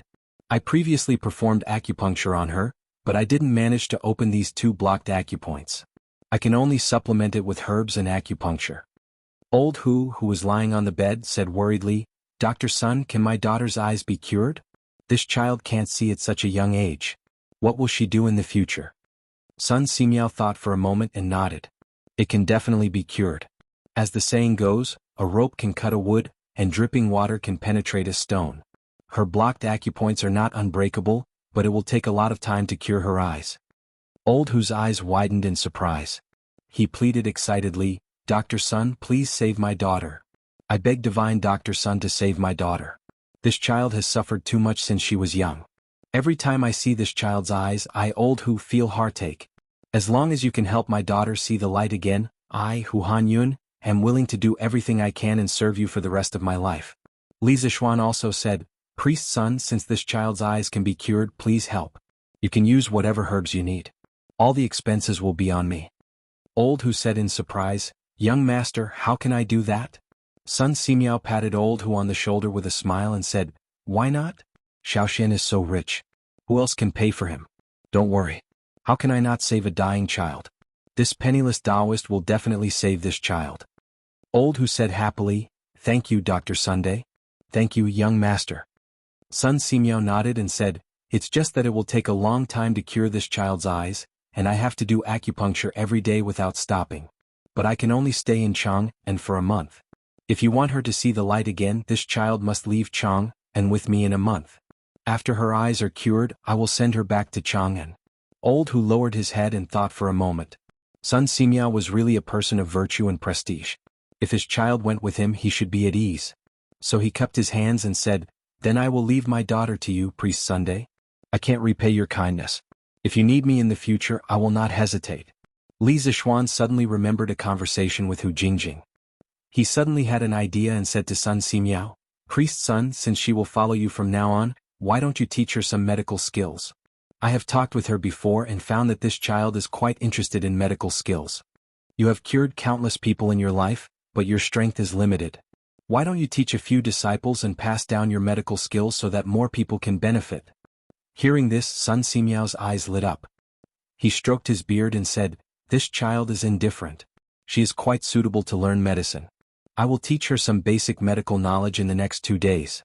If this child is really talented, I will accept her as my disciple." Old Hu said happily, "Thank you, divine doctor." Sun Simiao was the best doctor in the Tang Empire. If his daughter learned medicine from him, she would have another survival skill in the future. This was a great kindness. After half an hour, Li Zixuan's wounds were all bandaged. Sun Simiao asked someone to send a clean set of clothes. Li Zixuan changed hastily and went out to find Han Yushi, planning to go home. Han Yushi saw that Li Zixuan's clothes were messy and hurried over to help him tidy up his clothes. This ambiguous posture made Li Zixuan's index finger twitch. If it wasn't for the wrong place, he really wanted to do this girl. Sun Simiao coughed dryly behind her. Han Yushi hurriedly helped Li Zixuan tidy up his clothes. Li Zixuan looked and found that from the outside, it was impossible to tell that he had been injured today. Only then did he nod his head in satisfaction. Old whose injuries were too serious and it was inconvenient for him to move. Who actually had to stay by Sun Simiao's side recently. As expected, who had to stay in the Imperial Medical Department to take care of her father. Therefore when they returned only Li Zixuan and Han Yushi were with them. Chapter 144. Yongla Lane Li Residence. Ever since Li Zixuan returned to his room in the morning with his sword and left on his horse, the entire Li residence was in chaos. When the servant girl returned to the east courtyard and reported what had happened to Madame Li almost fainted from shock. She hurriedly sent someone to invite Li Jingma back from the west city. When Li Jingma returned, he heard that Han Qinhu's daughter had been taken away and that his son had disobeyed the imperial decree and gone to the village alone to save her. He was so angry that his face darkened. He couldn't help but curse, this unfilial son. What? Who are you calling an unfilial son? Our son is in danger now. As his father, you don't think of a way to save him. Instead, you're making sarcastic remarks. Are you Xin'er's father or not? Mrs. Li was already anxious. Now that she heard her husband scold her precious son as an unfilial son, how could she hold herself back? She used the 9-in white bone claw to viciously vent her anger on Li Jingma's waist. When Li Jingma heard the second half of his wife's words, his already dark face became as dark as the bottom of a pot. However, due to his wife's many years of power, he didn't dare to say anything. He could only wave his hand and say, "Madam, calm down. Your husband will think of a way right now." Madame Li released her hand hatefully. Li Jingma rubbed his waist as his mind raced to think of a way. His unfilial son's words were of course words spoken in anger. His concern for his son was no less than his wife's. "Madam, don't be anxious. Your husband will personally go to Duke Lu's residence to ask for help. Duke Lu treats Xian'er like a nephew. He is also a veteran who has led troops for many years. He will definitely be able to save Xian'er." Li Jingma thought about it and felt that this was the only way at present. Madame Li said anxiously, "Then go quickly, master." Li Jingma nodded and spurred his horse out the door. An hour later Li Jingma returned. "Master, how is it? Is Duke Lu willing to save Xian'er?" Madame Li asked as soon as Li Jingma entered. Li Jingma handed the reins to the servant and said to his wife, "Madam, I just went to the house of Duke and didn't run into Duke Lu. The servants in their house said that Duke Lu and Duke Yi brought their family to save Han Yushi and Xian'er." Madame Li said in pleasant surprise, "That's great. Master, with Duke Lu and Duke Yi taking action, our Xian'er won't be in any danger, right?" When Li Jingma saw his wife looking at him expectantly, he hurriedly nodded affirmatively and comforted her. Of course, High Duke Lu and High Duke Yi were both great generals who could fight against 100 men on their own back in the day. The two High Dukes didn't even take a few bandits seriously. On the way back, I heard that His Majesty had sent 1,000 Yulin guards to assist Xian'er in exterminating the bandits. "Madam, don't worry. Xian'er will definitely be fine." Madame Li was slightly relieved. When she heard the second half of Li Jingma's words, she said in disbelief, "Master, Xian'er defied the imperial edict and didn't answer the summons. Not only did His Majesty not punish him, he even sent troops to help Xian'er. What's the reason for this?" Li Jingma was also somewhat bewildered. He shook his head and said, "I don't know. Let's just wait for Xian'er to return safely." The couple waited for half a day. During this time Lan and Iron Egg also heard about this matter. Although the two little ones were anxious, this was an adult matter and they couldn't help much. Thus, the two children stayed in the front hall and waited with Li Jingma and his wife. The servants in the house also noticed that the atmosphere in the house wasn't right today. Every one of them was extremely careful, afraid that they would make a mistake. In the evening, Sanbao rushed in and said excitedly, "Master, Madam, the Yulin guards have already entered the city. Young Master and young Miss Yushi are inside and will probably be back soon." Madame Li stood up excitedly and looked at Li Jingma. She said in a trembling voice, "Master, Xian'er is back. Xian'er is back." As she spoke, she couldn't help but cry. Although Li Jingma comforted her that her son would be fine, she had waited for so long without seeing her son. God knew how much suffering she had experienced as a mother. Now that she finally heard the news of her son's safe return, her suspended heart finally settled. Li Jingma patted Madame Li's shoulder lightly and said with a smile, "Madam, you don't have to worry now. I said before that Xian'er will be fine." At this time Lan also cried out happily, "Mother, don't cry. Lan knows that Big Brother is the best. He will definitely be fine. Iron Egg heard that his sister and young master were fine and he couldn't help but breathe a sigh of relief. After waiting for half an hour, what they waited for wasn't Li Zishuan, but their family's white horse. Madame Li asked the horse carriers where Li Zishuan went and was told that Li Zishuan and Han Yushi had gone to the Imperial Medical Department to visit Hu Han Yun. When Madame Li heard this, she was secretly annoyed at her son's thoughtlessness. He didn't even know to come back and see his parents first. It wasn't until nightfall that Li Zishuan led Han Yushi back home. Lan was the first to run over. She held Li Zishuan's hand and asked, "Big brother, are you okay?" Lan and mother were worried sick. When Li Zishuan heard this, he patted Lan head with heartache and said, "Big brother is fine." Madame Li and Li Jingma also walked out at this time. Madame Li hurriedly stepped forward and held Li Zishuan's arms with both hands. She carefully examined Li Zishuan's body for a while before saying, "Xian, are you hurt?" Li Zishuan hurriedly pretended to be relaxed and said, "Mother, I'm not hurt at all. Don't worry, I've learned martial arts for so many years. I'm very powerful."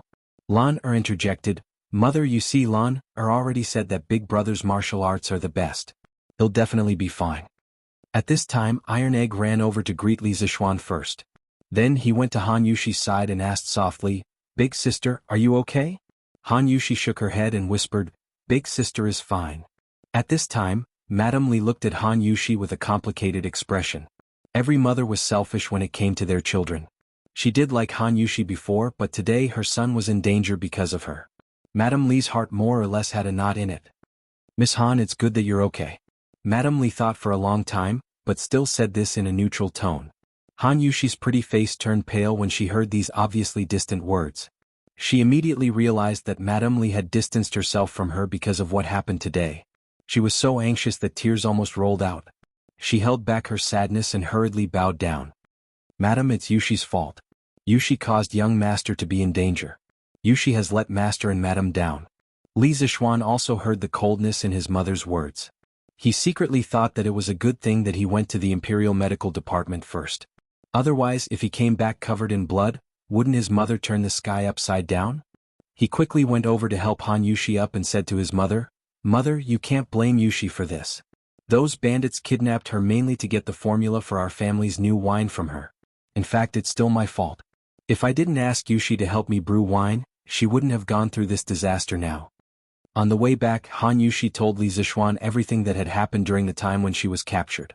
When Madame Li heard Li Zishuan's words that were obviously protective of Han Yushi, she couldn't help but roll her eyes at her son. She thought to herself that her son had forgotten his mother when he had a wife. She couldn't help but say unhappily, "Mother didn't blame Yushi. Why are you in such a hurry to jump out and say this?" Actually, she just had a knot in her heart. She didn't really have a problem with Han Yushi. Li Jingma saw that the atmosphere was awkward, so he quickly coughed dryly and said, "Cough cough, Xian or Yushi, you haven't eaten yet, right? Don't stand here. Go in, madam, go in too." Cough cough. Lan also chimed in, "That's right, mother. Hurry up and eat." Lan didn't even eat lunch. She's hungry and thin. Madame Li couldn't help but laugh. She poked Lan's forehead with her finger and said angrily, "You little girl, you only know how to eat." Chapter 145. Yunshi Building, Private Room. Bang. "You dog, Han Yushi is Qin Xiong's adopted daughter. Why didn't you investigate clearly? Now, not only did you not get the formula but you also made enemies on all sides. This time, I'm in big trouble because of you."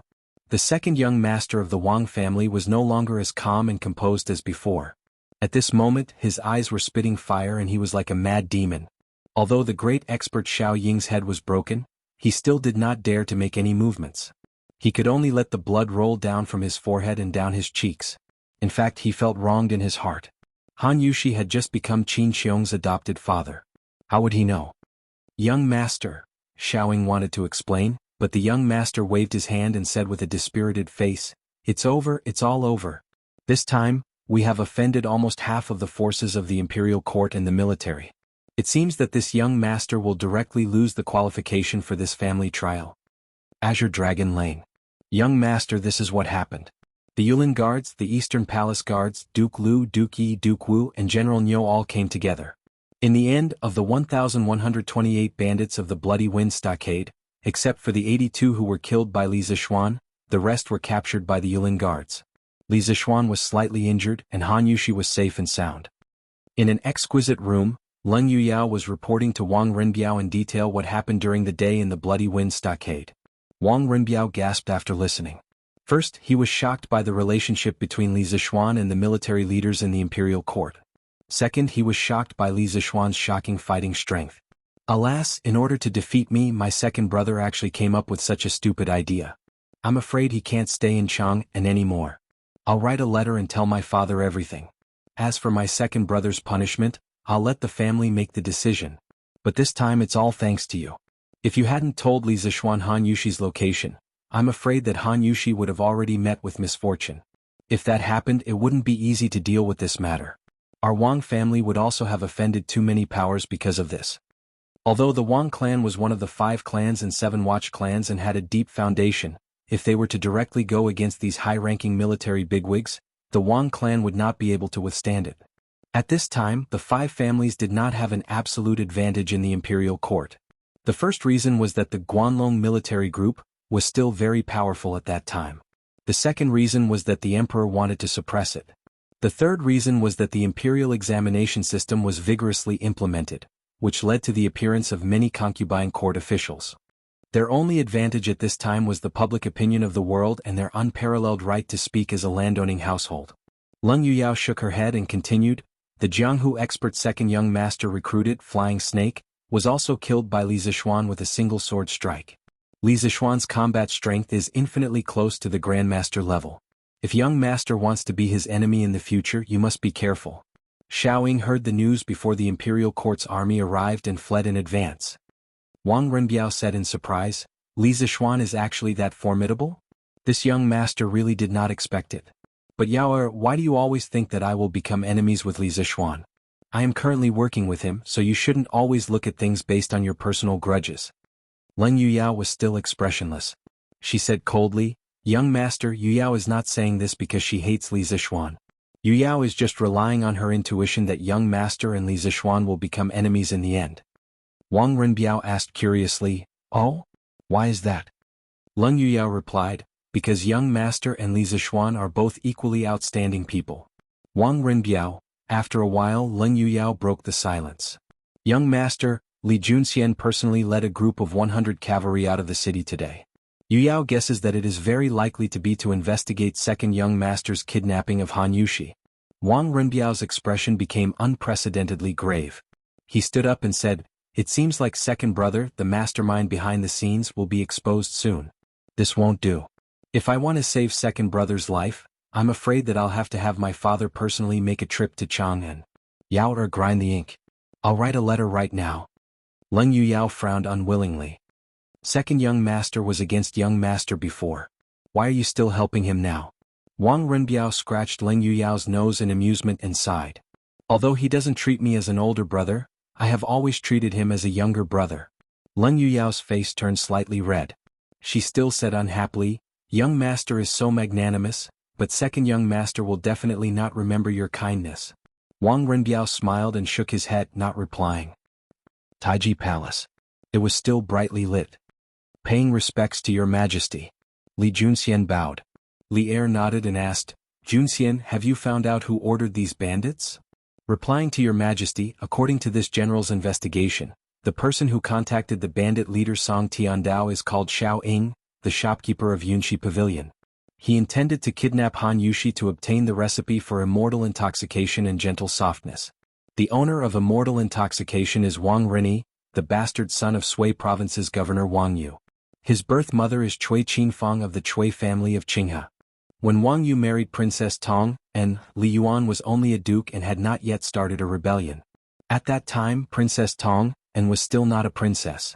Thus, it was not against the law for Wang Yu to take a concubine. After hearing Li Junxian's report, Li Er frowned deeply. He said unhappily, under the feet of the Son of Heaven, this Wang Rini actually dared to collude with bandits and kidnap Xu Bao's adopted daughter. He is truly audacious. Moreover, immortal intoxication and gentle softness have already become the imperial wine of the palace. Wang Rini dared to dream of getting his hands on them? I would like to issue an edict to ask Wang Yu how he disciplined him. If Wang Rini was here, he would definitely cry out that he had been wronged. Firstly, he did not know that Han Yushi was Qin Xiong's adopted daughter. Secondly, he did not know that immortal intoxication and gentle softness were the imperial wine of the palace. If he had known either of these points, he would definitely not have done so. This was completely a disaster caused by the lack of information. Tonight, Chang and city was not peaceful. Those who were observant would be able to find out what had happened during the day. Thus, those who had hedonistic sons were all taught not to offend the girl called Han Yushi. Of course, they could not offend Li Zishuan either. The military forces supporting them were simply too powerful. Yongla Lane, Li Mansion. This place was filled with laughter. Li Zishuan did not even have time to eat lunch. Later on, he had used up so much energy that he was so hungry that his chest was sticking to his back. Now that he saw a table full of delicious food, how could he endure it? Not long later, he was full to the point of groaning. Just as he was about to go outside for some fresh air and digestion, he heard Li Jingma say, "Xian, sleep early tonight. You still have to attend the morning court tomorrow." Li Zishuan opened his eyes wide in disbelief. "Father, why do I have to attend the morning court?" If he attended the morning court, he would not be able to sleep in. He did not want to attend the morning court. Li Jingma said angrily, "His Majesty sent someone to pass on a message this afternoon. He wants you to attend the morning court tomorrow. You have to go this time. You disobeyed the edict today. Later on, you will have to write a memorial to ask for forgiveness. Go and ask for forgiveness tomorrow." Li Zishuan was dumbfounded. Chapter 146. Li Residence Study. "Xin, why are you looking for me? Why are you being so secretive?" After dinner, Li Zishuan quickly invited his mother to the study while everyone else went back to their rooms to rest. Li Zishuan smiled as he poured a cup of tea and handed it to Mrs. Li. "Mother, have some tea." Mrs. Li looked at her son suspiciously but still took the teacup. She took a sip and asked, "Xian, why are you looking for me? Tell me." Li Zishuan laughed dryly. "Hee, mother, look at what you're saying. Can't I chat with you if I have nothing to do?" Mrs. Li rolled her eyes and said in disbelief, "Diske, do you think I don't know you? You've been back for so long, and when have you ever chatted with me? If you have something to say it quickly." Li Zishuan was embarrassed. No one knew him better than his mother. He said awkwardly, Mother, what do you think of Yushi?" Mrs. Li replied in confusion, "She's okay." "What's wrong?" Li Zishuan scratched his head and said embarrassedly, Mother, I want to. Mrs. Li saw her son's shy and stuttering look. She thought for a moment and immediately understood. She couldn't help but find it funny. She had just told her husband about this a few days ago. She had already been looking for a matchmaker to arrange this matter. She didn't expect her son to be so impatient. Mrs. Li deliberately teased, "Xianer wants to get married?" Although Li Zishuan was a little embarrassed, if he didn't step forward to arrange this matter, was he going to wait for Han Yushi to bring it up? Li Zishuan couldn't do such an irresponsible thing. Mother, I want to marry Yushi. What do you think?" Mrs. Li was relieved. This blockhead of a son was finally enlightened. Mother has already arranged this matter for you. In a few days, a matchmaker will go to Han Tianhu's house to propose marriage. Mrs. Li smiled. Li Zishuan opened his mouth in surprise. "Mother, how did you know?" Mrs. Li said unhappily, "Mother carried you for 10 months and gave birth to you. How could Mother not know what you're thinking? You just have to stay at home and wait for your bride to come in." Li Zishuan was also very happy that his mother was so considerate. He smiled and said, "Thank you, Mother." Thinking that her son was about to have a family and start a career, Mrs. Li was truly happy. She got up and said with a smile, "Well, look at how proud you are. Go back and rest. You still have to go to the morning court tomorrow." After Madame Li finished speaking, she went out with a smile. The next day, after the bell and drum of Chang and city had been struck 4 times, the lights in the Li mansion began to be lit one by one. The maids and servants were busy lighting the fire and boiling water, preparing to wash their masters and make breakfast. The groom washed the horse clean. Li Jingma and Madame Li hurried back and forth, not daring to be careless in the slightest. Today was their son's first official appearance in court. Last time, Li Zishuan had been summoned by Li Heir to denounce him for his crimes, not to have an official appearance. Li Zishuan was still asleep when he was pulled up. Mrs. Li gave Xiaohe a strict order. The little girl ignored Li Zishuan's muddle-headed complaints and wiped his face and brushed his teeth. The bitterness of the willow branches didn't drive away Li Zishuan's sleepiness. He put on the official uniform and the golden crown. He was underage, so he couldn't wear the official hat. He changed into thin deerskin boots and fastened the ceremonial sword to his belt. He came to the front hall and ate a big bowl of porridge hastily. He felt a little less sleepy, so he checked his equipment again. Under the gaze of the whole family, he got on the horse and went out. It was about 4 o'clock in the morning, and it was not yet time to open the doors. The entire market was quiet, and a cold crescent moon was hanging in the sky. Shouldn't they be lying on their beds and sleeping comfortably at this time? Li Zixuan couldn't help but criticize the inhumane morning court again. After a long time, the gate was finally opened. Li Zixuan got on the horse and went out of Yongla Lane to Vermilion Bird Avenue. He saw soldiers patrolling the streets, but no other officials passed by. After checking his identity, the soldiers of the warden's office saluted in unison, leaving 2 carrying huge lanterns to lead the way. Taiji Palace was in the north of the city. It was built against the mountain, facing the south with its back to the north. This was the privilege of the imperial family. Of course, it wasn't a big deal for ordinary people to live in the north. Lier didn't have to care about this. He arrived at the imperial city. From a distance, he saw the brightly lit gate and a crowd of people. They cupped their hands in greeting and chatted amiably. But whether they were smiling sincerely or hiding a knife in their smile, he couldn't tell. Li Zixuan saw the civil and military officials were divided into 2 groups, clearly separated. He was in a dilemma. He didn't know whether he was a civil official or a military general. Qing Yaojin came over to solve the problem. He patted Li Zixuan's shoulder vigorously and said in a rough voice, "You brat, why aren't you coming with me? What are you waiting for? Don't tell me you want to join that group of scholars?" Qing Yaojin ignored the angry glares of Fang Xianling, Zhang Sun Wuji and the other civil officials. He slowly pulled Li Zixuan into the military general group. Li Zixuan argued fiercely in the imperial court last time.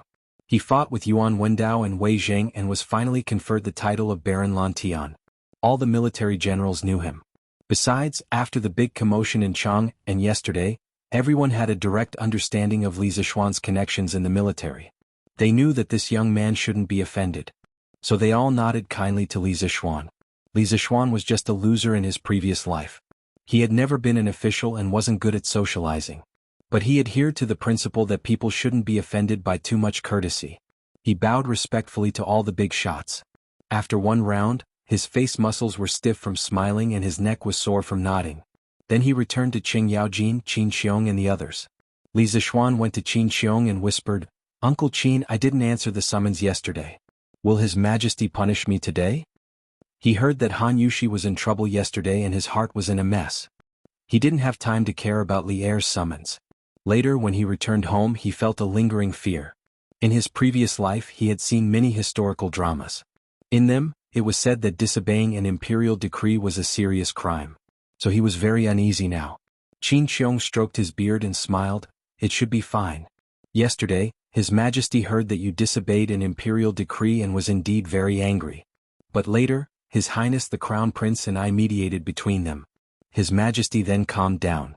Today he shouldn't punish you too much. In fact, disobeying an imperial decree depended on the situation. There was no such thing as disobeying an imperial decree in the laws of previous dynasties. This was a general term for such crimes. 9 familial exterminations wouldn't be used easily.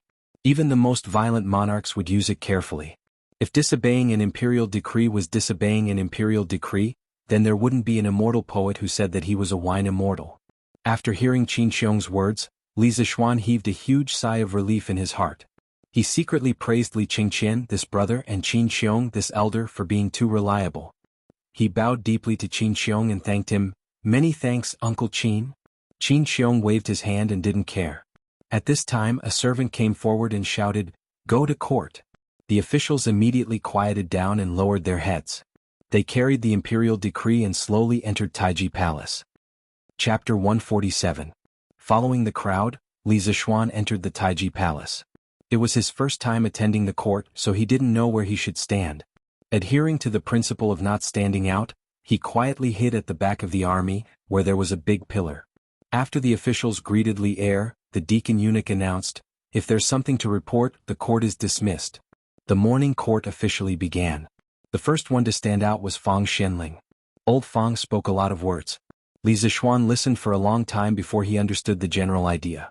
The general idea was that the people of Jinzhou, Bazhou, Qinzhou, Luozhou and other provinces far away from Chang, and had heard that a better plough had appeared near Chang'an. They had gathered at the local government office to petition for the court to give some of the curved plows to them. Li Er waved his hand and ordered the Ministry of Works to increase production and promote the curved plows to the whole country. Li Zishuan listened for a while and felt a little sleepy. He had woken up too early in the morning. He secretly glanced around and saw that no one was paying attention to him, so he leaned against the red pillar behind him and took a nap. At the same time, he couldn't help but feel lucky that he had chosen a good position. This feeling was just like when he was in university. He always sat at the back and the teacher didn't notice him. It had to be said that Li Zishuan's action was quite confusing. He leaned against the pillar, hugged the table, arched his back and closed his eyes to sleep. From afar he looked no different from the other officials. After a while he fell asleep. Li Zishuan had a strange dream. He dreamed that he was back in university, back in the classroom. On the podium was the beautiful advanced mathematics teacher who had taught him before. She was talking about the Taylor series, which troubled Li Zishuan the most. Strangely, his girlfriend was sitting next to him. After all, his girlfriend and he were not in the same school. In the dream, Li Zishuan didn't raise any questions about this. He held his girlfriend's hand and leaned over the table to chat with her in a low voice. As they chatted, they even started to play kissing in class. Li Zishuan, get up and expand this function into a Taylor series. The teacher slammed the table and yelled at Li Zishuan. Li Zishuan quivered and was immediately startled awake. Lordly, lordly, His Majesty is calling for you. Quickly wake up and let go of my hand. When Li Zishuan opened his eyes, he saw a military official with a face full of pimples and wearing a green robe beside him. The military official was calling him to wake up in a low voice, and at the same time seemed to be pulling his hand. Li Zishuan was shocked.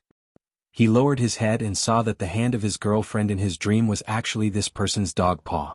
No wonder it felt wrong. He felt a chill in his heart and hurriedly threw away the military official's hand. With a face full of fear, he took 2 steps back. At this moment, Li Er's slightly angry voice came from above. Lan Tianju? I asked you a question, why aren't you answering? All the officials in the hall looked over. Li Zishuan knew that things were not good. Old Li was going to mess with him. Li Zishuan walked forward while thinking of a countermeasure. After a while he came to the front of the officials and bowed to Li Er. Your Majesty, when I was listening to your Majesty's teachings, I felt as if I was bathing in the holy light. In my mind, I couldn't help but think of the red sun rising, its great light, the magnificent scene of the river flowing out of the water. Your Majesty's words were like pearls, and every sentence contained the truth of heaven and earth. I was meditating and was a little distracted, so I didn't hear what your Majesty said. I am guilty, your Majesty, please punish me. Qing Yaojin widened his eyes and looked at Li Zishuan as if he was looking at a monster. He thought to himself, good boy, your skin is so thick. It's almost as thick as mine. Qin Xiong turned his face away and pretended not to know this shameless junior. Li Qingqian, who was standing below Li Er, didn't know whether to laugh or cry as he looked at his good brother. This was the first time he saw Li Zishuan being so shameless. Some of the civil officials were shocked, but most of them were indignant. Scholars valued integrity. As a baron of the Great Tang, Li Zishuan actually flattered Li Er in such a blatant manner to cover up his crime. This was too shameless. He could be called a treacherous traitor. Li Er's face darkened. He had clearly seen the little movements of Li Zishuan and that military official from his seat above. He had not expected that Li Zishuan would come up with such blatant lies, his mouth full of nonsense. Moreover, he could make the matter of sleeping in court sound so fresh, refined, and reasonable. In the entire Great Tang, perhaps only this brat could do such a thing? Shut up. Li Er angrily slapped the dragon table and pointed at Li Zishuan. He was burning with anger, but he didn't know how to reprimand Li Zishuan. Li Er took a few deep breaths and calmed himself down. Then he said again, I just said, Lord Lantan, you disobeyed the imperial decree yesterday. What should be your punishment? Qin Xiong had already told him about this matter. Li Zishuan already had an idea in his heart. Li Er was probably trying to scare him. Li Zishuan pretended to be terrified and bowed down. Your Majesty, I am young and inexperienced. I didn't know the severity of the matter and was confused for a moment. I made a big mistake. Your Majesty, please punish me. Alright, I'm only 14 years old. I'm young and don't know any better. You are the emperor, you can't be so calculative with a kid, right? Moreover, as to why I disobeyed the imperial decree, I'm sure you know the reason better than anyone. Li Zishuan thought to himself. This was the advantage of being young. Li Er choked on Li Zishuan's words. It was rare for someone to be conferred a title at the age of 14. After experiencing so many things, Li Er had almost forgotten Li Zixuan's true age. The matter of disobeying the imperial decree, there is a reason for it. I can temporarily not pursue it. Li Zixuan quickly thanked him. Thank you, Your Majesty, for your kindness. Li Er said in annoyance, don't be in a hurry to thank me. I haven't finished speaking. A few days ago, I heard that you made immortal drunken wine in Gentle Village, as well as red braised meat, red braised lion's head, and other dishes. When Li Er said this, some of the officials in the hall couldn't help but swallow their saliva. It was obvious that these people had eaten the new dishes and drunk the new wine of the drunken immortal restaurant. When Li Er mentioned this, although his mouth was a little greedy, he still continued to speak with a serious face. As a baron of a country, you don't do proper work. Instead, you spend all your time studying, eating, and drinking. What a scandal. A few days ago, the Imperial College's mathematics doctor, Lu Qingshan, retired. I originally planned to let Su Hongji teach on his behalf, but Mr. Su wrote a letter saying that your mathematics ability was above his and recommended you to teach. After much consideration, I have decided to appoint you as the Imperial College's mathematics doctor. You will take up the post tomorrow? Li Zixuan was immediately dumbfounded. Letting him teach a group of hedonistic brats, wasn't this a scam? How could this be more comfortable than being an otaku at home and hugging his goddess? Old Li couldn't bear to see him idle. Your Majesty, this official's talent is shallow. I'm afraid I can't take on this heavy responsibility. Li Zixuan weakly protested. Li Er waved his sleeves and said decisively, stop talking nonsense. If I tell you to go, then go. Do you still want to disobey the imperial decree? After he finished speaking, he stared at Li Zixuan with a murderous gaze. Li Zixuan felt Li Er's deep malice and full of threat. He secretly scolded Li Er for not talking about human rights and democracy and for forcing women into prostitution. This official obeys the imperial decree. All right, the arm can't win against the thigh. Li Zixuan could only admit defeat. Only then did Li Er nod his head in satisfaction. He looked at the group of civil officials and said, Chancellor Kong, from now on, Li Zixuan will be supervised by you at the Imperial College. If this person is lazy, late, or leaves early, inform me. I will deal with him. An elegant white-haired old man walked out and bowed. This old official obeys the imperial decree. Li Zixuan secretly wiped the cold sweat from his forehead. Not only did old Li give him work, he even sent an old man to be his supervisor. The imperial court schemes are deep. I have to go back to the countryside. I can't live like this anymore. Chapter 148. Imperial Palace, Taiji Palace. Li Zixuan, who felt that there was no more joy in life, wanted to return to his original position but was interrupted by a cold snort from Li Er. He obediently walked to the position that Li Er pointed to, which was the 6th row of the civil officials. In front of him stood Chancellor Kong, who had previously stepped forward to answer. Li Zixuan guessed that this Chancellor Kong should be Kong Yingda. This little old man was quite famous in the Tang dynasty. Li Zixuan had heard of him in the future. The morning court session was still going on. Li Zixuan stood there listlessly with his head drooped as he listened to the various big shots tear each other apart. Although the battle was intense, he was not interested in it at all. This kind of scheming imperial court really did not suit him. There was no table in front of him to lie down on and no pillar behind him to lean on. Standing in this awkward position, Li Zixuan could not fall asleep even if he wanted to. After waiting in a daze for nearly 2 hours, the morning court session finally ended. Li Zixuan could not help but want to look up to the sky and howl. Finally ended. After moving his sore thighs and rubbing his hungry stomach, Li Zixuan followed the civil and military officials out of the main hall and prepared to go home to eat. He saw that the person walking in front of him was Kong Yingda. He thought that in the future he would be going to the Imperial College to teach. This old man was equivalent to the principal of the Imperial College. In order to ensure that he would not be bullied in the future, he had to pay his respects and build a good relationship with the leader. Chancellor Kong, please wait. When Kong Yingda heard someone calling him, he slowed down his footsteps. Li Zixuan quickly walked forward and cupped his hands. This little one greets Mr. Kong. Mr. Kong has abandoned the regional prejudice of the southern and northern schools. Mr. Kong is a famous scholar of the present age. This little one has admired Mr. Kong for a long time. This little one feels extremely honored to be able to work under Mr. Kong in the future. As the saying goes, flattery never fails. Li Zixuan came up and started to flatter Kong Yingda. However, Kong Yingda had experienced the vicissitudes of life and was indifferent to fame and fortune. Li Zixuan's flattery had no effect on him. He looked at Li Zixuan with his wise eyes and said with a smile that was not a smile, If this old man remembers correctly, Lan Tianjue should belong to the Taoist lineage, right? Why would he admire our Confucian culture? Li Zixuan almost choked to death in an instant. He secretly thought that this old man was not an easy character to get along with. He laughed dryly and said, "Master, I'm afraid that you are mistaken. So what if it's Confucianism or Taoism?" Back then, Kang Shi eliminated the views of the Confucian school of scripture and the Taoist school of thought and selected the best school of thought from the various schools of thought. Thus, he brought an end to the various disputes that had existed since the Western Han dynasty. Later on, he abandoned the prejudice of the northern and southern schools of thought and embraced the various schools of thought. He merged the northern and southern schools of thought together and preserved the results of the Western Han dynasty. This way, the teachings of the predecessors would not disappear and the scholars of the future generations would be able to look up to him. Since Kang Shi was able to embrace different schools of thought within the Confucian school, why couldn't he jump out of the Confucian school and look at the other schools of thought with a tolerant attitude? Since ancient times, the existence of the two schools of thought is reasonable. Confucianism and Taoism have existed for thousands of years, and there are many similarities between the two schools of thought.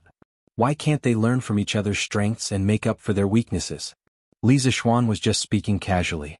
However, as he spoke, he couldn't help but reveal some of his understanding of Confucianism and Taoism from the depths of his mind. In the memories that he inherited, he had an extremely deep impression of the Taoist school of thought. Kang Yingda had previously seen Li Zixuan flatteringly erda without a shred of integrity in the imperial court, so he had some contempt for Li Zixuan. Hearing Li Zixuan's words now, he couldn't help but praise in his heart that this kid really had some real talent. He couldn't help but clap his hands and laugh. What a good existence is reasonable, what a good learn from each other's strengths to make up for their weaknesses. Your understanding of the Confucian and Taoist schools of thought is truly insightful. Not bad, not bad. Child, since you have such talent, why did you try to flatter the emperor in the royal court? How can a scholar not have strength of character? Seeing that Li Zixuan was a talent that could be molded, Kang Yingda couldn't help but offer a few more words of advice, hoping that Li Zixuan would realize his mistake and mend his ways. Li Zixuan sweated inwardly. It turned out that his performance in the royal court had left these civil officials with a bad impression of flattery. He couldn't help but curse these civil officials. They could have strength of character, admonishing the emperor, and leaving their name for generations to come. However, he didn't want these empty titles. He only wanted to hug his wife and live happily for the rest of his life. What did the strength of a scholar have to do with him? Master Kang, this child has just entered the royal court and isn't clear about the matters of the royal court. Today, when I was reprimanded by His Majesty, this child recalled the time when I was young and was scolded by my master for doing something wrong. This is why this child spoke without thinking. Master Kang, please don't take offense. Li Zixuan racked his brains and came up with an excuse that wasn't an excuse. Right now I'm still a child. You big shots have the nerve to talk to me about the strength of a scholar? What kind of person was Kang Yingda? He immediately understood the meaning behind Li Zixuan's words. Only now did he remember Li Zixuan's age and couldn't help but feel a little embarrassed. He stroked his beard to alleviate the awkwardness. Cough, this old man naturally won't blame you. I just hope that when you take up a post in the Imperial College in the future, you will do your best to educate people. This old man believes that a person who can create a curved plow and bring prosperity to the people naturally has an excellent character. He finally managed to settle this new superior. It wasn't easy at all. Li Zixuan secretly let out a sigh of relief. He clasped his hands and said, "This child will remember Master Kang's teachings." Kang Yingda smiled and waved his hand saying, "All right then. This old man will wait for Lan Tianju to take up his post at the Imperial College tomorrow."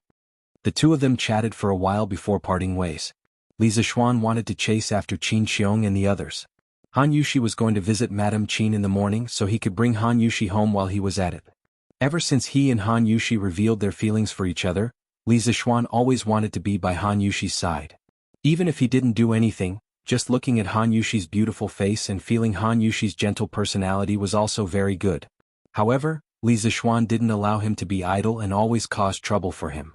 Thinking about how he was going to work at the Imperial College tomorrow, Li Zixuan couldn't help but let out a deep sigh. Just as he was about to leave the Gate of Heaven Influence, he heard someone shout from behind, "Sir Li, please wait. His Majesty has something to say." Li Zixuan's face darkened. This was too much. This was too much. What was old Li trying to do? Could he still let him go home to eat? Li Zixuan silently drew countless small circles in his heart, cursing Li Zixuan for not being able to get it up at night. Then he calmed himself down and turned around. When the servant ran over, Li Zixuan's expression had returned to normal. He asked, "May I ask why His Majesty is looking for me?" The servant took a few deep breaths and said, "Sir, I don't know. Please move, His Majesty is waiting." All right. Damned feudalism. Evil imperial power is supreme. Then let's go. Chapter 149. Greetings, Your Majesty. Li Zixuan followed the eunuch to the inner hall behind Taiji Palace. He saw Li Er eating and drinking at a few tables above. Li Zixuan couldn't help but curse inwardly. "If you want to eat, just eat. Why did you call me over? Do you want me to watch you eat?" Li Er swallowed the food in his mouth and nodded at Li Zixuan. "No need for formalities. I asked you to come because I want to show you something. You will definitely be very interested in it." With that, he asked the eunuch beside him to deliver a booklet to Li Zixuan. Li Zixuan received it with both hands and curiously flipped it open. He saw rows of densely packed words without even punctuation marks. Li Zixuan forced himself to endure the discomfort and read on word by word. After reading half of it, Li Zixuan finally understood that what was written on it was actually the investigation report of the kidnapping of Han Yushi yesterday. Li Er was right. Li Zixuan was really interested in this. Yesterday's matter wasn't over yet. The mastermind behind the bandits still hadn't been caught. He perked up and finished reading the entire booklet. Then he returned the booklet to the eunuch. He was extremely shocked. Yunshi Restaurant hired bandits to kidnap Han Yushi in order to obtain the new wine formula. This was within Li Zixuan's expectations. It was just a matter of interest. What he really didn't expect was that Yunshi Restaurant's owner was Wang Rinni from the Wang family of Taiyuan. Although the booklet didn't mention the relationship between Wang Rinni and Wang Rinbiao, Li Zixuan could roughly guess it. The last time Wang Rinbiao came to seek cooperation, he said that the reason he came out to do business was because of a trial for his family's disciples. Then the relationship between Wang Rinni and Wang Rinbiao was obvious. Even if they weren't brothers, they were probably close family members. Li Zixuan's expression was uncertain. He had a good impression of Wang Rinbiao before, which was why he cooperated with him. However, he didn't know what role Wang Rinbiao played in this matter. "Are you done reading? Is there anything you want to say?" Li Zixuan wiped his mouth and asked casually as he looked at Li Zixuan's changing expression. Li Zixuan bowed and said, "Your Majesty, I would like to know how Your Majesty intends to deal with these bandits and the person behind them." Li Er said indifferently, "Han Yushi is Shu Bao's adopted daughter. These lawbreakers should be severely punished. The bandits of the Blood Wind Stockade gathered in the mountains and committed many illegal acts. The bandit leaders should be beheaded in public. As for the other accomplices, they should be exiled or dismissed. I have already ordered the Supreme Court to arrest the shopkeeper of the Yunshi restaurant. As for Wang Rinni, how do you want me to deal with him?" Li Zixuan thought for a moment, then spat out a word with a cold expression, "Kill. Anyone who dared to touch his woman, no matter who it was, would have to pay the price." Even though the Wang family was a 1,000-year-old clan, he could easily get a few carts of gunpowder and raze the entire Wang family to the ground. Moreover, Wang Rinni was only one person. He could not represent the entire Wang family. Li Er raised his eyebrows and said angrily, "You are really a newborn calf that is not afraid of tigers. The Wang family is a rich and powerful clan. Wang Rinni's birth mother is from the Chui family in Qinghe. If I kill Wang Rinni because of this, won't the Wang family and the Chui family fall out with me? Won't all the noble families in the world be in danger because of this?" Li Zixuan was not convinced and said, "Your Majesty, you are the ruler of a country. Our Tang Empire has many fierce generals. How can we be afraid of these aristocratic families?" Li Er stared and said, "How dare you? The affairs of aristocratic families are not as simple as you think. How much do you know? Don't use these words to provoke me. Wang Rinni's birth father, Wang Yu, married my imperial aunt. I must give him some face. Wang Rinni cannot be killed. At most, I will make sure he never appears in Chang'an. Wang Yu will come to Chang'an soon. He will talk to you about this." Li Zixuan did not give up and said, "Your Majesty, you really can't kill him?" Li Er angrily threw a book on the table at Li Zixuan. However, Li Zixuan cleverly dodged it. Li Er said angrily, "Why is your killing intent stronger than mine? You are from the Taoist school. But then again, Han Yushi did not suffer any harm in this matter. She is not anxious. Why are you so anxious?" Li Zixuan said, "Your Majesty, Han Yushi is already my fiancé. Of course I am anxious." Hee. "I see. No wonder you are jumping around like someone stepped on your tail. Alright, let's end this matter here. Don't think about killing people in private to vent your anger. Unless you don't want to be a baron anymore and want to take your family and flee for the rest of your life. Li Er made the final decision and drew an imperfect end to this matter. Li Zishuan was helpless. He really wanted to wait for Wang Rini to leave Chang and to kill him. He did not expect to be blocked by Li Er's last sentence, which was slightly threatening. Your Majesty, if Wang Rini threatens my family again in the future, even if your Majesty does not kill him, I will definitely do it. Even if the Wang family and the Cui family join forces to seek revenge, I am willing to bear it alone. At most, I will perish together with tens of thousands of people from the two families. I definitely have the ability to do so. Since he could not kill him this time, he had to be prepared. If Wang Rini did not give up and continue to court death, then he, Li Zishuan, would not be polite. Li Er narrowed his eyes and said with a smile that was not a smile, "Hey you brat, talk big. But don't worry, after Wang Rini returns to the Wang family, he definitely won't have the ability to stand out again, let alone have the ability to deal with you. Oh, by the way, I have seen the trial of the Supreme Judiciary and found that the bandits of Xiefeng Stockade Village also did a case 2 months ago. You were there at that time, right? It is said that you were sneakily attacked and fell off the cliff?" Li Er paused for a moment and then continued. But his eyes were full of gossip and ridicule. Li Zishuan was speechless. Li Er was so shameless and always exposed people's shortcomings. Your Majesty, it was my first time to go down the mountain and I did not know how sinister people were. I was careless and was killed by a villain. Li Er laughed and said, I did not expect that an immortal like you would almost be killed by a group of bandits, haha. Your Majesty, what happened to the girl in the end? Was she taken away by the bandits? Li Zishuan's heart stirred as he changed the topic. No. Later the soldiers arrived and the bandits fled. The soldiers took advantage of the chaos and caught the second and third leaders of Xiefeng Stockade Village. What? You saved the beauty. Did you take a fancy to her? Li Er asked with a smile. Ba, Li Er is so shameless. Li Zishuan quickly shook his head and said, Your Majesty, what are you talking about? When I see injustice on the road, I draw my sword to help. I did not even see the girl from the beginning to the end. How could I like her? Li Er was surprised and said, I did not expect you to be so chivalrous. A few days ago, I heard that you gave Xu Bao 2 bottles of medicinal wine. I saw that Xu Bao's complexion had greatly improved these 2 days. You did a good job. Li Zishuan hurriedly said, Uncle Qin treats me like a nephew.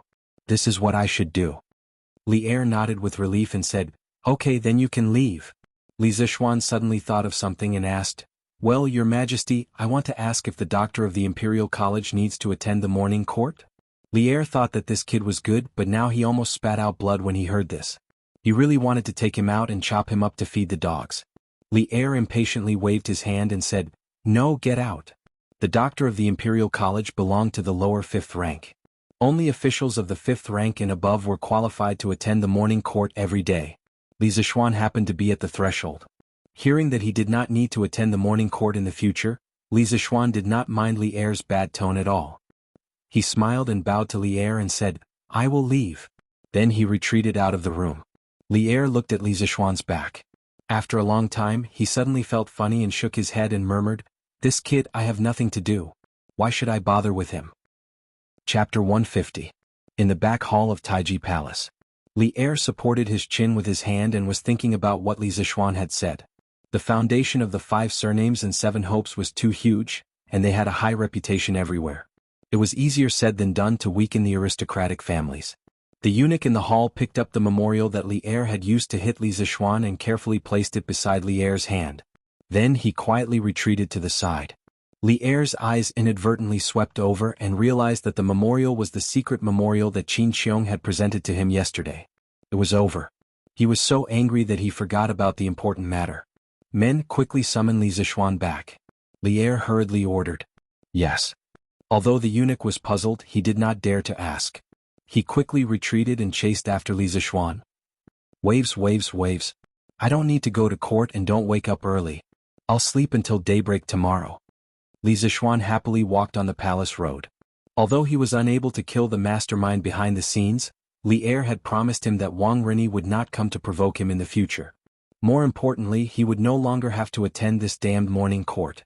Guessing that Han Yushi should have come out of Qin Manor by now, Li Zishuan planned to go home and eat. He only had a bowl of porridge in the morning and did not even eat a steamed bun. Now he was so hungry that his chest was sticking to his back. He almost forgot that the steamed buns of the Tang dynasty were too disgusting. They were sour and had a strange taste. He once vomited after eating a mouthful. Lord Li, wait, His Majesty summoned you back. It was the same voice, the same place. Li Zishuan really wanted to jump into the pond and drown? Greetings, Your Majesty. Li Zishuan bowed weakly. You dare not to come back when old Li asked you to? You could say that he was a coward, but if you transmigrated, why don't you try being a coward? Don't make trouble. I just forgot something. I'll let you go after this. When Li Er saw Li Zishuan fooling around, he wanted to laugh. He shook his head and said, This is the secret memorial that Shu Bao presented yesterday. Take a look. A servant passed the secret memorial to Li Zishuan. Li Zishuan took it and flipped it open. It was a prophecy about the locust plague. It seemed that Qin Xiong could not wait any longer. Li Zishuan skimmed through it and was stunned when he saw the last few lines. This old subject believes that the prophecy of the plague of locusts is 80% true.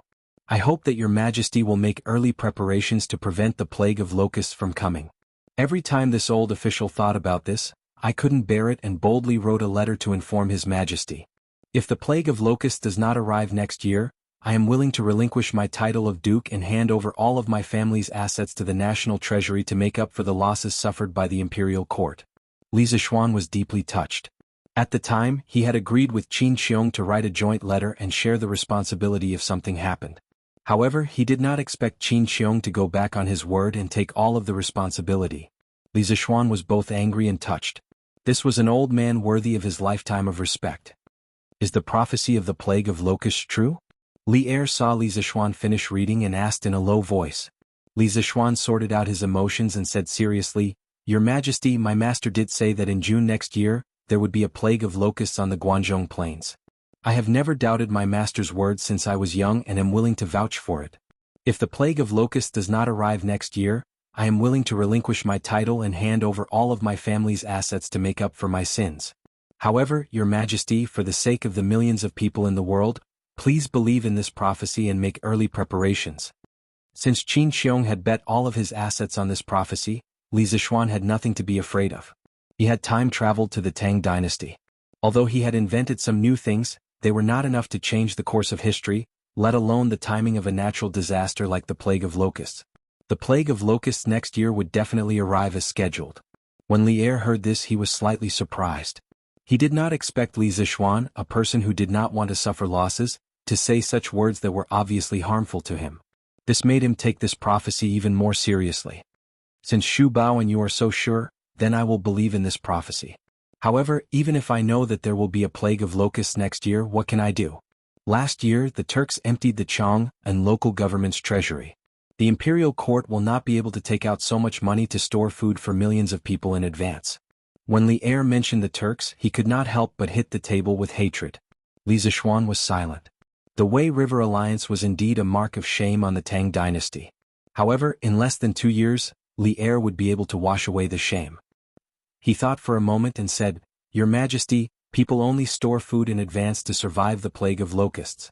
Why did no one think of controlling the plague of locusts? Li Er frowned and said, Control? Since ancient times there have been countless plague of locusts. Why have I never heard of a way to control the plague of locusts? Li Zishuan said embarrassedly, Your Majesty, do you still remember the 150,000 chickens I raised in the Han village and Plum village? Li Er widened his eyes and said in disbelief, Do you want to use these chickens to control the plague of locusts? But when the plague of locusts comes, the locusts will be overwhelming. How can your chickens eat all the locusts? Li Zishuan smiled and said, Your Majesty, don't underestimate the ability of chickens to hunt locusts. I once read a book. It said that an adult chicken can eat up to 300 locusts a day. At that time, I estimate that 20 to 30 chickens can almost guarantee that there will be no locusts in 1 acre of land. Since you don't believe me, then let's use data. Anyway, I have said the same thing more than once. Li Er was also a well-read and cultured person. He frowned and said in disbelief, Would there be a book that recorded such a boring thing? Why haven't I seen it before? Li Zishuan choked and said awkwardly, This is the only book left behind by my master. It is long gone. But what I said is true. If your Majesty doesn't believe me, you can send someone to catch a chicken and test it. Li Er nodded thoughtfully. Suddenly, he pointed at Li Zishuan's nose and scolded in a bad mood. No wonder you bought so many chickens. Last time you deliberately quibbled in the imperial court. You said that you bought the chickens for the farmers and for the chicken feast next year. You are deceiving the emperor. Tell me, what do you think you should be punished for?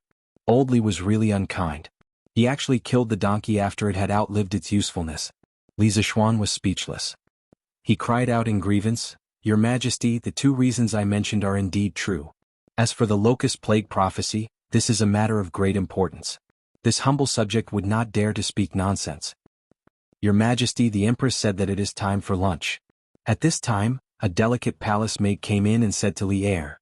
Li Er nodded. He stood up and said to Li Zishuan, You are a slippery fellow. Later, write a detailed plan of your plan and present it to me. Li Zishuan suddenly felt tired. He said listlessly, As you wish. Li Er was angry when he saw him like this.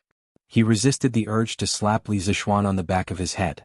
Li Er flicked his sleeves and said, Okay, then you can go back first. Li Zishuan cupped his hands and left. He complained to Li Er in his heart. He kept me here for half a day and didn't even eat. How stingy. However, it was better that he didn't stay for lunch. There were so many rules in the palace. If he made old Li unhappy, wouldn't he be looking for trouble?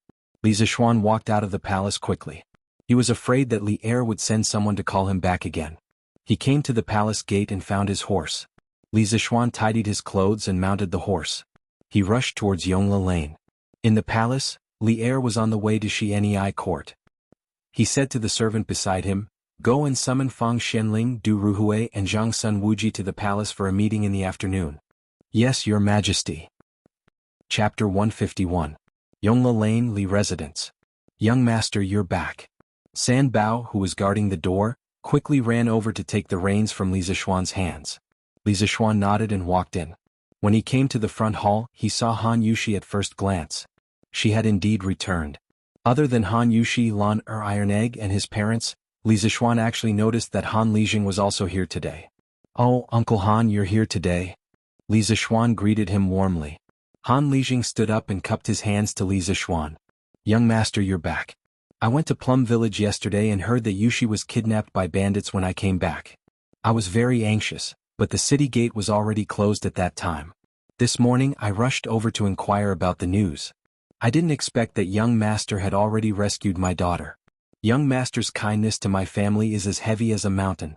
Li Zishuan waved his hand and smiled. Uncle Han, you don't have to be so polite. Wasn't this nonsense? Han Yushi was not only Han Lijing's daughter, but also his own wife. Wasn't it natural for him to save his own wife? Everyone exchanged greetings for a while before Madame Li asked the servant to serve the dishes. During the meal, Li Zishuan told the 2 elders about what happened in the morning court.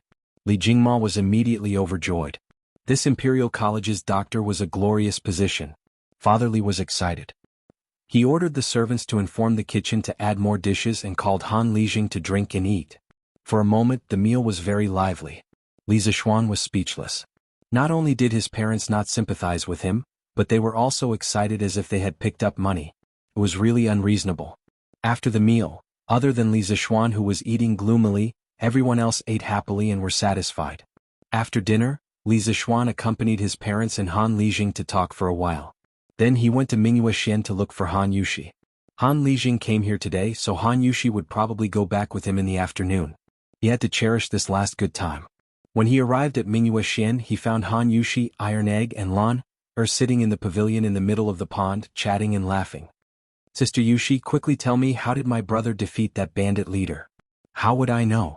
I was tied up in a room far away. I couldn't see anything. Sister, are you hurt? Iron Egg, don't worry. I'm fine.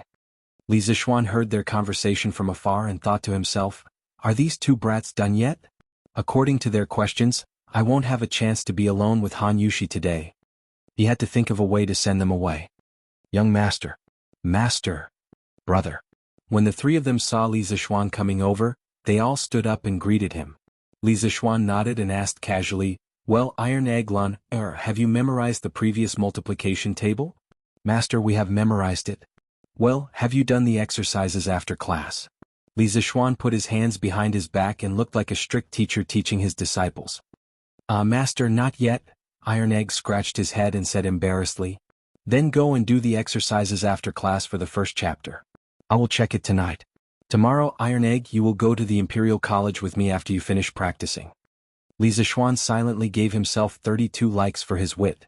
Since he was going to teach a group of brats, it wouldn't be illegal to bring his disciples along, right? Yes, master. Iron Egg was a little reluctant. He hadn't seen his sister for a long time. In the morning he was practicing and listening to classes. In the afternoon he finally had time to talk for a while, but he couldn't ignore his master's words. He could only go back unhappily. Smelly brother Lan, wants to go tomorrow too. Li Zishuan thought for a while and said, okay, as long as Lan can do 90% of the exercises correctly, I will let you go. Okay, it's a deal. Lan smiled slyly and followed Iron Egg to do the exercises. Li Zishuan saw that they had gone far away and laughed. He sat down on the bench next to Han Yushi. Han Yushi was shocked and quickly moved to the side. Li Zishuan touched his nose and said gloomily, why are you moving so far away? Am I that scary? When Han Yushi heard this, her ears were dyed red. She said in a low voice, young master, others will gossip if they see us. Li Zishuan glanced around and said with a smile, hee, don't be afraid. There's no one in this courtyard. Didn't I just send Lan Iron Egg and the others away? Yushi, did you miss me today? I haven't seen you all morning.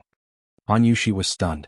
She didn't expect Li Zishuan to be secretly scheming when he pretended to be a strict teacher lecturing his disciples. Then she was embarrassed again and said in a mosquito-like voice, young master, how can you say such shameful things? Li Zishuan saw that Han Yushi's cheeks were red and she was about to bury her head in her chest. Only then did he realize that he had indeed been a little complacent. This was ancient times. Although the women of the Tang dynasty were more open than the women of the Song and Ming dynasties, they were still not comparable to modern times. However, it was not good for this girl to be too shy. He had to train her slowly when he married her in the future. Yushi, how did you feel when you went to the Qin family this morning?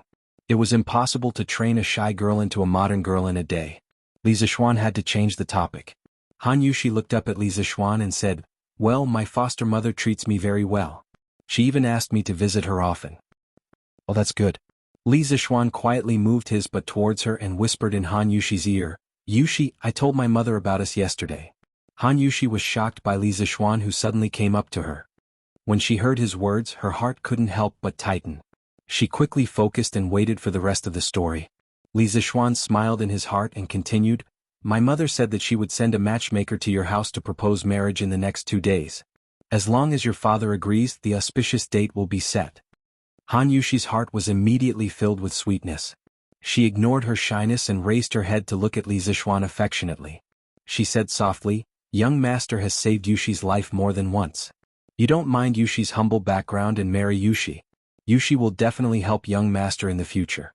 We will never leave each other and follow each other in life and death. Although her voice was soft, it was sonorous and powerful. It was as serious as if she was making a grand vow. Oh my God, who said that ancient women didn't know how to say romantic words? Li Zishuan's heart melted in an instant. He couldn't help but hug Han Yushi and let her lean on his shoulder. He sniffed the fragrance of her hair and said gently, silly girl, who dares to say that your status is humble? You are Uncle Qin's foster daughter now. Besides, even if you are just a commoner, I am still willing to marry you. I only like you as a person. I don't care about being well matched in terms of social status. When we are married, I don't want you to follow me in life and death. We will live well. I will take you to travel all over the world, eat all the delicacies in the world, and be a celestial couple for 100 years. Han Yushi was shocked by the future life that Li Zishuan described. She said longingly, young master, you are so good. But how can a person live for so long? Besides, after a few decades, Yushi will become an old woman. Will young master still like her? Haha, won't I become an old man by then? Don't be afraid, I will be crazy for you for 1,000 years. You will be with me for 10,000 reincarnations. Li Zishuan was full of heroism and laughed loudly. I will be crazy for you for 1,000 years. You will be with me for 10,000 reincarnations. Han Yushi muttered for a while. She couldn't hold it in anymore and burst into tears. Young master, Yushi wants to marry you now. Boo-hoo, good Yushi, don't cry. Li Zishuan hurriedly hugged Han Yushi and coaxed her anxiously. As for whether he was taking advantage of her, only he knew in his heart. Chapter 152. In the front hall. Brother Han, I wonder if your Yushi has been betrothed to him? Madame Li put down the teacup in her hand and asked with a smile. She should have discussed this matter with Han Yushi's mother, but Han Yushi's mother was no longer alive, so she could only talk to Han Lijing. Li Zishuan also looked at Han Lijing. Last night, Madame Li told him about Li Zishuan's thoughts. Han Lijing's heart moved and he replied, "My daughter has not been betrothed to him." Madame Li smiled, "That's good. My Xianer wants to marry Yushi. I see that these two children are quite fated, so why don't our two families become in-laws? What do you think, Brother Han?" Han Lijing was shocked. He did not expect Madame Li to take the initiative to mention this matter. He had been worried about his daughter's marriage. Young master has a high position and is proficient in both the pen and the sword. Naturally, he is a rare son-in-law. But my family is just a small family. I'm afraid we can't match him. Li Jingma smiled. "Brother Han, why do you say that? My Li family does not have any prejudice against family backgrounds. Moreover, Yushi is now the adopted daughter of Duke Yi.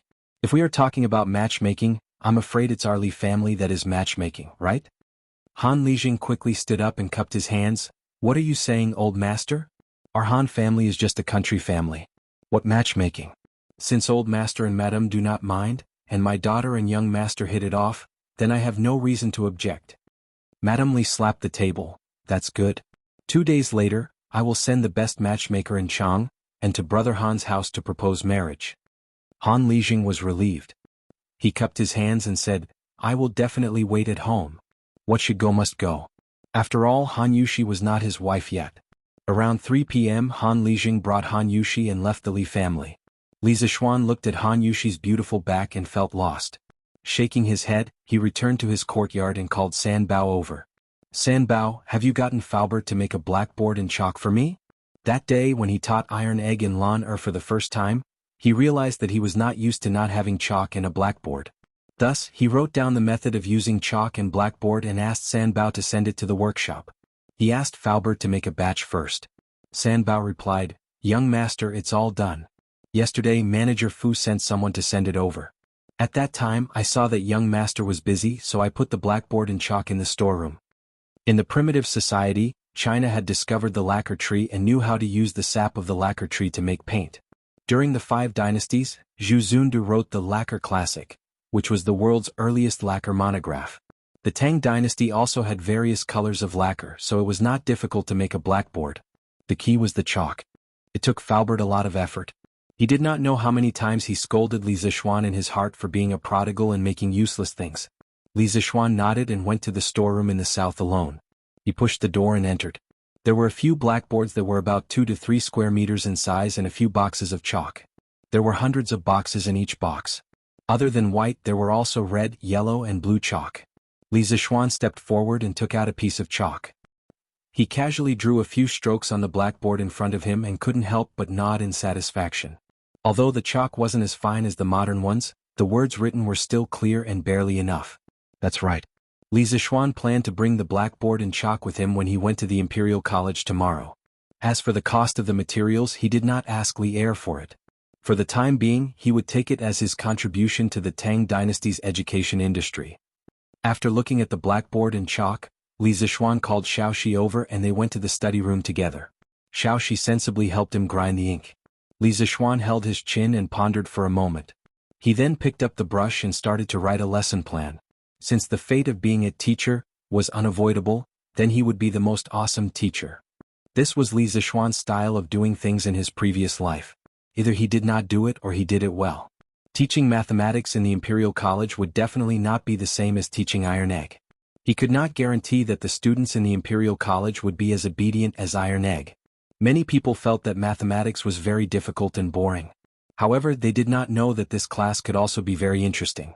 At this moment, he could not help but think of his elementary school mathematics teacher in his previous life, Lu Wenjia. His mathematics classes were really lively and interesting. It was not like the mathematics teachers in junior high school, and university who just read from the books and were not interesting at all. Li Zishuan recorded down some very interesting basic mathematics questions. He planned to keep them for tomorrow. It was the first class, so he had to pique the interest of the naughty children. Otherwise, no one would listen to the rest of the class. Actually, Li Zishuan was thinking too much. In this era, the concept of respecting one's teachers was very important. As the saying goes, a teacher for a day, a father for life. In order to learn, one had to respect one's teacher. Basically, whatever the teacher told you to do, you had to do it. Otherwise, you would be labeled as a traitor and your reputation would be completely ruined. On the other hand, it was different from before the Sui dynasty where the government schools were exclusive to the children of the nobles. The Tang dynasty Imperial College would also make an exception and recruit a group of children from poor families. These children from poor families had a very strong thirst for knowledge. They did not care if what you said was interesting or not. As long as they could learn something from it, they would be willing to listen even if it was as plain as water. After half an hour, Li Zixuan finished writing all the interesting jokes that he could think of. He stood up and rubbed his sore wrist. Xiaoxi quickly poured a cup of water for him and passed it to him. "Young master, you have been tired for half a day. Drink some water." Li Zixuan smiled. He was really thirsty. He took the cup and drank a few mouthfuls before letting out a long breath. "Okay, I'm done. Xiaoxi, thank you for your hard work." Xiaoxi had been grinding beside him for as long as he had been writing. Grinding ink was also a very tiring job. After a long time, it was not as easy as writing. Xiaoxi smiled and said, "Young master is the one who has worked hard." Xiaoxi has not seen young master so serious in a long time. Li Zixuan sweated. "Are you praising me or insulting me?" Cough cough. "It's getting late. Let's go and see how Iron Egg and Lan Er's homework is going." Li Zixuan brought Xiaoxi to Iron Egg and Lan Er's classroom. He could hear them quarreling from afar. The answer to this question is 175. "Iron Egg, you got it wrong." "That's not right." "Sister Lan Er, this question is definitely 125. "Calculate it again." "Really? But I'm so smart and cute. How could I calculate it wrong?" Iron Egg. Li Zixuan was speechless. His sister was also as arrogant as him. "Iron Egg, Lan Er, have you finished your homework? I'm going to check it." Li Zixuan pushed the door open with Xiaoxi and said to the two children in the room with a smile, "No, brother, you should check Iron Egg's first, then check mine." Lan Er quickly covered her book and did not let Li Zixuan see it. She had just calculated it. She seemed to have calculated it wrong. That was why she wanted to let Li Zixuan check Iron Eggs first. She still had a chance to change it. This girl secretly matched her answers with Tai Dan. She hadn't even settled the score with her, but she actually went overboard. Forget it, who asked her to be her younger sister? Li Zixuan shook his head. He could not be bothered to argue with Lan Er. He took Iron Egg's homework and began to read it. After a while, Li Zixuan nodded and praised, "Everything is correct. Iron Egg, you did well." Iron Egg was instantly happy. Lan Er quickly changed the answers and passed the book to Li Zixuan. "Brother, I finished. Quickly check it." After saying that, she stood in front of Li Zixuan with her head held high. She looked as if she was waiting for praise. Li Zixuan was speechless. "You've already matched the standard answers. What's there for me to check?" "No need. Lan Er, you've passed the test. Tomorrow you'll go to the Imperial College with me. Iron Egg, you have to continue to work hard. As my direct disciple, you can't be beaten by the Imperial College's supervisors." Iron Egg immediately felt pressured. However, he still clasped his fist and said, "Master, don't worry. Iron Egg will definitely not embarrass you." Li Zixuan nodded with satisfaction and left. "Hey, stinky brother, you haven't praised me yet. I also got it all correct." Iron Egg covered his face. Li Zixuan staggered and almost fell to the ground. Chapter 153. The next day, Li Zixuan finally did not have to be dragged out of bed at 4 in the morning. The Imperial College was not as perverted as the morning court, where classes started so early. Xiaoxi came over to wake him up at 7:15 a.m., 7 a.m. in modern times. This was the time that Li Zixuan told her yesterday. Li Zixuan stretched out his arms and closed his eyes, allowing Xiaoxi to help him dress and wash up. After transmigrating for so long, he had gradually gotten used to the corrupt life of a rich second generation. When he came to the front yard, he met Iron Egg, who had just finished his training in running. Li Zixuan casually asked, "Iron Egg, how is your training going? Did you find the chi?" Iron Egg wiped the sweat off his face, scratched his head and said dejectedly, "Master, Iron Egg has not found the chi yet, but I can run faster." Li Zixuan smiled and shook his head. He went forward and patted Iron Egg's head, saying, "Don't be discouraged. It's normal that you can't find the chi in such a short time.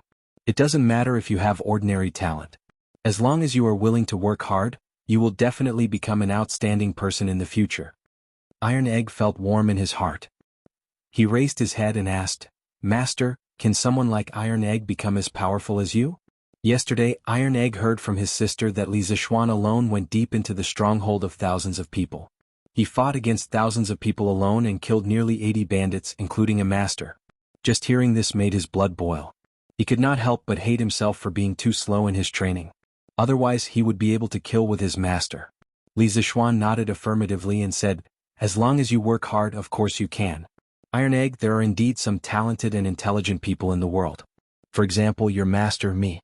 Bruiser choked and tried his best to hold back his laughter. Li Zixuan continued, "But if ordinary people work hard, they can also succeed. Master has heard of a story about an ordinary person who didn't give up and eventually crushed all the geniuses. It was said that in ancient times, there were immortals. At that time, many mortals could also cultivate immortality. However, among mortals there were good and bad ones. At that time, there was an ordinary mountain village boy named Han Li. He accidentally entered a small Jianghu sect and became a registered disciple. His status was low, and his natural talent was extremely mediocre. But in the end, he relied on his own efforts and reasonable calculations to successfully establish himself in the sect and enter the ranks of immortal cultivators. From then on, he laughed proudly in the 3 dimensions. Early in the morning, it wouldn't be too much to use The Legend of a Mortal's Journey to Immortality to give his disciple a bowl of chicken soup for the soul, right? Master, can you explain in detail?" Iron Egg's eyes lit up as he said excitedly.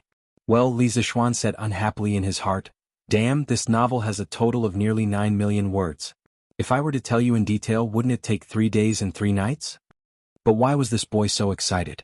Even if this bowl of chicken soup had some motivations for him, the effect shouldn't be so obvious. Let's eat first. This story is quite long and we have to go to the Imperial College later. But Iron Egg, why are you so excited?" Iron Egg said embarrassedly, "Well, Master, Iron Egg's real name is Han Li. Iron Egg is just my nickname." "Damn," Li Zixuan almost knelt down in front of his cheap disciple. "What a coincidence, you are going to heaven." He didn't expect that a random bowl of chicken soup would cause a collision and cause a car accident. He had suspected that the name Iron Egg was just a nickname. After all, this name was too vulgar. He had never thought that Bruiser would have such an ordinary-looking name, but in fact, it was amazing. Li Zixuan wiped the cold sweat on his forehead and sighed, "Well, Iron Egg, I still think Iron Egg is a good name.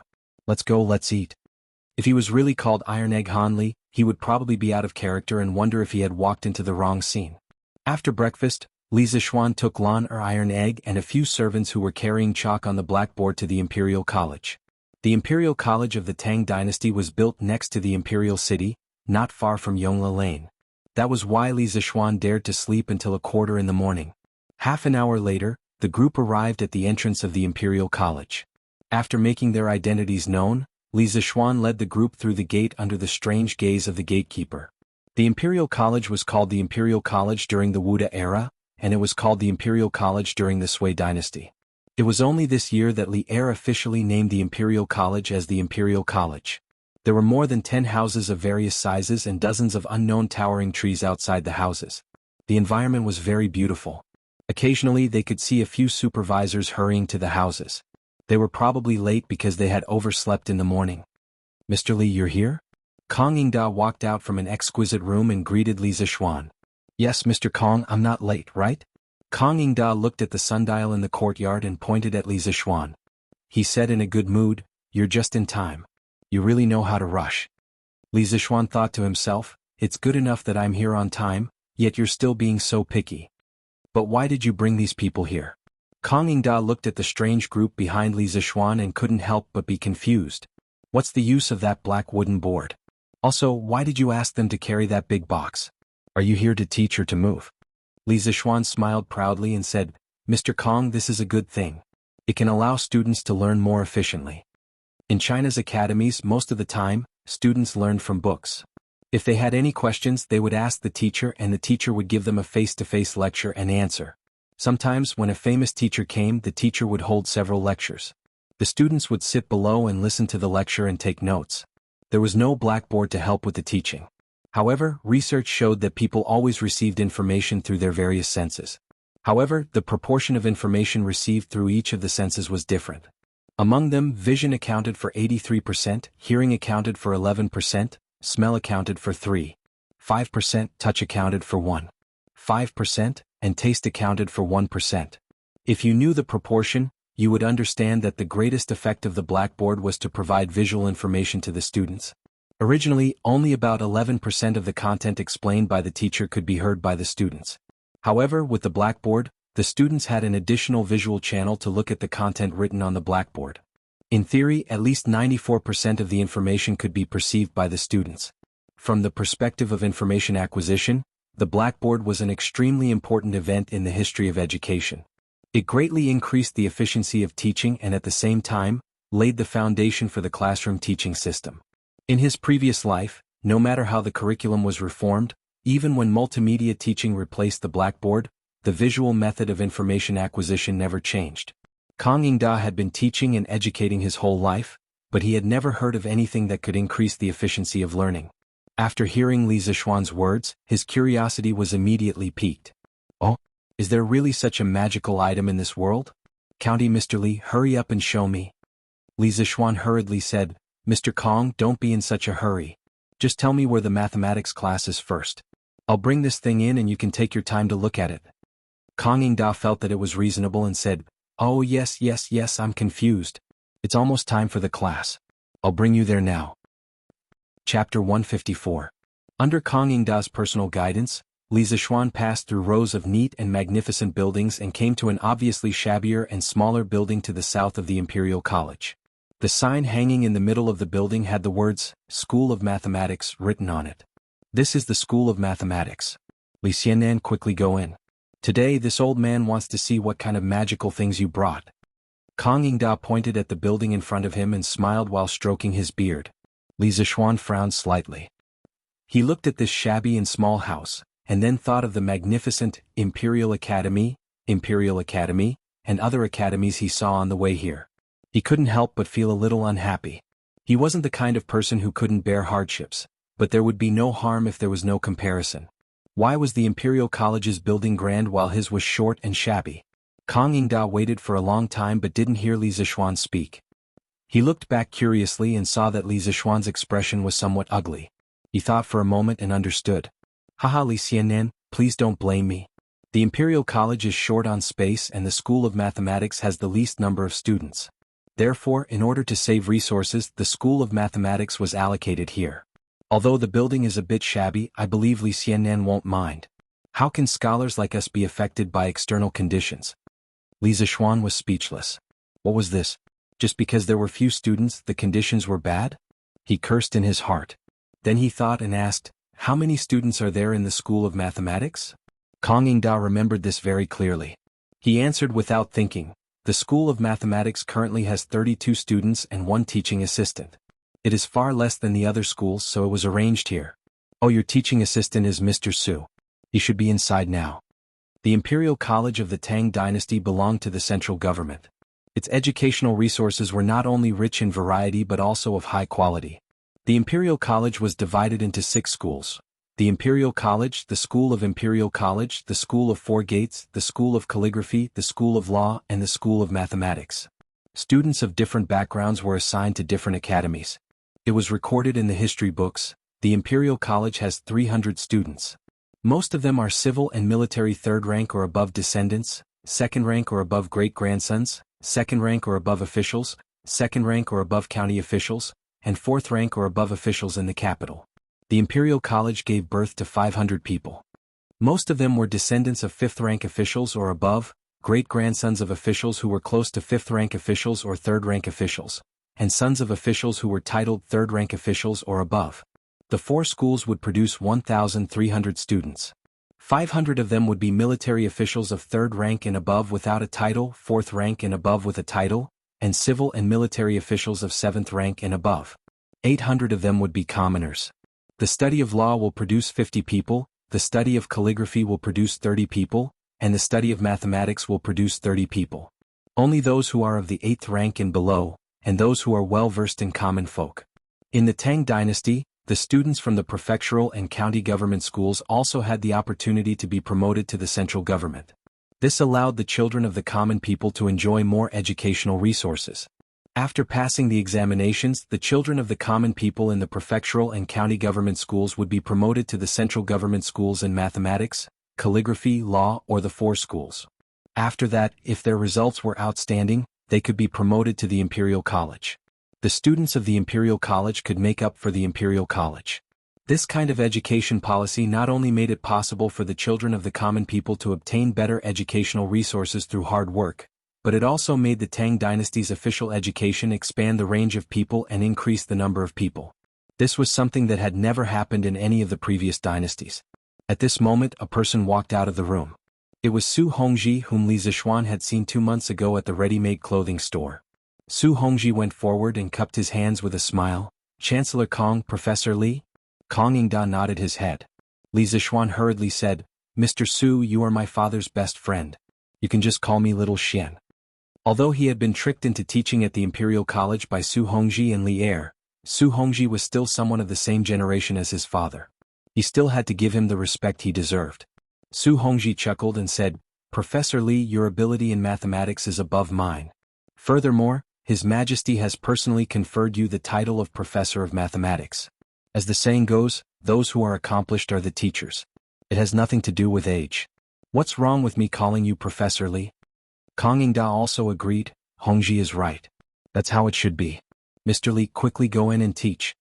Li Zixuan was helpless. He looked at Tai Dan and Lana, then said to Kong Yingda, "Mr. Kong, one of these 2 children is my disciple and the other is my younger sister. I usually teach them mathematics at home. Now that I'm teaching at the Imperial College, I brought them here to listen to my classes." Kong Yingda frowned and said hesitantly, "But there has never been a precedent for a woman entering the Imperial College in our dynasty." Li Zixuan shook his head and said, "They're only listening from the side. They're not considered entering the college." He estimated that Lan Er's enthusiasm would only last for 2 or 3 days. Li Zixuan did not expect her to be knowledgeable and become a world-shaking genius. Kong Yingda nodded and said, That's fine." Li Zixuan instructed a few servants to carry the blackboard and chalk inside and hang the blackboard properly. The students inside had already heard that there would be a new professor today. When they saw Li Zixuan, they were all stunned. They did not expect the newly appointed professor of mathematics to be so young. Many of them were probably older than Li Zixuan. Was this new teacher reliable? All the students were deeply suspicious of Li Zixuan's ability. When Li Zixuan saw that the blackboard was hung, he turned around and looked at the students. They were all children in their teens. Of course, there were also many who were 14 or 15 years old. All the students hurriedly stood up and greeted him in unison, "Hello, sir." Even though they had thousands of suspicions, the deep-rooted concept of respecting their teachers made them have no choice but to put on a respectful attitude on the surface. Su Hongji, who was standing below Li Zixuan, also saw the deep distrust in the students' eyes. He frowned and was about to scold them when Li Zixuan hurriedly waved his hand to stop him. He looked at the 30 students and smiled. "Hello. Today is my first class for all of you. My name is Li Zixuan. I'm also a professor of mathematics appointed by His Majesty himself. I know that many of you think that I'm not qualified to teach you mathematics because I'm young. In the next half an hour, I will give you all the opportunity to ask questions. If your questions about mathematics stumped me, then I will immediately ask His Majesty to resign. If you can't stumble me, then you will have to listen obediently in class. Alright, if you have any questions, then ask." When Li Zixuan finished speaking, the entire classroom was silent. Everyone, including Kong Yingda, looked at him in disbelief. It must be known that in this era, teachers were greater than heaven. Whatever the teacher taught, the students would learn. How could a teacher be willing to say such things to students? After a while, the students reacted. Some of them couldn't help but whisper to each other. There were also a dozen or so students who were dressed more plainly. They stood up together and respectfully cupped their hands to Li Zixuan. "Students are afraid. Students have absolutely no intention of doubting, sir. Please take back your order." The voices of these dozen or so students immediately drowned out the noise in the classroom. The rest of the students, regardless of whether they had doubts about Li Zixuan or not, hurriedly stood up together and said, "Students are afraid. Student is terrified. Teacher, please retract your order." Su Hongji hurriedly gave Li Zixuan a look, indicating that he didn't need to do so. Seeing this, Li Zixuan smiled. "Haha, all of you sit down. I don't care if you have that intention or not, but I will never take back what I have said. Since I am going to be your teacher, of course I will be more capable than you. You can set your questions without any worries. If anyone can give me a problem in mathematics today, not only will I resign from my position as a mathematics doctor, I will also recommend him to His Majesty as the new mathematics doctor." Li Zixuan's last sentence was like poking a hornet's nest. Many of the students in the Institute of Mathematics were poor children who had been selected from other provinces and counties to enter the directorate. Weren't they studying hard for the sake of a good future?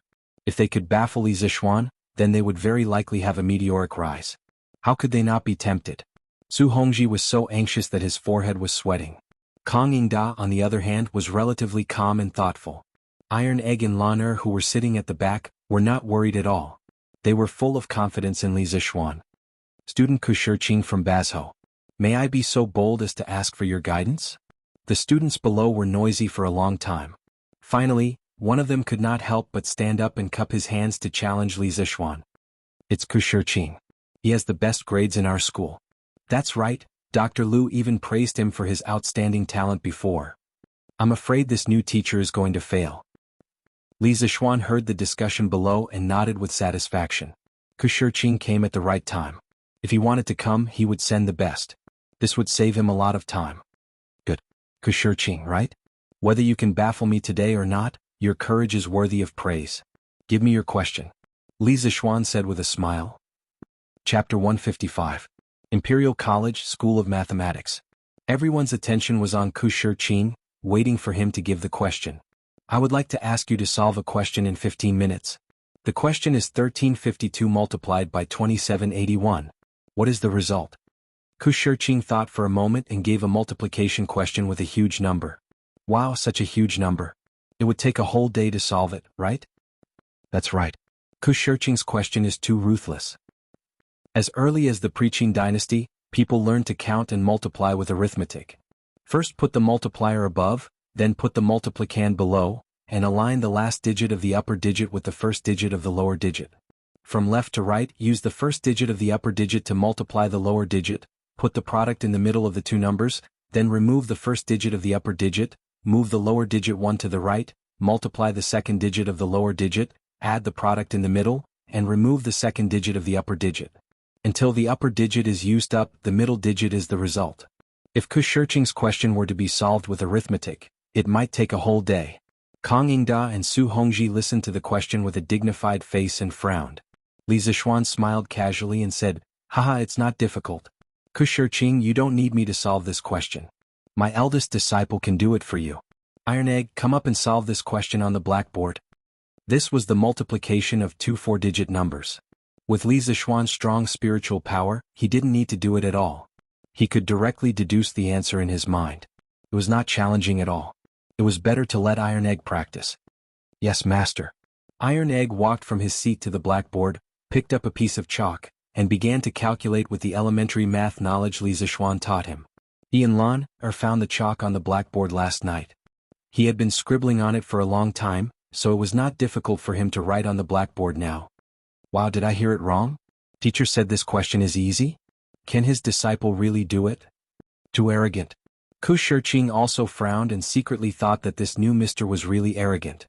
At that moment he stopped talking and focused on the Iron Egg to solve the problem. However, he was dumbfounded by what he saw. What is this black wooden board? Why was he able to write on it? Why was the handwriting so clear? He could see it from so far away. Also, that guy called Iron Egg, what kind of words did he write? Why does it look like scribbles? The rest of the people also noticed that something was wrong and started whispering to each other. This blackboard is so magical. It can actually be used to write. In this way, when teacher teaches in the future, won't we be able to listen to and read at the same time? Moreover, it will be more convenient to take notes. That's right. In the past, Sir spoke too fast and I couldn't remember everything. With this, I'll definitely be able to learn better. Now, I hope that you can defeat Ku Shiqing so that you won't have to leave. Hey, look at what that kid wrote. How come I don't know him? I don't know either. Why does it look like scribbles? When Kang Yingda saw Bruiser scribbling on the blackboard, he instantly understood what Li Zixuan was talking about outside the classroom.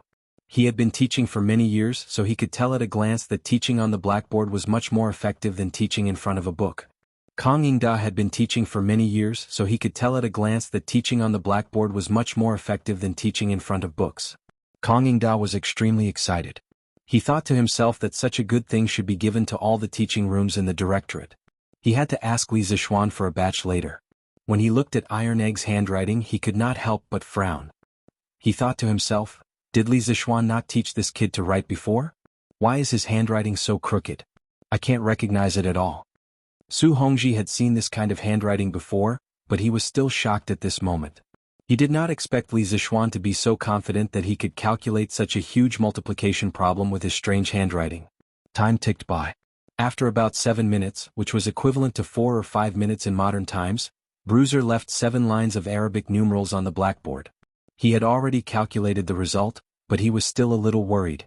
He checked it again and found that the result was the same. He then turned to Li Zixuan and said, Li Zixuan, Master Iron Egg has calculated. The answer is 3,759,912. Li Zixuan nodded slightly.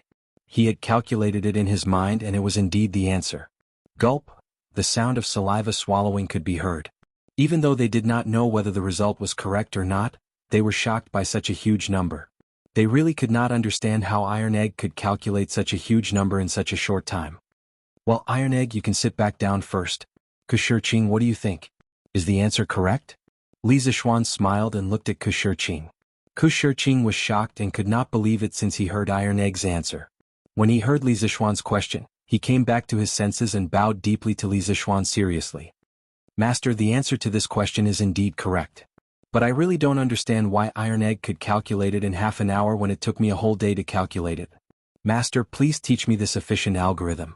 I'm willing to pay any price. As soon as Kushirqing finished speaking, the hall was in an uproar. Wow, he got it right. It's incredible. He could calculate such a huge number in less than half an hour. Is our new master the reincarnation of an immortal? How can his disciple be so good? He must be the reincarnation of an immortal. That's great. I can listen to master's lectures in the future and learn this magical algorithm. If I can learn this algorithm, I will definitely be able to enter the Four Gates Academy next year. Even the seniors in the Four Gates Academy are not this good. Kang Yingda and Su Hongji both opened their eyes wide and almost pulled their beards off. Li Zixuan pressed his hands in the air. Everyone immediately quieted down and looked at him. Shirqing, do you see these 7 lines on the blackboard? These strange small words are a simpler counting method that I invented. As for the calculation process, it is also very simple. I will explain it to you in the future. Now, do any of you have any questions? If you want to ask, hurry up. Li Zixuan took a branch, which he casually broke in the Imperial College before he came. He used the branch to point at the calculation marks left by the Iron Egg on the blackboard and explained it to Kushirqing. The Arabic numerals were first invented by the ancient Indians. Later, after 700 AD, the Arabs conquered the Punjab region and captured a mathematician from northern India. The Arabs then learned the Indian numerals and mathematical symbols and spread them to Europe, where they were then modernized by the Europeans. During the Jingguan period there were no Arabic numerals in the world. Li Zixuan only thought of it later. Therefore it was not wrong for him to say that he invented it. When Kushirqing heard that he would have the opportunity to learn from Li Zixuan in the future, he could not help but be very excited. He respectfully bowed to Li Zixuan and said, "Thank you for your teaching, Mr. Li Zixuan. I have no more questions." Mr. Li Zixuan has opened up a new path and created his own school of mathematics. I can't catch up with you in the field of mathematics. Kang Yingda and Su Hongji looked at each other and saw a trace of horror in each other's eyes. It was easy to create one's own school of mathematics, but it was easier said than done to construct a complete and rigorous school of thought.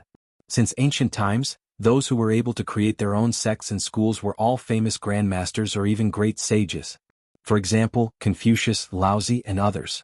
If Li Zixuan's self-created school of thought could stand up to scrutiny, he would probably become a saint in the future. Was this the emergence of a saint in a golden age? Li Zixuan was secretly pleased by Kushirqing's praise. He waved his hand and said with a smile, "All right, if anyone has any questions please ask. If there are no questions I will officially start the class." The rest of the students looked at each other. Li Zixuan's disciple was already so powerful. How would they dare to go out and look for trouble? Therefore Li Zixuan waited for a long time, but no one stood up to ask a question. Just as he was about to officially start the class, he heard a loud voice coming from outside the room. "Haha, I have a question. Dr. Li, please answer it." Chapter 156. First Class, Little Fatty's Revolt.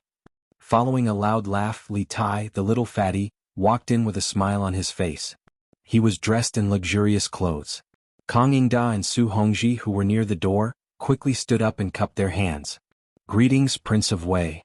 Li Zixuan was also surprised. He cupped his hands at Li Tai and said, "Greetings, Prince of Wei. The rest of the students looked at Li Tai in surprise. Just as they were about to stand up and bow, Li Tai smiled and waved his hand. No need to be so polite. I came to the Imperial College today to listen to the class. From today onwards, I am also a student of the School of Mathematics. We will be classmates in the future. Buzz buzz. The students in the hall couldn't help but discuss among themselves. The buzzing sound was endless. Oh my God, Prince of Wei will be classmates with us in the future. Did I hear wrongly? This is unbelievable. Our new mister is too amazing. He even managed to attract His Highness King Wei over. I have decided. I will stay in the School of Mathematics from now on. With such an impressive teacher and Prince of Wei as my classmate, why should I go to the Four-Gate School? Brother Meng is right.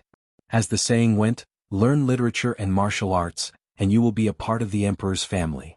Scholars like them studied hard so that they could be recognized by the Emperor and become successful. Now that Prince of Wei, who was the Emperor's favorite, was in the School of Mathematics, why should they leave? When Kong Yingda heard that Li Tai wanted to study in the School of Mathematics, he couldn't help but be shocked. He quickly tried to dissuade him. Your Highness, you can't do this. Li Tai smiled and said, Chancellor Kong, my father has already agreed to this.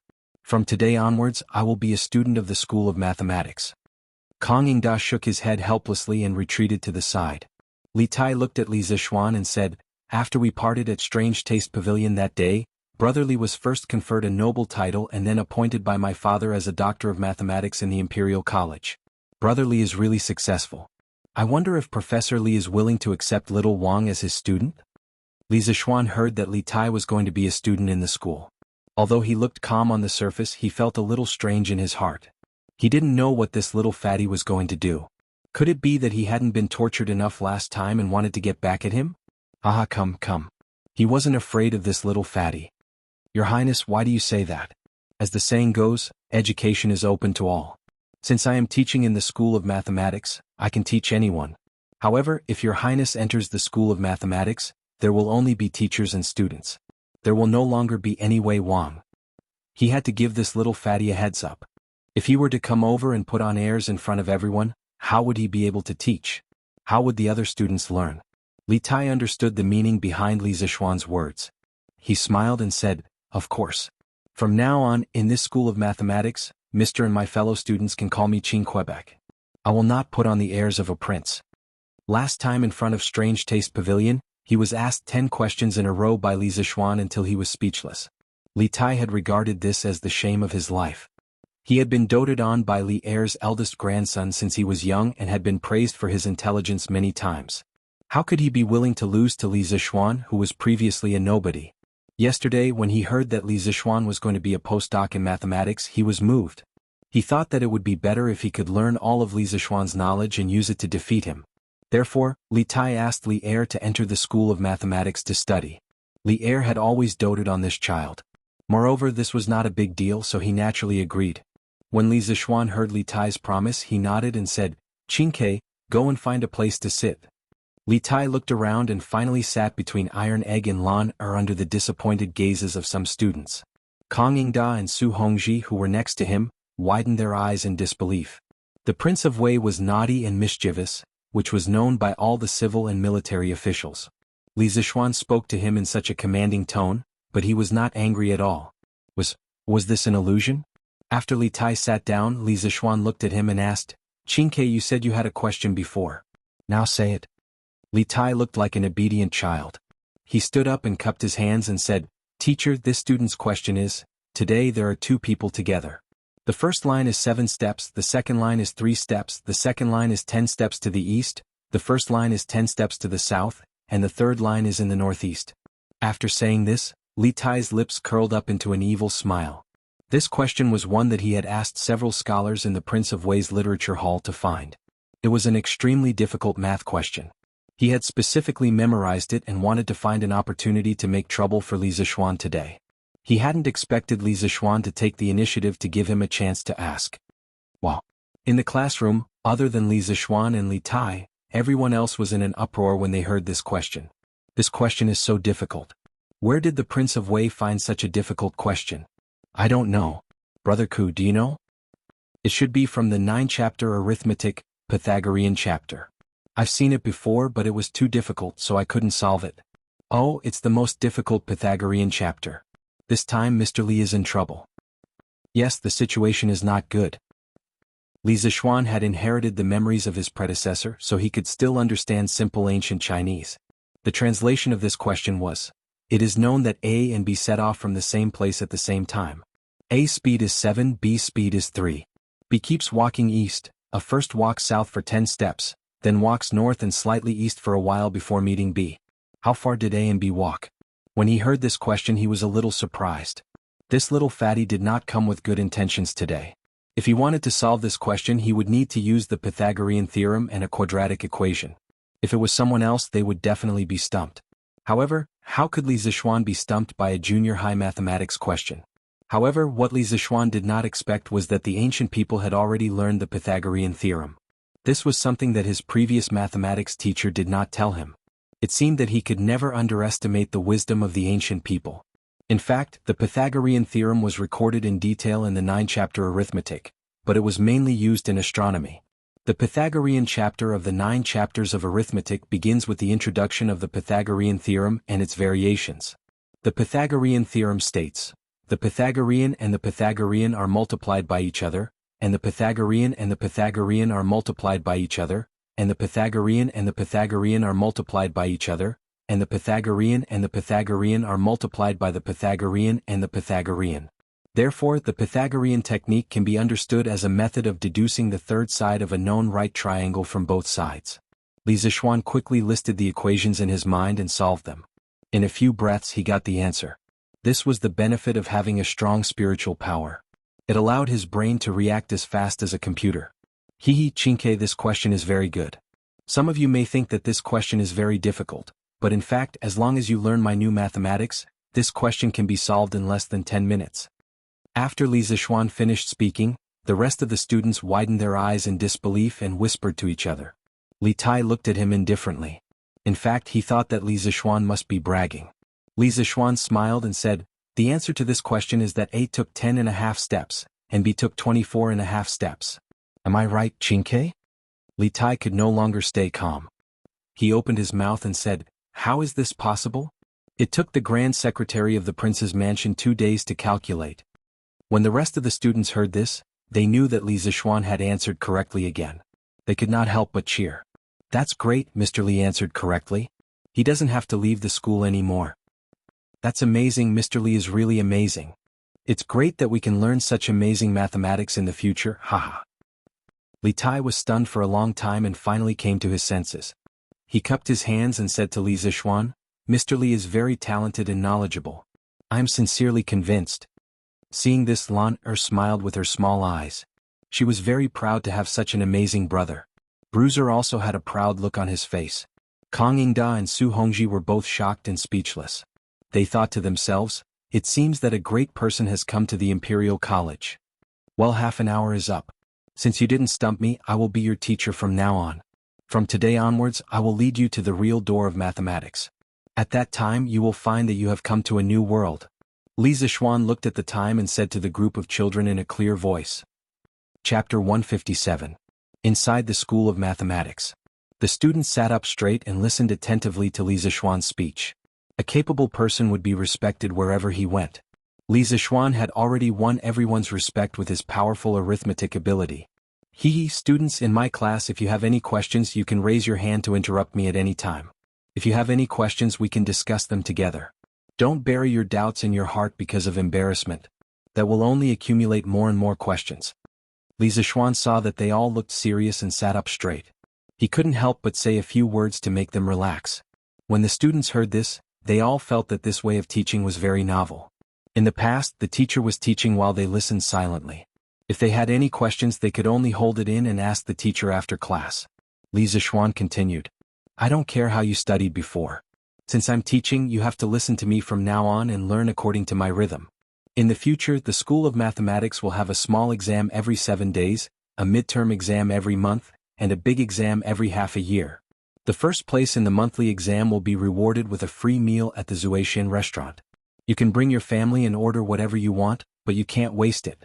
The last 5 in the monthly exam will take turns to clean the School of Mathematics before the next exam. In 2 days I will ask someone to put up a big sign in front of the School of Mathematics. The first 5 in the monthly exam will enter the honor roll, and the last 5 will enter the shame roll. As for the first place in the half-year exam, the reward will be 100 strings of coins. Do you all understand? The students in the classroom were just applauding Li Zixuan's open-minded teaching system. When they heard this series of rewards and punishments, they were all dumbfounded. Ah, the last 5 not only have to clean but also enter the shame roll? That's so embarrassing. No, we can't be the last 5. In the future we'll have to work late at night. The first place can have a free meal at the Zuaishin restaurant. How much is that worth? Wenhao, do you want to fight for the first place? Yes, I will fight for it. I once told my parents that I will take them to the best restaurant in Chang, and for a meal one day. I believe you can do it. Brother Shiqing, doesn't that mean the first place is already in your bag? You can't say that. None of us understand teachers' new mathematics. We all have the same starting point. Oh, the one who is most likely to win first place is teacher's direct disciple Iron Egg. Well, that's possible, but isn't that unfair? Kang Yingda stroked his beard and did not say a word. In fact, he was thinking to himself, this reward and punishment system is quite novel. I'll see how effective it is later. If it can promote students' learning, then I'll promote it to the other academies of the Imperial College. These students' reactions were all within Li Zixuan's expectations. After all, no one wanted to lose face. After they quieted down a little, Li Zixuan picked up a piece of chalk, squinted his eyes and smiled. Don't worry everyone. If Iron Egg is ranked first, then the reward for the first place of the month will be automatically extended to the second place. Well, I've explained the learning system of the mathematics school to you. Next, let's get to know each other. According to the order of your seats, everyone will stand up and introduce themselves. Come, let's start with you. A thin boy in the first row near the door saw Li Zixuan pointing at him. His face instantly turned red and he stammered, "Teacher, are you talking to me?" Li Zixuan also saw that the boy was a little shy, but the root of his shyness was his lack of self-confidence. He smiled gently and encouraged him, "Yes, let's start with you. Don't be afraid. No matter what the relationship between teachers and students was before, from today onwards, we are all a family. We must love each other and help each other. Since we are a family, why don't you stand up and introduce yourself?" The boy hesitated for a while before he finally plucked up his courage and stood up. He said shyly, "Hello, teacher. Hello, everyone. I'm Lu Yin from Jinzhou, Hedong Province." Li Zixuan staggered. What a domineering name. "Hello, teacher. Hello, everyone. I'm Jiang Qingyu from Jizhou, Hebei Province." Li Zixuan listened attentively to their self-introductions, memorizing their names and faces one by one. His memory was excellent. By the time all the students had finished their self-introductions, he had already built a database of their information in his mind. Well, let's start the class. For the first lesson, I'll teach you a new counting method. Look at these 10 numbers on the blackboard. Li Zixuan introduced the Arabic numerals to the students as he wrote and drew on the blackboard. The students looked and listened attentively while taking notes below. Kang Yingda nodded secretly. This way of teaching with the blackboard did make it easier for the students to concentrate. "Hey, Sister Lan, can you give me your teaching materials? I can buy them for 10 strings of cash." Look, our Prince of Wei is so generous, directly offering 10 strings of cash. He's not like that poor Li Qingqian from before, who had to grit his teeth and beg for half a day to buy a copy of Journey to the West, before he was willing to offer 5 strings of cash. It turned out that Li Tai saw that everyone else was taking notes from time to time, except for Lan and Iron Egg. He glanced at their table and immediately discovered their secret. It turned out that they had teaching materials. So he rolled his eyes, leaned over to Lan and whispered to her. Who was the Prince of Wei? Anything that could be solved with money was not a problem. But Lan was a rich woman herself. She didn't care about that little bit of money. Not selling? You're the Prince of Wei. You're so stingy. Lan pouted and said with disdain. Pfft. Beside him, Bruiser quickly covered his mouth to stifle his laughter. Li Tai was speechless. Among all the civil and military officials in the court, only Lan would dare to say that he, Li Tai, was stingy. 20 strings of cash. Li Tai said ruthlessly. He didn't believe that this girl wouldn't be tempted by that much money. Unfortunately, the result disappointed him. Not selling. Li Tai's face darkened. He wanted to get angry, but when he saw Li Zixuan giving a lecture, he didn't dare to say anything. He could only mumble to Iron Egg and say, "Brother Iron Egg, how about you sell your teaching materials to me? Iron Egg thought about it and felt that it was a good deal to sell a book for 20 strings of cash. Moreover, he heard from his master yesterday that these teaching materials, so he nodded to Li Tai and said, "Okay." Then he handed the book to Li Tai. Li Tai was overjoyed. After being rejected by Lan he didn't have much hope. He didn't expect to receive such a pleasant surprise. He excitedly took over the teaching materials. Without saying anything, he took out a few gold pancakes and placed them on Tai Dan's table. "Good Iron Egg. You're a good brother. I, Li Tai, will recognize you as my brother." Iron Egg took the gold cookies and was secretly happy. With so much money he could buy a lot of delicious food for his father and sister. I've explained the new counting method, the new symbols and the 4 arithmetic rules. Here is the multiplication table. Copy it down. You must memorize it by today. I'll check it tomorrow. Li Zishuan wrote the multiplication table on the blackboard and said to the students. As the students copied, they exclaimed that the new numbers and new symbols were too easy to use. It was many times more convenient than using Chinese characters. Su Hongji, who was at the side, couldn't help but praise Kong Yingda. "Chancellor Kong, the advantages of Professor Li's new counting method and new operation symbols are too obvious. It can be considered a groundbreaking revolution in the history of mathematics." Although Kong Yingda didn't specialize in mathematics, he had done some research on it. He nodded and said, "Indeed. I'm afraid that your school of mathematics will officially rise in the future." After a while, when they finished copying, Li Zishuan wrote 5 addition, subtraction, multiplication and division problems on the blackboard and said, "Now use the knowledge I just taught you to solve these 5 problems. I'll ask 5 people to come up and do it on the blackboard." Chapter 158. Ku Shiqing, Wang Meng, Meng Wenhao, Zheng Ziren, Li Tai, the 5 of you come up and answer these 5 questions according to the order I call. Li Zishuan randomly picked a few students. Of course, Li Tai was an exception. He wanted to deliberately make things difficult for this little fatty. Wang Meng, Meng Wenhao, and Zheng Ziren were shocked. They didn't expect Li Zishuan to remember their names just by listening to their self-introduction once. They couldn't help but be more convinced by this new teacher. The 5 of them obediently came to the blackboard, took out chalk, and imitated Li Zishuan's writing on the blackboard, and prepared to answer the questions. Who knew? Clack. The 5 of them had just touched the chalk on the blackboard when the chalk in their hands broke one after another. Kong Yingda and Su Hongji, who were watching from below, felt their hearts ache. To them, chalk was a good teaching material. It was normal for people who were used to writing with a brush to not control their strength when using chalk for the first time. Li Zishuan didn't scold them. It was just a few pieces of chalk. He didn't feel bad. Li Tai frowned. He tried a few more times and finally got used to the strength of the chalk. When he looked at the question carefully, he was dumbfounded. It was a combination of addition, subtraction, multiplication, and division, and the 2 numbers multiplied by each other were 3 digits. It was his first time learning this new type of arithmetic. Did it have to be so ruthless? The little fatty pouted and looked at Li Zishuan bitterly. He was sure that Li Zishuan must have done it on purpose. But Li Tai wasn't someone who would admit defeat so easily. He gritted his teeth and gave it his all. Accompanied by the squeaking sound of chalk rubbing against the blackboard, the few of them began to answer the questions. After a while, Ku Shiqing, Wang Meng, Meng Wenhao, and Zheng Ziren finished their calculations. They put down the chalk and returned to their seats. Only Li Tai was still sweating profusely as he calculated. Li Zishuan smiled and didn't provoke him. He looked at the answers of the other 4 students first. Slowly, his smile froze on his face. Wang Meng, stand up. Sir. Wang Meng realized that he had miscalculated. He stood up and stammered. Who taught you that 9 times 6 equals 45? I see. Sir, it's you taught me? Wang Meng asked curiously. Li Zishuan was furious. Bullshit. Show me the multiplication table on the blackboard. Let's see what 9 times 6 equals. Wang Meng glanced at the multiplication table and felt that he had done nothing wrong.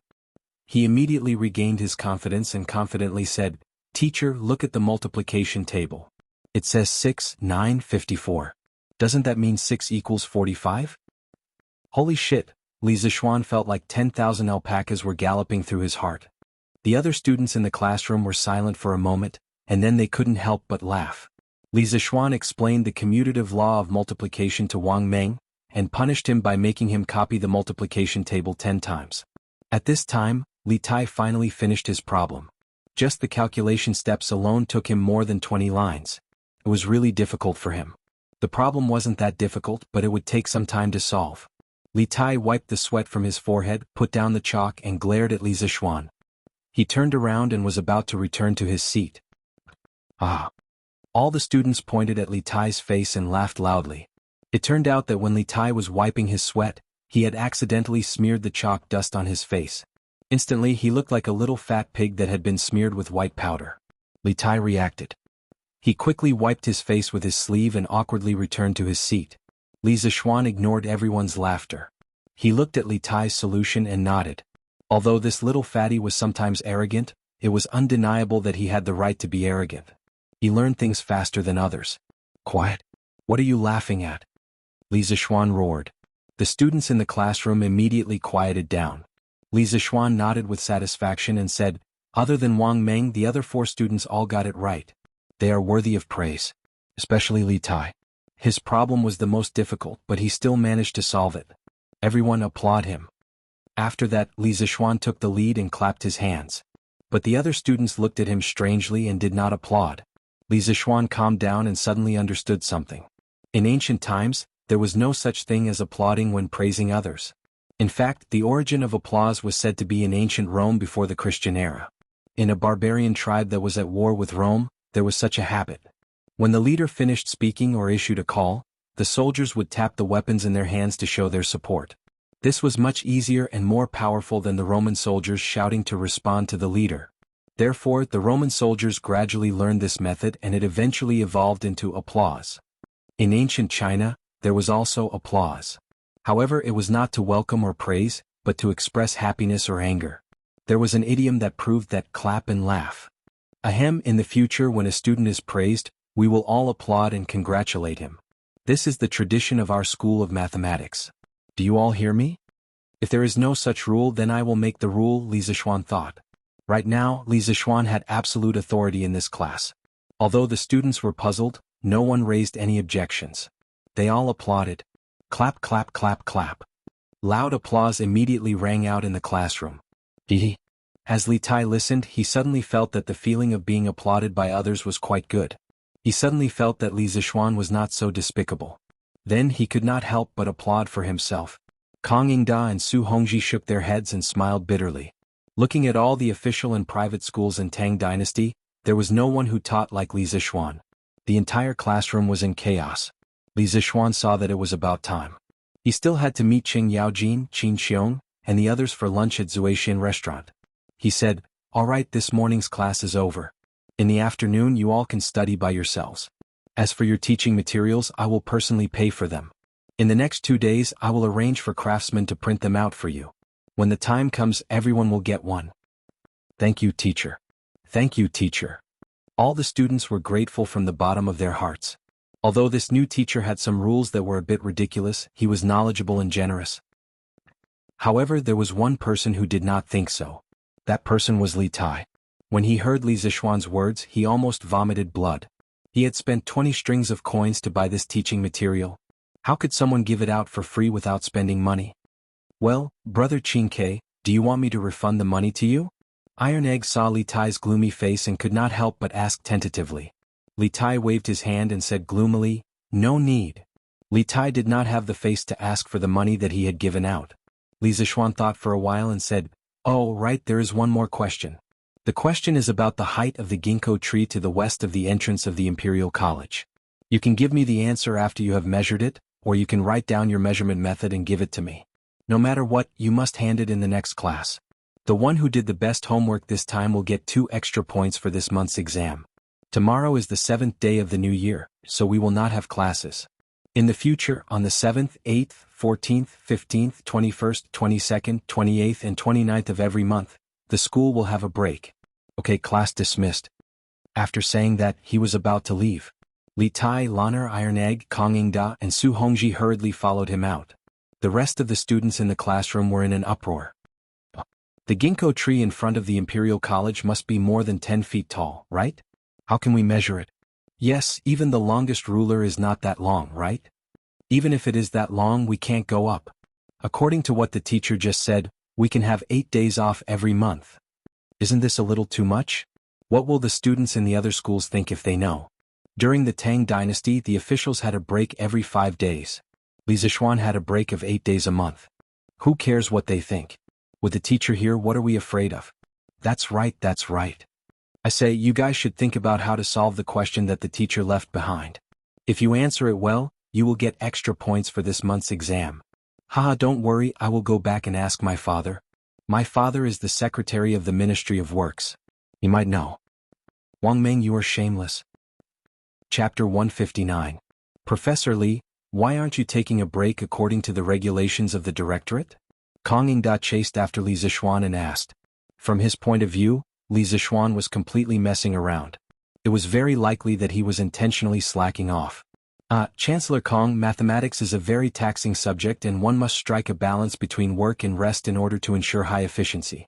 In the future, other than having 2 days off every 5 days, I plan to let the students go to class for 45 minutes and rest for 15 minutes every day. My master said that a person's attention can only last for about 5 to 6 minutes at most. After every 3 minutes, taking a quarter of an hour off can ensure that a person's efficiency in doing things will double in the following time. Therefore, it is very necessary for this kid to do this. Li Zixuan said with a serious expression. Even though he was indeed slacking off, shouldn't he find an honorable reason to slack off? Hearing this, Kang Yingda glanced suspiciously at Li Zixuan. Even though he didn't believe him, he couldn't find a loophole in Li Zixuan's words.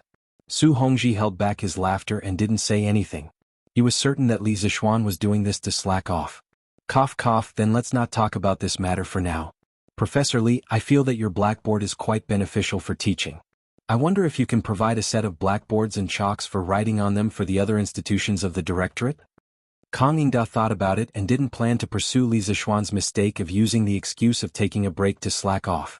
After all, he had something to ask of Li Zixuan today. Mr. Kang, it's not easy to make these blackboards and chalks. The cost is rather high. If you want me to provide blackboards and chalks for all the institutions of the directorate and the directorate doesn't pay anything in return, I'm afraid it's a bit unreasonable, right? Li Zixuan said with a smile. Even though his family had a lot of money, it didn't come from nowhere. Kang Yingda's words were clearly trying to gain something without risking anything. How could this work? Kang Yingda understood the meaning behind Li Zixuan's words. He sighed in his heart but said awkwardly, of course I won't let Professor Li pay for it himself. I will apply to His Majesty for the court to allocate funds to purchase blackboards and chalk for the 120 classrooms of the Imperial College. I just hope that Professor Li won't ask for too high a price when the time comes. The court's finances aren't rich this year either. Li Zixuan pondered for a moment and nodded. Sir, be at ease. This little one is not the sort of person who only cares about benefits and forgets favors. A country is a country, and only when one has a country can one have a home. This little one will not neglect the country's crisis for the sake of my family. When the time comes, this little one will sell the materials to the Imperial College at cost price. I only hope that the students can study hard and make my great Tang even more prosperous. Kang Yingda cupped his hands in gratitude. Li Xian is a righteous man. Li Zixuan smiled. Righteous? If this were the modern world, many keyboard warriors would call him a fool for not making money. After saying goodbye to Kang Yingda and Su Hongji, the group walked out of the Imperial College. At this time, Li Tai came up and shouted, Li Zixuan, wait. After leaving the classroom, Li Tai felt that his identity as a prince had returned to him. He began to be unrestrained again. He even dared to directly call Li Zixuan by his name. Li Zixuan stopped and glanced at Li Tai with a faint smile. Alas, the great Prince of Wei doesn't know how to respect his teacher and directly calls him by his name. If His Majesty and the civil and military officials knew about this, what would they think? Li Tai's fat face paled. Although he was doted on by Li Er, he was also afraid of those censors who only cared about their reputation and not their lives. Thus, he somewhat sullenly called out, Sir Li.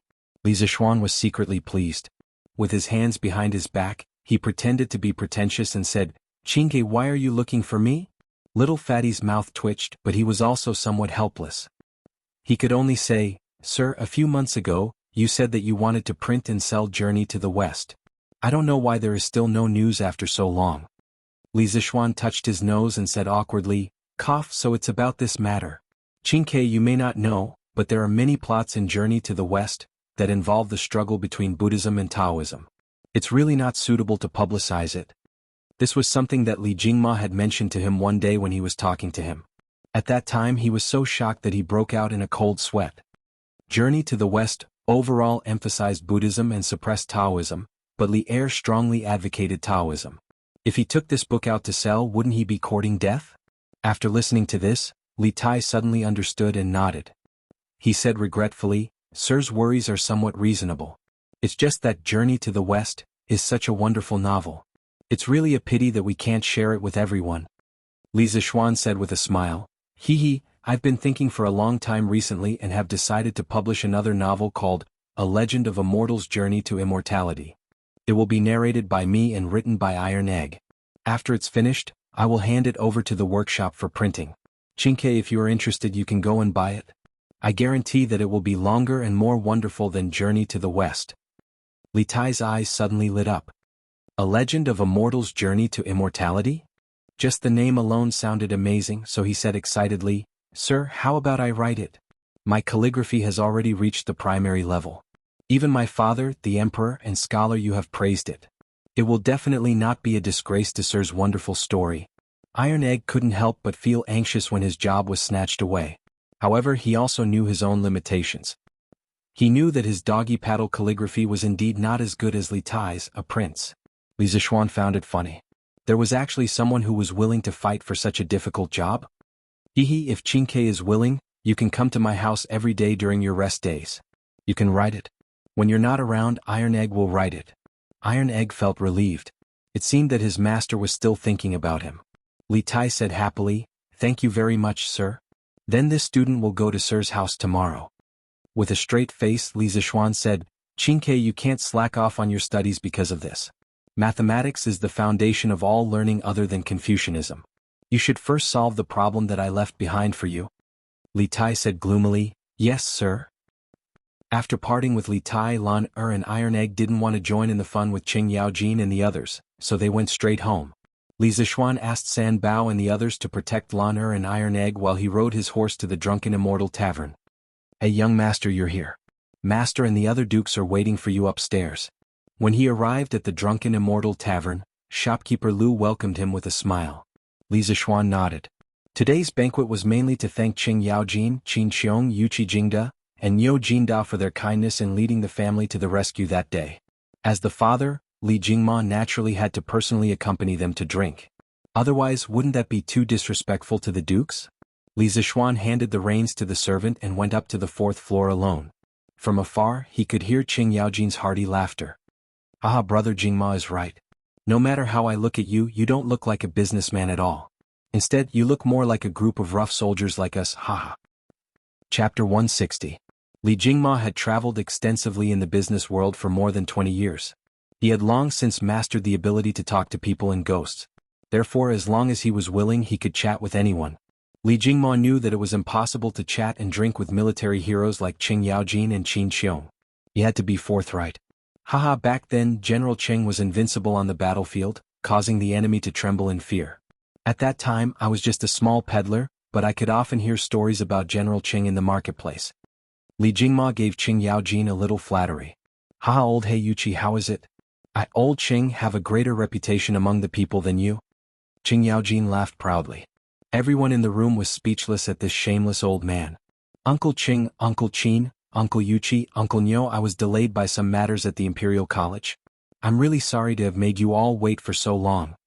Li Zixuan pushed open the door and cupped his hands apologetically. School was already a little late today, and after school he spent half a day chatting with Kong Yingda and the others at the entrance of the Imperial College. As a result, he was a little late when he arrived at the Drunken Immortal restaurant. But he couldn't be blamed. The Imperial College didn't have an alarm or something. No one knew when school was over. It seemed that he would have to assign someone to ring the bell in the Institute of Mathematics. Qing Yaojin pointed at Li Zixuan and said angrily, "Haha, you really have guts. You actually made us elders wait for you. You're really something. You'll punish yourself with 3 cups later." Niu Jinda also echoed, Yes, you should punish yourself with 3 cups." Li Jingma looked at his son with some worry. After spending so much time together, he knew that his son wasn't good at drinking. But at this time he obviously couldn't refute. Li Jingma could only suppress his worry and wait for the changes. Li Zixuan's face did not have the slightest trace of fear. He ordered the waiter to serve the dishes while personally pouring a cup of tea for Qing Yaojin and the other 3. "Uncle Qing, you're right. I should be punished for making you wait for so long. Today I've prepared a special pot of immortal drunken wine for you. It's stronger than the one on the market. Because this wine is rare, I won't fight with you for it later. I'll punish myself by drinking 3 cups of immortal drunken wine as an apology.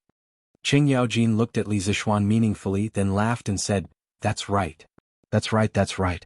Little Xian, you can go and drink the sweet home. You can leave that special immortal drunken wine to me, old Qing. Niu Jinda and Qin Xiong pointed at Qing Yaojin and scolded him for being shameless. Li Jingma heaved a sigh of relief in his heart. He was happy that his son had cleverly resolved the awkward situation. When the dishes were served, everyone sat around the table, drinking and chatting merrily. They toasted each other and toasted each other. It was very lively. Little Xian, today seems to be your first day on duty at the Imperial College. How was it? Did that group of scholars make things difficult for you? Qing Yaojin asked as he drank. Li Zixuan could hear the concern in Qing Yaojin's words and felt warm in his heart. Although old Qing was a boorish person, he treated his own people well. Li Jingma also looked at Li Zixuan with an inquiring gaze. Haha, thank you for your concern, Uncle Qing. Chancellor Kong has taken good care of me. The teaching assistant of the School of Mathematics is an old friend of my father. Moreover, the Imperial College speaks with one's strength. My attainments in mathematics can be said to have reached a higher level. Therefore, I'm quite successful today. Li Zixuan replied smugly. Qing Yaojin laughed. Haha, you're really shameless. However, little Xian, you're also a capable person. You're proficient in literature and martial arts. Unlike my family's Chonyo, who only knows my 3 axes. Qin Xiong interjected and asked, Little Xian, did spiritual master Ling Su teach you the art of mathematics? Uncle Qin, the art of mathematics is only the foundation of my master's lifetime of knowledge. He said that only by mastering mathematics can one create sturdier cities, more powerful weapons, faster vehicles, and more efficient farming tools. The curved plow from before also contained the knowledge of mathematics. Qin Xiong asked curiously, Your master also knows the art of refining weapons. Oh, I almost forgot. In ancient times, people called this skill of Taoism the art of refining weapons. I've been blindly comparing so much just now. Fortunately, Qin Xiong and the others didn't see through it. Li Zixuan felt a little awkward in his heart, but he continued without changing his expression. My master is indeed proficient in the art of refining weapons. In the early years, my master traveled to various countries and collected the best of each country's craftsmanship. He once created a strange object that could allow people to fly. Once, my master was in a small country in Nanyang and was surrounded by tens of thousands of local aborigines. He relied on this object to float away without a single injury. Bragging wasn't against the law. Li Zixuan described his master to his heart's content. In any case, he had learned a little through various means in the past few months. Spiritual Master Ling Su was indeed an otherworldly expert. The number of people in the world who had truly seen him could be counted on one hand. There probably wasn't a single person who was truly familiar with him. Thus, no matter how he bragged, he wouldn't be exposed. Hiss, the few old people in the room widened their eyes in shock. Yuchi Jingda couldn't help but mutter, There are really people in this world who can fly? Isn't this the means of immortals? Li Zixuan shook his head and said, Uncle Yuchi, this is just borrowing the help of external objects. There are no immortals in this world. In fact, when the technology in the world is developed to the extreme, it isn't impossible for mortals to fly in the sky. Qing Yaojin's eyes turned and he chuckled, Little Xian, does your school of mathematics still lack students? What do you think of my family's Chonyo? As a brother, you have to give him a hand. Li Zixuan was stunned. He hesitated for a while before stammering, Uncle Qing, it's not that I'm unwilling to accept, but I'm afraid that Brother Chonyo won't be able to learn this. Qing Yaojin glared and said, He dares? See if I don't break his legs. My Tang Empire's internal affairs have basically been stabilized. Those clowns outside will also vanish in a puff of smoke in less than 5 years. How can this Chonyo not learn some other skills? Don't worry and teach him. If he doesn't listen, just tell me and I'll take care of him. All right, Li Zixuan could only mourn for Cheng Chumo in his heart. Ah, Madman Cheng, your Chonyo's brain is like yours. Even if you give him an immortal secret manual, he won't be able to understand it. Ah, little Xian, why don't you let my Baolin learn from you? Although this child isn't particularly intelligent, he's willing to work hard to improve himself. Yuchi Jingda couldn't help but make sarcastic remarks. Qing Yaojin was furious. Old Hey Yuchi, how good can your son be? You still have the face to talk about me. The two quarreled and there seemed to be signs of a big battle. Qin Xiong, Niu Jinda, and Li Jingma hurriedly tried to stop the fight.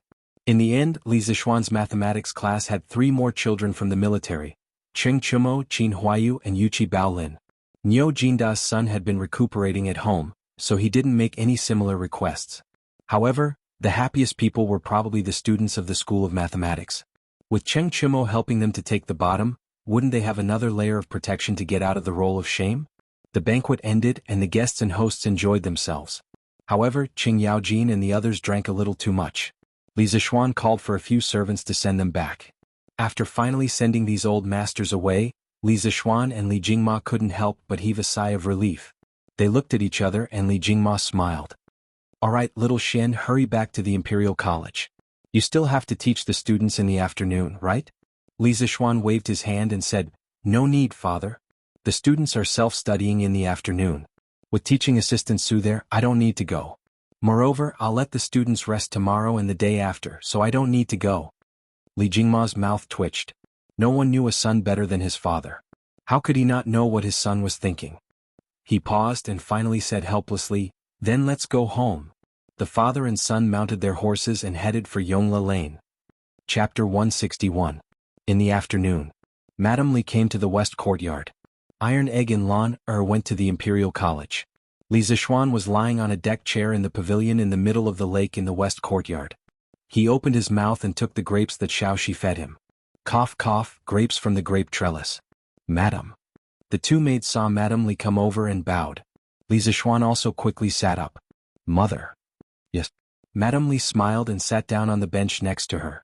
Xiaoxi cleverly poured a cup of tea and placed it on the stone table in front of Madame Li. "Shen, are you doing well in the Imperial College?" "Mother, I'm doing well. With my skills, who can bully me?" Madame Li rolled her eyes at her son and took a sip of tea. She smiled and said, "You Lan is too much. She must go to the Imperial College to cause trouble for you. How can a girl get married in the future if she doesn't learn how to be a seamstress?" "Mother, there's nothing wrong with Lan learning more. Why must she learn how to be a seamstress? She can just find a tailor to make clothes." Li Zishuan said indifferently. He didn't understand why girls in ancient times had to learn how to be a seamstress. Did she marry to make clothes for her husband's family? Madame Li said angrily, "Nonsense. If a girl doesn't know how to be a seamstress, which family will want her? Yushi is not bad. I saw a few of her work before and it's better than mine." "Hee, how can it be better than mother's? Mother's skills are naturally the best in Chang'an." This was clearly a trap. If Li Zishuan followed his mother's wishes and praised his wife, there was no guarantee that his mother wouldn't feel jealous. Thus he shamelessly flattered her. Madame Li was happy when she heard this, but she said, "You little sly, trying to make me happy. I've already discussed your marriage with Yushi with Han Lijing. Tomorrow I'll send a matchmaker to the Han family to propose marriage." Li Zishuan was happy when he heard this. He quickly went forward and poured tea for his mother. "Thank you, mother. It just so happens that I have a day off tomorrow. Why don't we go together?" A day without seeing her felt like 3 autumns. They had not seen each other for several days. Every night, when it was quiet, he really wanted to hug his wife. Mrs. Li Zishuan pointed her finger at Li Zishuan's forehead. "You child, how can you be so ignorant of the rules? How can the groom personally propose marriage? Tomorrow your father and matchmaker Song will bring people to the Han family to propose marriage. You just stay at home. You and Yushi are not allowed to meet before you get married." "Ah." Li Zishuan was dumbfounded. "Mother, when will Yushi and I get married?" Madame Li laughed and said, "Look at how anxious you are. This is just the beginning of the marriage proposal. Later on there is still the ceremony of receiving the bride, asking for the name of the bride, accepting the bride, and then the date of the invitation, setting an auspicious date, and finally the welcoming ceremony. Shin, you have to learn the wedding procedures properly. Don't make a fool of yourself when you get married." Li Zishuan almost fainted as he listened. Did it have to be so troublesome? Couldn't they just have a flash marriage? Mother, then you should set the wedding date earlier. Otherwise, it won't be good if your daughter-in-law runs away." Li Zishuan wiped the sweat off his forehead and hurriedly ran away after saying that. Madame Li looked at Li Zishuan's back as he ran away. She shook her head and smiled dotingly. This child. Xiao He and Xiao Shi, who were at the side, couldn't help but cover their mouths and chuckle. Li Zishuan went out of the mansion and went to the workshop to find Lu Dingy. Ever since Li Zishuan bought the original Heavenly Craft Pavilion and poached him, This old man had been idling in the strange interest pavilion. After Yan Xiaoning gave his workshop to Li Zixuan also transferred Louis Dao to the workshop. This old man usually helped Faubert carve some ornaments on the skateboard in the workshop, so he was free and relaxed. Master Lu, you used to carve all kinds of strange objects. Do you know how to carve words? Li Zixuan motioned Louis Dao to sit down first and then asked. Louis Dao smiled and said, "Young master, carving words is much easier than carving wood. Of course, I know how to do it. What kind of words do you want to carve?" Li Zixuan took out the mathematics book and said, "I want to print about 30 copies of this book. I want to trouble you to carve a set of templates." Louis Dao hesitated and said, "Young master, if you want to carve a block plate, it will take a lot of time and effort. It's better to ask a group of poor scholars to copy it." Li Zixuan heard and suddenly understood. There was no movable type printing in the Tang dynasty. "Master Lu, I don't want you to carve a block plate for each page. You can use the clay to make blanks of the same size. Carve a single word in reverse at one end. The height of the word protrusion is like the thickness of the edge of a copper coin. Burn it hard with fire and make it into a single movable type of clay. Then, print it according to the content of each page." "Good, young master's method is good. In this way, all the books can be printed on a large scale in our workshop and passed down to the future generations. It's really a great merit." Faubert just walked in and heard Li Zixuan's new printing method. He couldn't help but applaud loudly. "Manager Fu." Louis Dao stood up and greeted him. "Faubert, you came at the right time. I plan to set up a printing department in the workshop. You can transfer some people to Master Lu. In the future there will be a lot of books for the workshop to print." Li Zixuan said to Faubert. Faubert sat down and said, "Yes, young master." Li Zixuan nodded and said to Louis Dao, "Master Lu, set up the printing department as soon as possible. Help me print this book in 2 days. I need it urgently." Louis Dao took the book from Li Zixuan's hand and replied, "Yes, young master." Young master, what are these curved words on the book? And these circles and dots, what do they mean? Why haven't I seen them before?" Louis Dao opened it and was dumbfounded. "These are my new arithmetic numbers, arithmetic symbols, and some punctuation marks. Master Lu, you can print according to them," Li Zixuan explained. Louis Dao scratched his head. Although he didn't understand, he still agreed. He didn't care what it meant. He just needed to print according to it. "Faubert, how's my carriage?" Li Zixuan asked Faubert after Louis Dao went out. Faubert wiped the sweat on his forehead and said, "Young master, it's not done yet. This carriage is far more difficult than I thought. I think it will take a few more days." Li Zixuan nodded and took out a drawing. He said with a smile, "Faubert, help me make something else." Faubert was a little dizzy when he saw Li Zixuan take out the drawing. He didn't know what his young master was going to do. He took a look and couldn't help but be puzzled. "Young master, what are you going to do with this thing?" "Faubert, this is a custom-made shoe for horses. When the horse wears it, its hooves will never be injured again. The life of the horse will also be greatly increased." Li Zixuan went to see the injury of the white horse at home yesterday. Looking at its hooves that were wrapped in a circle, Li Zixuan suddenly realized that there were no horseshoes in the Tang dynasty. Looking at the white horse's pitiful eyes, Li Zixuan asked someone to measure the size of the horse's hooves. He planned to make a pair of shoes for it. After listening to Li Zixuan's explanation, Faubert suddenly felt a little doubtful. His young master was already so prodigal that it made people's hair stand on end. It wasn't enough for him to make something for himself, but he also wanted to make shoes for the horse. No matter how he heard it, it felt like a fantasy story. "Young master, will this really work?" Li Zixuan smiled and said confidently, "Faubert, just do it. It will definitely work." Faubert felt helpless and could only agree. Chapter 162. As night fell, the pedestrians on the road went home one after another. After a few minutes, the sky was completely dark. Thousands of lights lit up one after another. In the northeast of Chang and City, many squares were close to the imperial palace, so most of them were the residences of high-ranking officials and nobles. In the northwest of Chang and City, because it was close to the West Market, a large number of rich merchants, Persians and other non-civilized people gathered here. Therefore, the market structure of Chang and City had always been rich in the west, rich in the east and noble in the east. Gi Square, southwest of Chang and City. This place was far away from the bustling area, and most of it was a gathering place for poor people. In a dilapidated courtyard, a few lights were lit up. In the room, a little boy about 10 years old was holding a little girl's hand and teaching her how to write. The little girl was about 7 or 8 years old, and her face was a little yellow, obviously malnourished. She seemed to think that writing was fun, and an innocent smile appeared on her face from time to time. Yaya, it's time to eat. A woman in coarse gray clothes came in with a bowl and said with a smile. Oh, it's time to eat. The little girl cheered and broke free from the boy's arms. She ran to the table and looked at the food in the bowl, drooling. The boy shook his head in amusement and asked the woman, Mother, won't father come back for dinner tonight? The woman in gray was startled and said, Your father is helping people unload goods on the murky river. I'm afraid he won't come back tonight. Don't worry about that. Eat first. The little boy agreed in a low voice and quietly went back to the table to sit down. Come, eat an egg. Today when I was working at Minister Hu's house, his wife gave it to me. Eat it to nourish your brain. Maybe you can be the top scorer in the exam next year. The woman carefully peeled an egg and put it in the little boy's bowl and said lovingly. The little boy looked at the egg in the bowl and then looked at Yaya, who was drooling. He put the egg in Yaya's bowl with chopsticks and said, Mother, I have eggs for lunch at the Imperial College. Give this egg to little sister.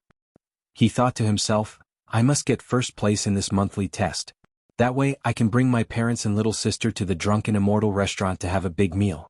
I heard that the wine in the Drunken Immortal restaurant is called the best wine in the world.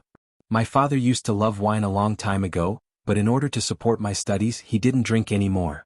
I must bring my father to taste it. It's been a long time since I've eaten meat. I'm sure you'll like the chicken, meatballs, and braised pork from the Drunken Immortal restaurant. The Dongpa pork and twice-cooked pork from the Drunken Immortal restaurant would definitely like to eat them. The gray-clothed woman originally wanted to stop him, but after hearing her son's words she could only give up. She sighed and said, I heard from you yesterday that a new teacher will be coming to your academy today. What do you think? Did Mr. Xian teach well? This little boy was Meng Wenhao from the School of Mathematics. Today in class, Li Zixuan had called his name to do some questions on the blackboard. Meng Wenhao smiled and said, Mother, you must know our new teacher. He's the man from Lantian County who presented the Ziyuan plow to the imperial court a while ago. His mathematical ability is unique. He's the most knowledgeable person I've ever met. The gray-clothed woman was obviously taken aback. She said in astonishment, So it's Li Xiannan. This person is the great benefactor of our poor family. You have to learn well from Li Xiannan and live up to his teachings. Meng Wenhao's mouth twitched. He thought to himself, what would Mr. Xen think if he knew that someone called him Mr. Xen? The next day the wind was gentle and the sun was bright. Mother, I'm going to the Imperial College.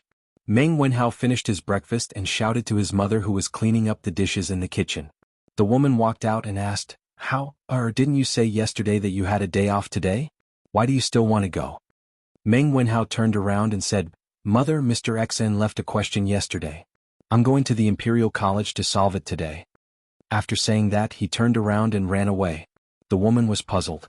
She wanted to ask, but her son had already gone far. At the Imperial College. Under the ginkgo tree next to the gate stood a young man in blue. The young man did not move. He raised his head and stared at the top of the ginkgo tree without blinking. Among the students of the Imperial College, the young man was like a lone wolf with his head held high. He stood alone between heaven and earth looking very different. The passing crowd quickly noticed him. Hey look, there's a fool over there. He's standing there motionless. It's true. Why is there a fool in our Imperial College? He's not a fool. I know this person. He's Meng Wenhao from the School of Mathematics. His results have always been among the best in the school. Isn't the School of Mathematics closed today? Why is he here? Who knows?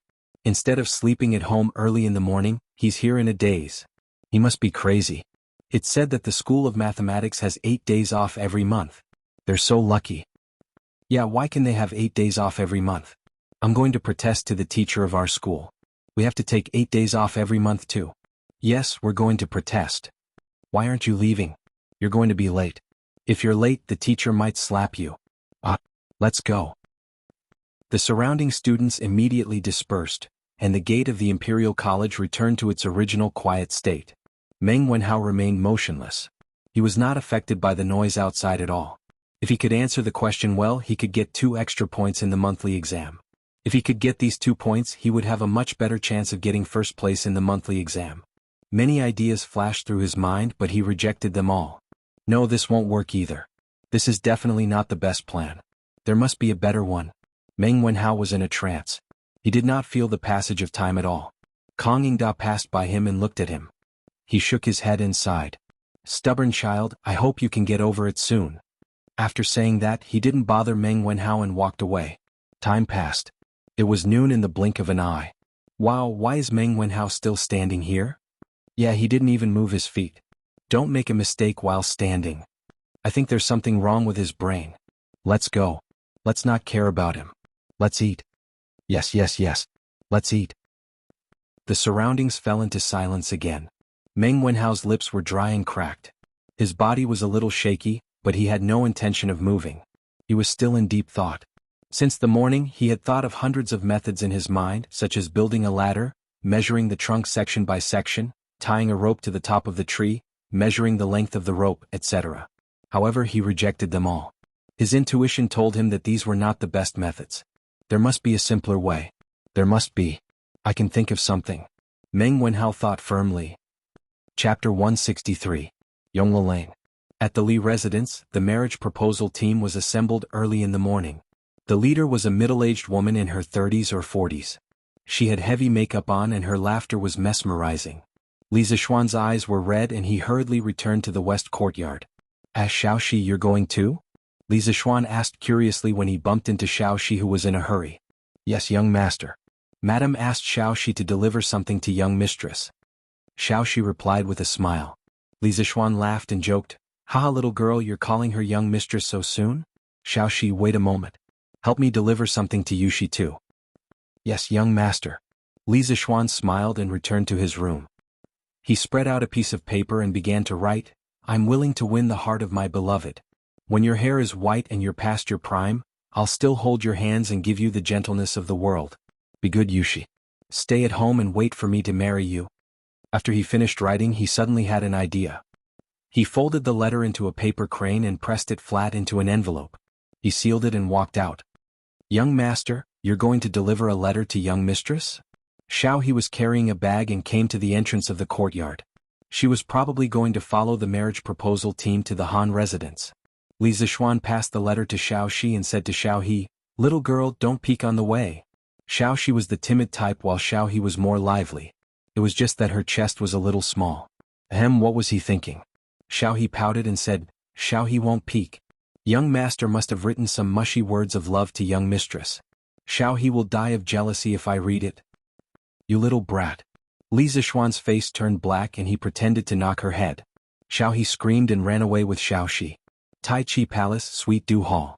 This was where Li Er would read and deal with government affairs after the morning court. At this moment, Li Zishuan was sitting at the top with a book in his hand. He frowned as he read, Zhao Song, is this Li Zishuan's new mathematics? Why have I never seen these strange words before? Zhao Song stepped forward cautiously and said, Your Majesty, this is indeed a new type of mathematics that Li Xiannan invented. It is said that this book was compiled by him personally. As for the strange words in the book, I don't understand them either. However, I'm sure that Your Highness, Prince of Wei, will be able to understand them. After Prince of Wei finished listening to the lecture yesterday, he even solved a very difficult question that Li Xiannan set. Li Er smiled happily. Great. My Qingke is indeed talented and learns everything quickly. Ah. Zhao Song smiled and said, It's all thanks to His Majesty's teachings. Li Er laughed heartily, accepting the flattery. Your Majesty, the male student from Li County left a question after class yesterday. He said that he wanted the students to figure out a way to measure the height of the 1,000-year-old ginkgo tree in front of the Imperial College. He also said that the student with the best method would get 2 extra points in this month's exam. Zhao Song saw that Li Er was very interested in the matter between Li Zishuan and Li Tai, so he continued. Li Er was stunned and asked, Monthly exam? What monthly exam?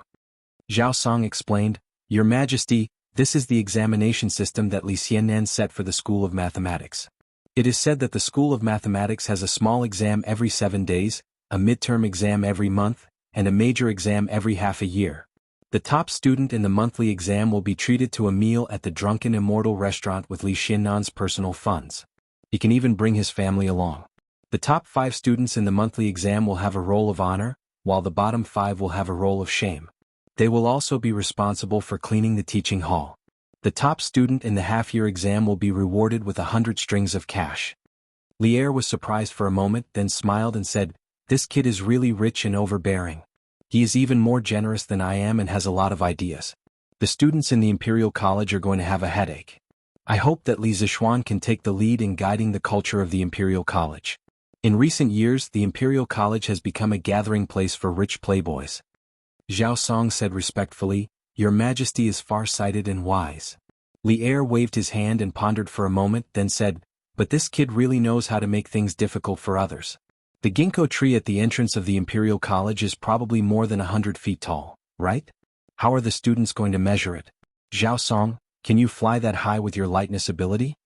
Zhao Song broke out in sweat and quickly said, "Your Majesty, this great grandmaster can't fly that high, right? That kind of height is not something that a human can achieve." Lier rubbed his nose and knew that he was overthinking. "Your Majesty, are you still reviewing the memorials? I have prepared iced sour plum soup for you to relieve the heat."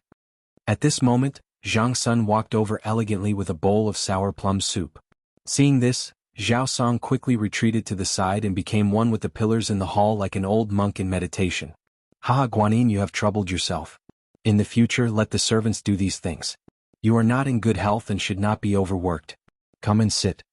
Lier moved his seat and gestured for Zhang Sun to sit over. After Zhang Sun sat down, she smiled and said, "Thank you for your concern, Your Majesty. My body is not that weak. Your Majesty, please drink some sour plum soup to relieve the heat." Lier nodded and took the sour plum soup. He drank a few mouthfuls and exclaimed in satisfaction, "Your Majesty, are you not done reviewing the memorials?"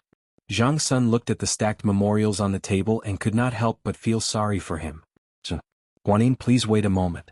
I will finish reviewing them soon and then accompany you to admire the flowers." Lier finished the sour plum soup in a few mouthfuls and went back to work. Moments later, Lier looked at a memorial and muttered, "It's this kid again. But this time he still has some conscience." Zhang Sun came over curiously and asked, "Your Majesty, who are you talking about?" Lier came back to his senses and said with a smile, "It's all because of that kid Li Zixuan." Kang Yingda wrote a memorial saying that Li Zixuan had created a type of blackboard and chalk that was extremely beneficial for teaching. Thus, he requested that I allocate a sum of money to the directorate to purchase a batch of blackboards and chalk. Zhang Sun was stunned. "This kid even earns money from you, Your Majesty?" Lier shook his head and said, "This time this kid still has some conscience." Kang Yingda told him that the imperial court's finances are not good this year. Who knew that this kid would take the initiative to give in and only take the cost? How rare. Zhang Sun smiled and said, "If that's the case, this kid is quite righteous. Your Majesty, why do you still seem a little unhappy?" Lier looked up and sighed. He said in a deep voice, "In the end, it's because the imperial court has no money. They actually let a kid take the initiative to give in." Zhang Sun saw Lier's gloomy face and knew that he was thinking about the Turkic Khaganate south last year. The Tang Empire emptied Chang An's treasury to sign the Wei River Treaty. She comforted him gently and said, "These 2 years have been hard for Your Majesty. It's a pity that I, as a woman, can't come out to share Your Majesty's burden." Lier put his arm around Zhang Sun's waist and said with a smile, "Maid Guanyin has helped me a lot. Of course, these world affairs should be shouldered by me. The Turkic Khaganate is just a clown. When the Tang Empire reinvigorates, we will definitely hunt the grassland." Zhang Sun leaned her head on Lier's shoulder and suddenly thought of something. She looked up and said, "Your Majesty, Li Zixuan said that his master predicted that there would be a locust plague next year. Your Majesty, how do you plan to deal with it?" Lier's lofty sentiments and lofty aspirations immediately vanished. He said with a solemn expression, "Xu Bao personally vouched for this kid, and this kid said it with certainty. I have to believe him. Otherwise, the consequences will be unimaginable. I'm discussing this with Fang Shenling, Du Ruhui and the others. I think there will be a solution in a few days." Zhang Sun wondered, "Your Majesty, why don't you directly adopt the kid's strategy of raising chickens?" Lier stroked Zhang Sun's long hair and sighed, "That kid's method may only be able to take care of his family's farmers. What I want to take care of is the people in the world. The imperial court doesn't have the money to raise so many chickens. For this matter, there must be a detailed plan for the specific areas." Zhang Sun nodded thoughtfully. Chapter 164. Afternoon. I, who can't hold on to love, always watch it slip away. There are so many happy people in the world, why can't you count me in? Love must be courageous with every setback. Love must be firm and persistent. Every single person has to see through it. If you want to love, don't be afraid of pain. Find someone you love the most, someone you love deeply, someone you want to love to say goodbye to being single. Someone who is passionate, infatuated, heartless, and ruthless to scar me. He was afraid that he wouldn't be able to see his wife for the next 2 months. Most importantly, his 2 personal maidservants had left today. He didn't even have a girl to flirt with. Li Zixuan was lying alone on a deck chair in the pavilion of the West Courtyard, singing this single love song, in solitude to comfort himself, a pitiful single dog. As he sang, Li Zixuan felt like he was letting go of himself. His singing became louder and louder. The servants watched from afar as their young master went crazy. They were hesitating whether or not they should tell the madam. *CK stop. Stop singing. Suddenly he heard an angry roar. Li Zixuan subconsciously stopped singing. He opened his eyes and looked to the side. It was Li Tai. The little fatty covered his ears and looked at him with a strange expression. Li Zixuan was speechless. His singing wasn't bad, okay? Why did this fatty look so disgusted? Moreover, this is my house. It's bad enough that you didn't greet me when you came in, but you still have the cheek to look down on me? What? Could it be that Qin Kei's ears have become pregnant after hearing your master singing? Li Zixuan asked with a smile. After dealing with Li Tai so many times, Li Zixuan knew that he couldn't be polite with this little fatty. Otherwise he would definitely take advantage of him. Li Tai spat and said, "You're the one who got pregnant after hearing it. It's so unpleasant to hear. It's simply obscene. The person who wrote it is really vulgar. It's a disgrace to the refined." Li Zixuan was so angry that he casually threw a grape from the stone table and scolded, "This brat actually called such a classic song of the later generations obscene and cliched. You brat, you're the one who's insulting the educated. Is this how you talk to your teacher?" Fatty's mind went blank. He dodged the sneak attack and retorted, "This isn't the Imperial College. Don't put on airs. You say that I don't respect my teachers, but what proof do you have?" This damn fatty actually acted shamelessly. Li Zixuan didn't know what to do with him. Who asked him to have such a good father? Li Zixuan thought viciously. I'll remember this and see how I'll deal with you the day after tomorrow. Then may I know the reason for your highness' visit today? Li Zixuan said indifferently with an unapproachable look. Li Tai finally remembered the purpose of his visit. It seemed that he had a favor to ask. He was so focused on bickering with Li Zixuan that he forgot about the proper business. This was bad. Their relationship was strained. How was he going to continue the discussion? The song you sang just now was really beautiful. Tai is deeply impressed. Li Tai had never flattered anyone before. When he really needed to, he was incomparably stiff. Li Zixuan looked at Li Tai with a strange expression, wondering if this little fatty's brain had short-circuited. It's a so-so. I say, Qin, why are you here today? Li Zixuan thought for a while and decided to listen to what this little fatty wanted. Li Tai's mouth twitched. He secretly cursed Li Zixuan for being shameless, but he smiled brightly and said, "Didn't you say last time that you wanted me to help record the legend of a mortal's journey to immortality? I have nothing to do today, so I came here to do it for you." It turned out that this little fatty had a favor to ask of him. Li Zixuan put on airs and said pretentiously, "Oh, I'm not in a good mood today because someone said that my singing was terrible. I'll tell it another day." Li Tai's face suddenly became very ugly, but when he thought of the wonderful journey to the west last time, he gritted his teeth and said, "I was just talking nonsense. Please don't take it to heart." Li Zixuan smiled. He knew that he couldn't go too far at this time. Everything had to be done in moderation. Otherwise, if he went too far, even friends would become enemies. "Well, I'm in a much better mood now, so I can tell you the story. Qin, have you finished your homework?" Li Tai heard this and said proudly, "Of course. It's just a question. How can I, Li Tai, be stumped?" Li Zixuan asked curiously, "Oh? So you've already thought of a solution? Tell me quickly." "It's a secret. This student will give the answer to you the day after tomorrow. If I tell you now, there's no guarantee that it won't be leaked," Li Tai said with a guarded face. *CK, this damn fatty is probably worried that I'll leak his answer to Iron Egg, isn't he? How shameless. I already have a standard answer, who cares? TSK, if you don't want to tell me, then I'll ask someone to call Iron Egg over and we'll tell him together. After a while, Iron Egg, Lanhe, and Li Tai sat in a circle in the pavilion. Li Tai had Xian paper in front of him and a little maid was grinding ink for him. Li Zixuan felt that the way Iron Egg looked at him today was a little strange, but he couldn't put his finger on it. It could only be considered as a man's intuition. After everyone had arrived, Li Zixuan closed his eyes and began to recall the legend of a mortal's journey to immortality that he had read in his previous life. This book could be called a divine book in his previous life. It was the founder of the mortal flow, and it was also the best and longest work of the mortal flow. Unlike Journey to the West, Legend of a Mortal's Journey to Immortality was a web novel. It focused on fast food culture and the language was plain. The main advantage was that the plot was attractive. Li Zixuan wasn't sure if this type of web novel would be popular in ancient times. Today was a good time to test it out. In the time it took to drink a cup of tea, Li Zixuan had recalled most of the plot in the first volume of Legend of a Mortal's Journey to Immortality. On one hand, he really liked this novel in his previous life. On the other hand, his current mental strength was incomparable to that of ordinary people. The benefits of having a strong mental strength were not only reflected in mental calculation, but also in memory. Green Sparrow, are you ready? Li Zixuan looked at Li Tai and asked. Li Tai squeezed the brush in his hand and said excitedly, I'm ready, I'm ready. Li Zixuan nodded and began to narrate. The first time we returned to the village at the edge of the mountain. Dumbo's eyes widened as it stared straight at the black roof made of straw and mud. The old quilt covering its body was now a dark yellow, and its original appearance was unrecognizable, with a faint moldy smell wafting from it. The person next to him was his second brother, Hanju.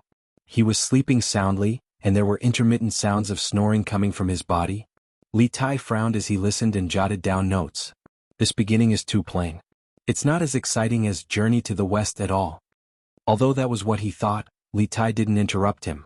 The excellent education from the royal family urged him to continue listening patiently. Chapter 165. Under the Pavilion. From time to time, Li Tai would frown slightly. Naturally, Li Zixuan would notice this. He could understand this. The beginning of A Mortal's Journey to Immortality was indeed not outstanding. This could be seen from its early results. But there's a saying that goes, if you can endure loneliness, you can hold on to prosperity. Although the system of Mortal was based on Xiao Qian's masterpiece Misty Journey, in the novels before Mortal, the cultivation system was only the background of the story. The main characters all leveled up very quickly, and the story still relied on other contradictions to progress. Just like World of Warcraft, leveling up was only a small part of the story. However, in Mortal, leveling up was the main content. Every small improvement was incomparably difficult, but it could also make the reader deeply immersed in it, unable to extricate themselves. The entire story revolved around how to take every step to level up. Through accumulation step by step, the legend of Mortal was finally created. As the story went deeper and deeper, Li Tai also discovered the strengths of Mortal. Unlike Journey to the West, which was unconstrained and passionate, the main plot of Mortal only revolved around Han Li's cultivation and leveling up. Every step was filled with setbacks. As Li Tai listened, he could not help but put himself in the shoes of the character. The Seven Mysteries sect, the eternal spring arts that seemed ordinary on the surface, but contained profound mysteries, and the small mysterious bottle that Li Zixuan had accidentally picked up. All of these tempted Li Tai to continue listening.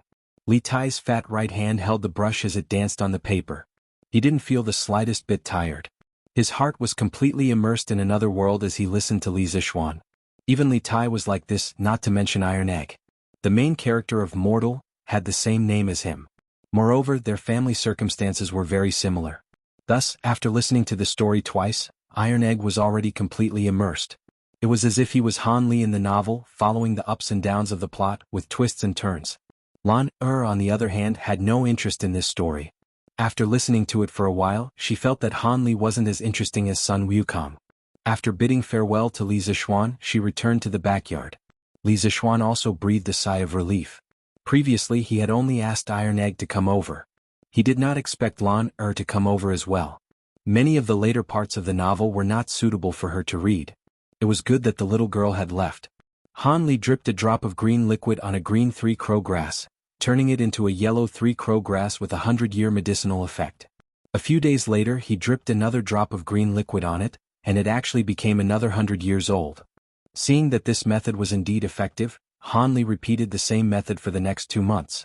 Every time a new green liquid was produced from the small bottle, he would drip it on the 3-crow grass. And the 3-crow grass lived up to his expectations. Its leaves gradually turned from yellow to yellow-black, and then from yellow-black to black. Finally, when its leaves were completely black and shiny, It became a rare 1,000-year-old three-crow grass in the world. Li Tai's eyes widened and he was shocked in his heart. So this mysterious bottle can infinitely accelerate the maturity of spiritual herbs. This is really amazing. Han Li will definitely be able to completely turn the tables this time. Iron Egg's breathing quickened as he listened. He was as excited as he was when he obtained the mysterious bottle. Okay, that's all for today. Li Zishuan clapped his hands and did not want to continue. He had been talking for almost an entire afternoon, and his throat was smoking. You're done so soon? Li Tai was dumbfounded. He had just gotten into the role and now it was over. What was this? Iron Egg's face was also full of regret, but he did not raise any objections. Li Zishuan said angrily, "It's already so late. What are you still talking about? Qingke, go back quickly. Be careful, the market will be closed soon." Li Tai waved his hand indifferently and said, "It doesn't matter. If worst comes to worst, I'll just stay at Mr. Li's house tonight. Sir, please tell me 2 more times or I won't be able to sleep tonight." A large part of the reason why he chose to go to Li Zishuan's class in the School of Mathematics was that it was convenient for him to listen to Li Zishuan's story. After reading Journey to the West, he had been out of books for a long time. Today he had finally fulfilled his wish. He had just satisfied his craving, but now it was abruptly stopped. How could he stand it? At this time, not to mention that the market was closed, even if it was raining blades, he would not be willing to leave. Li Zishuan's face darkened when he heard this. He roared in his heart, "What the F***ck, if worst comes to worst, you'll just stay at my house tonight? This damn fatty is really thick-skinned. No, I'm tired today. I definitely won't teach anymore." Li Zishuan refused in a muffled voice. Li Tai saw that he was determined and knew that there was no room for negotiation. He thought for a while and said, "Okay, I'll come back tomorrow. I won't teach tomorrow either. I have something to do tomorrow." Li Zishuan said quickly. Tomorrow he would go to the workshop to see how the preparation of the printing department was going. The students were still waiting for the textbooks the day after tomorrow. Li Tai suddenly became angry. He wanted to curse on the spot, but when he thought of the consequences, he shrank his neck and said sullenly, "What can you do? Are you lying to me again?" Believe it or not. Li Zishuan was too lazy to explain. He got up and was about to take the manuscript of Ordinary Man that Li Tai had transcribed. "Then I'll go with you tomorrow?" Hey, this is what I wrote. Why are you taking it away? I plan to sell this story in the future. You can only listen to it. You're not allowed to take it away so as not to leak the secret," Li Zishuan said with a smile. **ck. Li Tai was sure that Li Zishuan was doing this on purpose. He was taking revenge on him for not handing in his homework in advance. In his opinion, although the novel was interesting, how much could it be sold for? Li Tai gritted his teeth and turned to leave. Diske, this little fatty's handwriting is not bad." Li Tai was speechless. At this moment he really wanted to turn around and fight Li Zishuan to the death. Here, Li Tai was addicted to Ordinary Man. Over at the Imperial College, Meng Wenhao was lost in thought, unable to extricate himself. The sun was already setting in the west, but Meng Wenhao was still standing under the ginkgo tree stubbornly, looking up at the treetops. Because he had been in this position for a long time and hadn't stopped drinking, his thin and weak body seemed to be on the verge of collapsing. The drums of the Imperial College sounded, and the students rushed out of the classroom. When they arrived at the entrance of the Imperial College, they found that Meng Wenhao was still standing there. Thus, many people surrounded him, pointing and whispering to each other. "Oh my God, why is he still here? He's been standing there for so long. Will something happen to him? I think he must have been stimulated by something and turned into a fool." "I don't think so. Meng Wenhao's grades have always been good. What stimulated him? I don't care. I'm going home. This person is either crazy or a fool. Yes. Let's go home." After a while the crowd dispersed. Facing the setting sun, their shadows were very long, and many of them reflected on Meng Wenhao's body. Meng Wenhao inadvertently looked down and saw this scene. He was stunned for a moment and seemed to understand something. Then he shouted excitedly, "Haha, I finally figured it out." As he spoke he wanted to run home. Unexpectedly he stood for too long and lost control of his legs. He fell to the ground but he continued to shout excitedly. The students who were walking in front of him turned around and saw this crazy scene. They couldn't help but look at each other and think, "It seems that this student is really crazy." Chapter 166. Not long after Li Tai left, Li Jingma came back with a group of people to escort the bride. Old Man Li's face was flushed and full of joy. He was pulled by his wife and asked a lot of questions, but he did not seem to be impatient. Xiao came over secretly and went to Li Zixuan's side. She said softly, "Young master, young madam cried when she saw your letter. She also asked me to bring you a letter." Li Zixuan said happily, "Quickly give it to me." Xiao carefully took out a letter from her waist pouch and passed it to Li Zixuan. Li Zixuan took it and walked to the side. He opened it and saw a line of beautiful words, "I want to know you and live a long life. The mountains have no edges, the heaven and earth merge, the river runs dry, the winter thunder rumbles, the summer snow dares to be separated from you." This was a Han folk love song called Shangxia. Li Zixuan used mushy words to express his love to Han Yushi. Han Yushi used poetry to express her unswerving love. This girl was shy when she needed to be, but once she expressed her feelings she was passionate and unrestrained when she loved him. Li Zixuan smiled proudly. He had picked up a treasure. This kind of girl was even cuter, right? When Xiao He and Xiao Shi saw Li Zixuan's lewd smile, they couldn't help but back off in fear. The next day. "Teacher, what are you doing here today?" Li Tai left unwillingly yesterday, but he did not believe Li Zixuan's words. He thought that Li Zixuan was deliberately finding an excuse to fool him. Therefore he came to the workshop today. Li Zixuan smiled and said, "I'm here to get the teaching materials. The day before yesterday I told the students that I would print teaching materials for everyone. I can't go back on my words, right?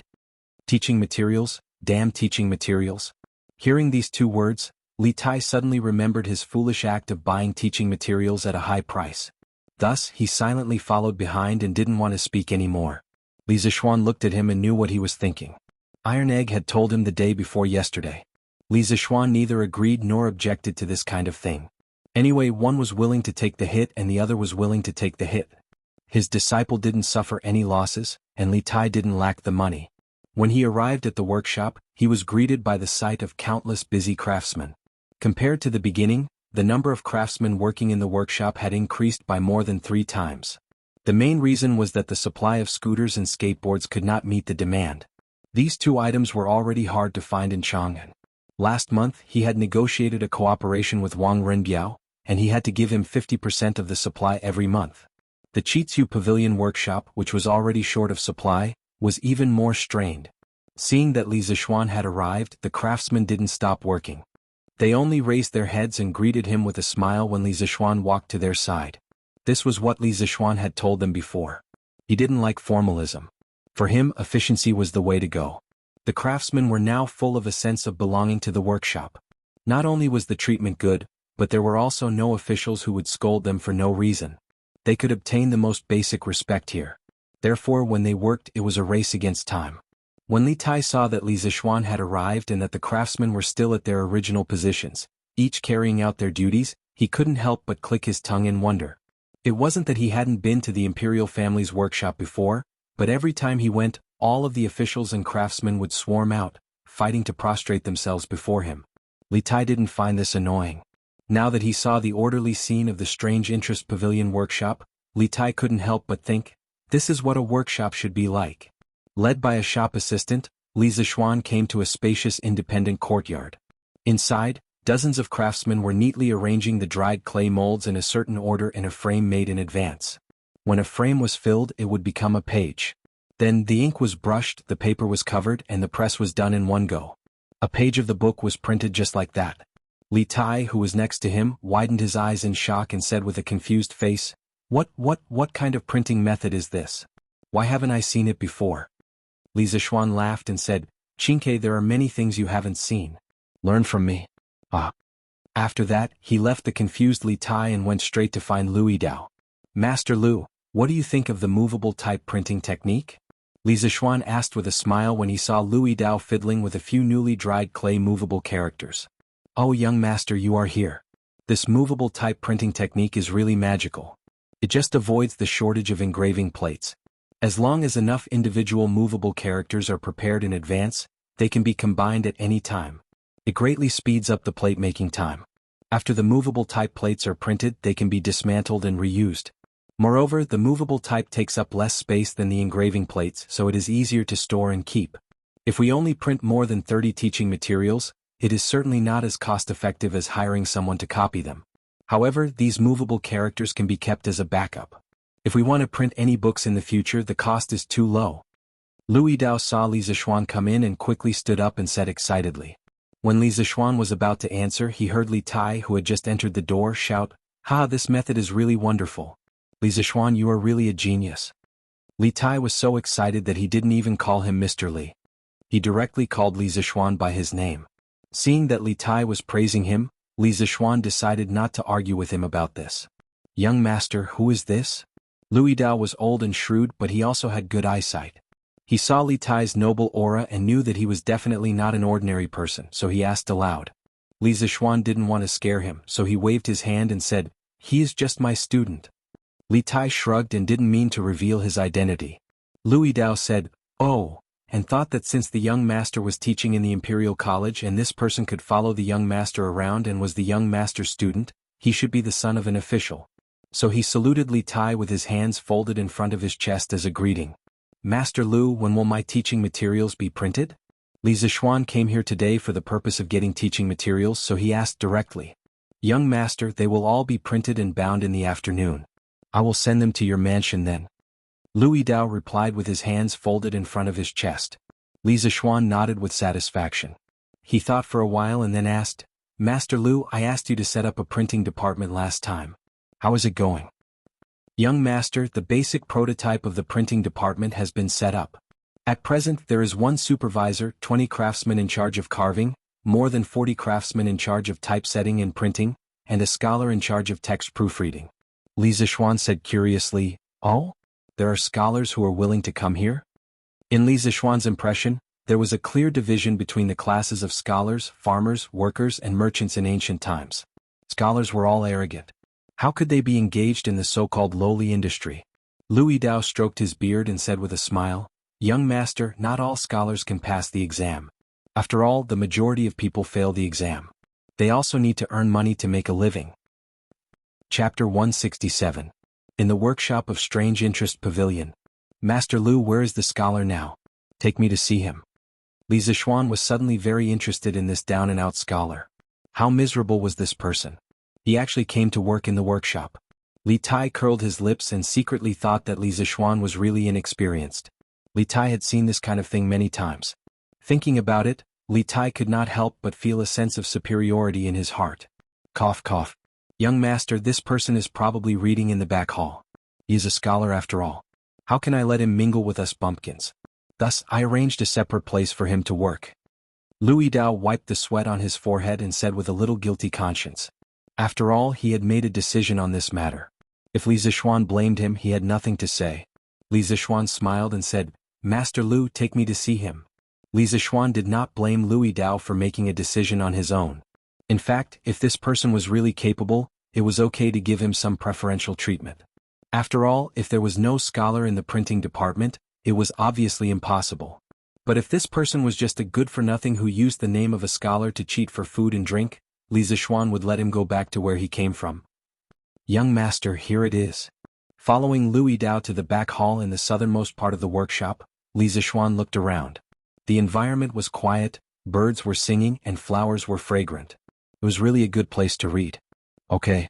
Li Zixuan nodded. Louis Dao quickly stepped forward and led Li Zixuan and Li Tai into the door. "Oh, Steward Lu, you are here." In the room, a middle-aged man with unkempt hair and a dirty face greeted Louis Dao enthusiastically after seeing him come in. Li Zixuan frowned. No matter how he looked at this person, he looked like a beggar. He didn't look like a scholar at all. Could it be that he really came to the workshop to cheat food and drinks? "Mr. Ma, this is our boss." Louis Dao hurriedly stepped aside and told the middle-aged man who was the master. The sloppy middle-aged scholar was obviously stunned. After a moment, he cupped his hands and said to Li Zixuan in a serious manner, "I am Ma Zhou from Feiping County in Boizhou. Nice to meet you, Mr. Li." Li Zixuan, who had originally wanted to test this person's talent, suddenly widened his eyes in shock when he heard the person's self-introduction. In his heart, he roared 3 times, F***CK. This person was actually the future Prime Minister of the Great Tang, and this formidable individual was actually working for him? Li Zixuan felt a little dizzy. The world was changing too fast. A man from Li County? A man from Li County? Ma Zhou saw that Li Zixuan was standing there in shock and didn't speak for a long time. He was a little worried and called him twice. He was worried in his heart. Could it be that the fact that he was a teaching assistant in Boizhou, drank all day and was scolded by the provincial governor for not doing any work had already reached the ears of this man from Li County? Ma Zhou lost his parents when he was young and had no one to rely on. Fortunately, he was diligent and didn't give up on himself. However, the years of poverty made him somewhat angry. His behavior was undisciplined and he drank wantonly. He was often drunk. During the reign of Wuda, the provincial governor of Boizhou, De Shishu, heard that Ma Zhou was proficient in classics and history. He was knowledgeable and talented, so he hired him to be a teaching assistant in Boizhou. However, this fellow's work ethic was obviously problematic. He drank all day and didn't take teaching as his job. He was paid but didn't do any work. He only knew how to drink and look drunk all day. De Shishu reprimanded him a few times, but Ma Zhou didn't change. He still did things his own way. Finally, one day Ma Zhou drank and messed things up again. De Shishu couldn't take it anymore and heavily reprimanded him. This time the reprimand was very heavy. Ma Zhou lost face on the spot. Thus, in a fit of anger, he took off his official robe and handed it to his student. He asked him to return the provincial governor's robe. Then he laughed to the sky and left Boizhou. When this fellow left Boizhou, he was very confident. However, when he left Boizhou, he was dumbfounded. He didn't have any money for travel. Fortunately, he met a few important people on the way. After a few turns, he arrived at the capital, Chang'an. However, his money for travel had already been used up. However, he had to find a job. After finding a few jobs at the academy, he had nothing to do. The money they gave him was too little. It wasn't even enough for him to drink. Thus, this fellow quit his job and continued to look for jobs. As a matter of fact, he happened to come across the workshop of Strange Taste Pavilion. The pay was very generous. Thus, he didn't care about being reserved as a scholar and eagerly ran over. Oh, Mr. Ma, right? How did Mr. Ma recognize me? Li Zishuan reacted and casually asked. Ma Zhou smiled and said, the scooters of Strange Taste Pavilion are not only popular in Chang'an. They are also gradually becoming popular in other provinces and counties. The divine plow of curved yuan also originated from Strange Taste Pavilion. It was greatly promoted by the current emperor. Countless people in the world have benefited from it. Nowadays, who doesn't know the name of Strange Taste Pavilion? Who doesn't know the owner of Strange Taste Pavilion? Just now, when Steward Lu called you owner, I guessed that you were the man from Lantian County. Li Zishuan had only asked casually. He didn't expect Ma Zhou to beat around the bush with so many twists and turns. He thought to himself that when this person was smart, he really wasn't vague at all. Mr. Ma is smart. I wonder if Mr. Ma is satisfied with this job? Satisfied. Ma Zhou nodded repeatedly. However, he heard Li Zishuan's tone. It seemed that he had the intention of raising his pay. Then he rolled his eyes and added, it's just that there's no wine to drink in this workshop. It's really a fly in the ointment. Li Zishuan rolled his eyes. In his previous life, he had heard that Ma Zhou was addicted to alcohol. Now it seemed that it was true. As long as Mr. Ma has real talent and can help me with something, I'm willing to give you some good wine. Li Zishuan purposely kept him in suspense. Ma Zhou's eyes lit up. He thought to himself that there was hope. He quickly asked, is owner's words true? Li Zishuan smiled and said, of course it's true. I wonder if Mr. Ma has heard of Drunken Immortal? If Mr. Ma is willing to do his best to help me, I'll give you an extra pot of Drunken Immortal every month in addition to your salary. How about it? A pot of Drunken Immortal? Ma Zhou couldn't help but swallow a few mouthfuls of saliva. Not only had he heard of Drunken Immortal, he had also smelled it. Of course, he couldn't afford to drink it. When he first came to Chang'an, the first thing he did was to find out where the best restaurant in Chang'an was. In the end, when he arrived at Drunken Immortal, he was dumbfounded when he saw the price of the wine and dishes. With a few hundred copper coins in his wallet, he couldn't even afford a plate of chicken, let alone a liter of Drunken Immortal. Therefore, he could only pretend as if nothing had happened and tell the waiter that he had gone to the wrong place. Then he silently left. When he walked to the door, he suddenly smelled the strong fragrance of wine on the tables of other diners. As a result, this guy couldn't take another step. He stood at the door of Drunken Immortal for the whole day, smelling the Drunken Immortal. At this time, he heard Li Zishuan say that he could provide him with an extra pot of Drunken Immortal every month. His heart trembled a few times. This was worth 50 strings of coins, which was dozens of times more than his basic salary. However, he had never met Li Zishuan before. Why would he give him such a generous offer? After being excited for a while, Ma Zhou immediately calmed down and became vigilant against Li Zishuan. What does owner want me to do? I'll make it clear in advance. Although I'm poor, I will never commit crimes, break the law, or go against reason. No matter how much money you give me, I will never do it. Sweat, the offer was too generous. The other party thought that he had bad intentions. Li Zishuan was sweating in his heart. It was hard to be a good person these days. Ah, Mr. Ma, don't worry. What I want you to do is definitely not against the law or against reason. It's just that. Chapter 168. What do you mean? When Ma Zhou heard the first half of Li Zishuan's words, his eyes lit up. However, when he heard that Li Zishuan did not continue, he felt as if 100 claws were scratching his heart. He was annoyed that Li Zishuan was deliberately keeping him in suspense. Li Zishuan smiled and did not answer. Instead, he changed the topic and asked, "What do you think of the movable type printing technology in this workshop?" When Ma Zhou heard about printing technology, he immediately became excited and said excitedly, "Of course it's good. That's great. With the movable type printing technology, the cost of books will be greatly reduced. In the future, all the poor scholars in the world will be able to afford to read books." "Lord Zhu, you are doing a great deed." Li Zishuan was puzzled and asked, "What? Do you mean that books are very expensive now? Scholars can't afford them?" He had transmigrated for a long time and had never bought books from a bookstore. He did not understand the situation of the book market. When he saw that Ma Zhou was overly excited, he was curious and asked this question. When Ma Zhou heard Li Zishuan's question, he seemed to have thought of something. His eyes suddenly became red. He angrily hammered the pillar next to him and said angrily, "It's not just expensive, it's simply robbery. My Tang dynasty has millions of books. I'm afraid that 700,000 to 800,000 of them are in the hands of the aristocratic families. The price of a book in the bookstore is enough for an ordinary family of 3 to live for a year. How can those poor scholars afford it? If it wasn't for my father's collection of books, I would still be an illiterate person. It's good enough that I didn't starve to death. How can I still hope to read books?" The way Ma Zhou was spouting nonsense was like an ancient version of an angry youth. In fact, Ma Zhou was right. The book trade in the Tang dynasty was very active. Bookstores were all over the country. Because engraving printing was not popular, books were still handwritten. Therefore, the price was relatively expensive. Generally, each volume cost more than 1,000 copper coins.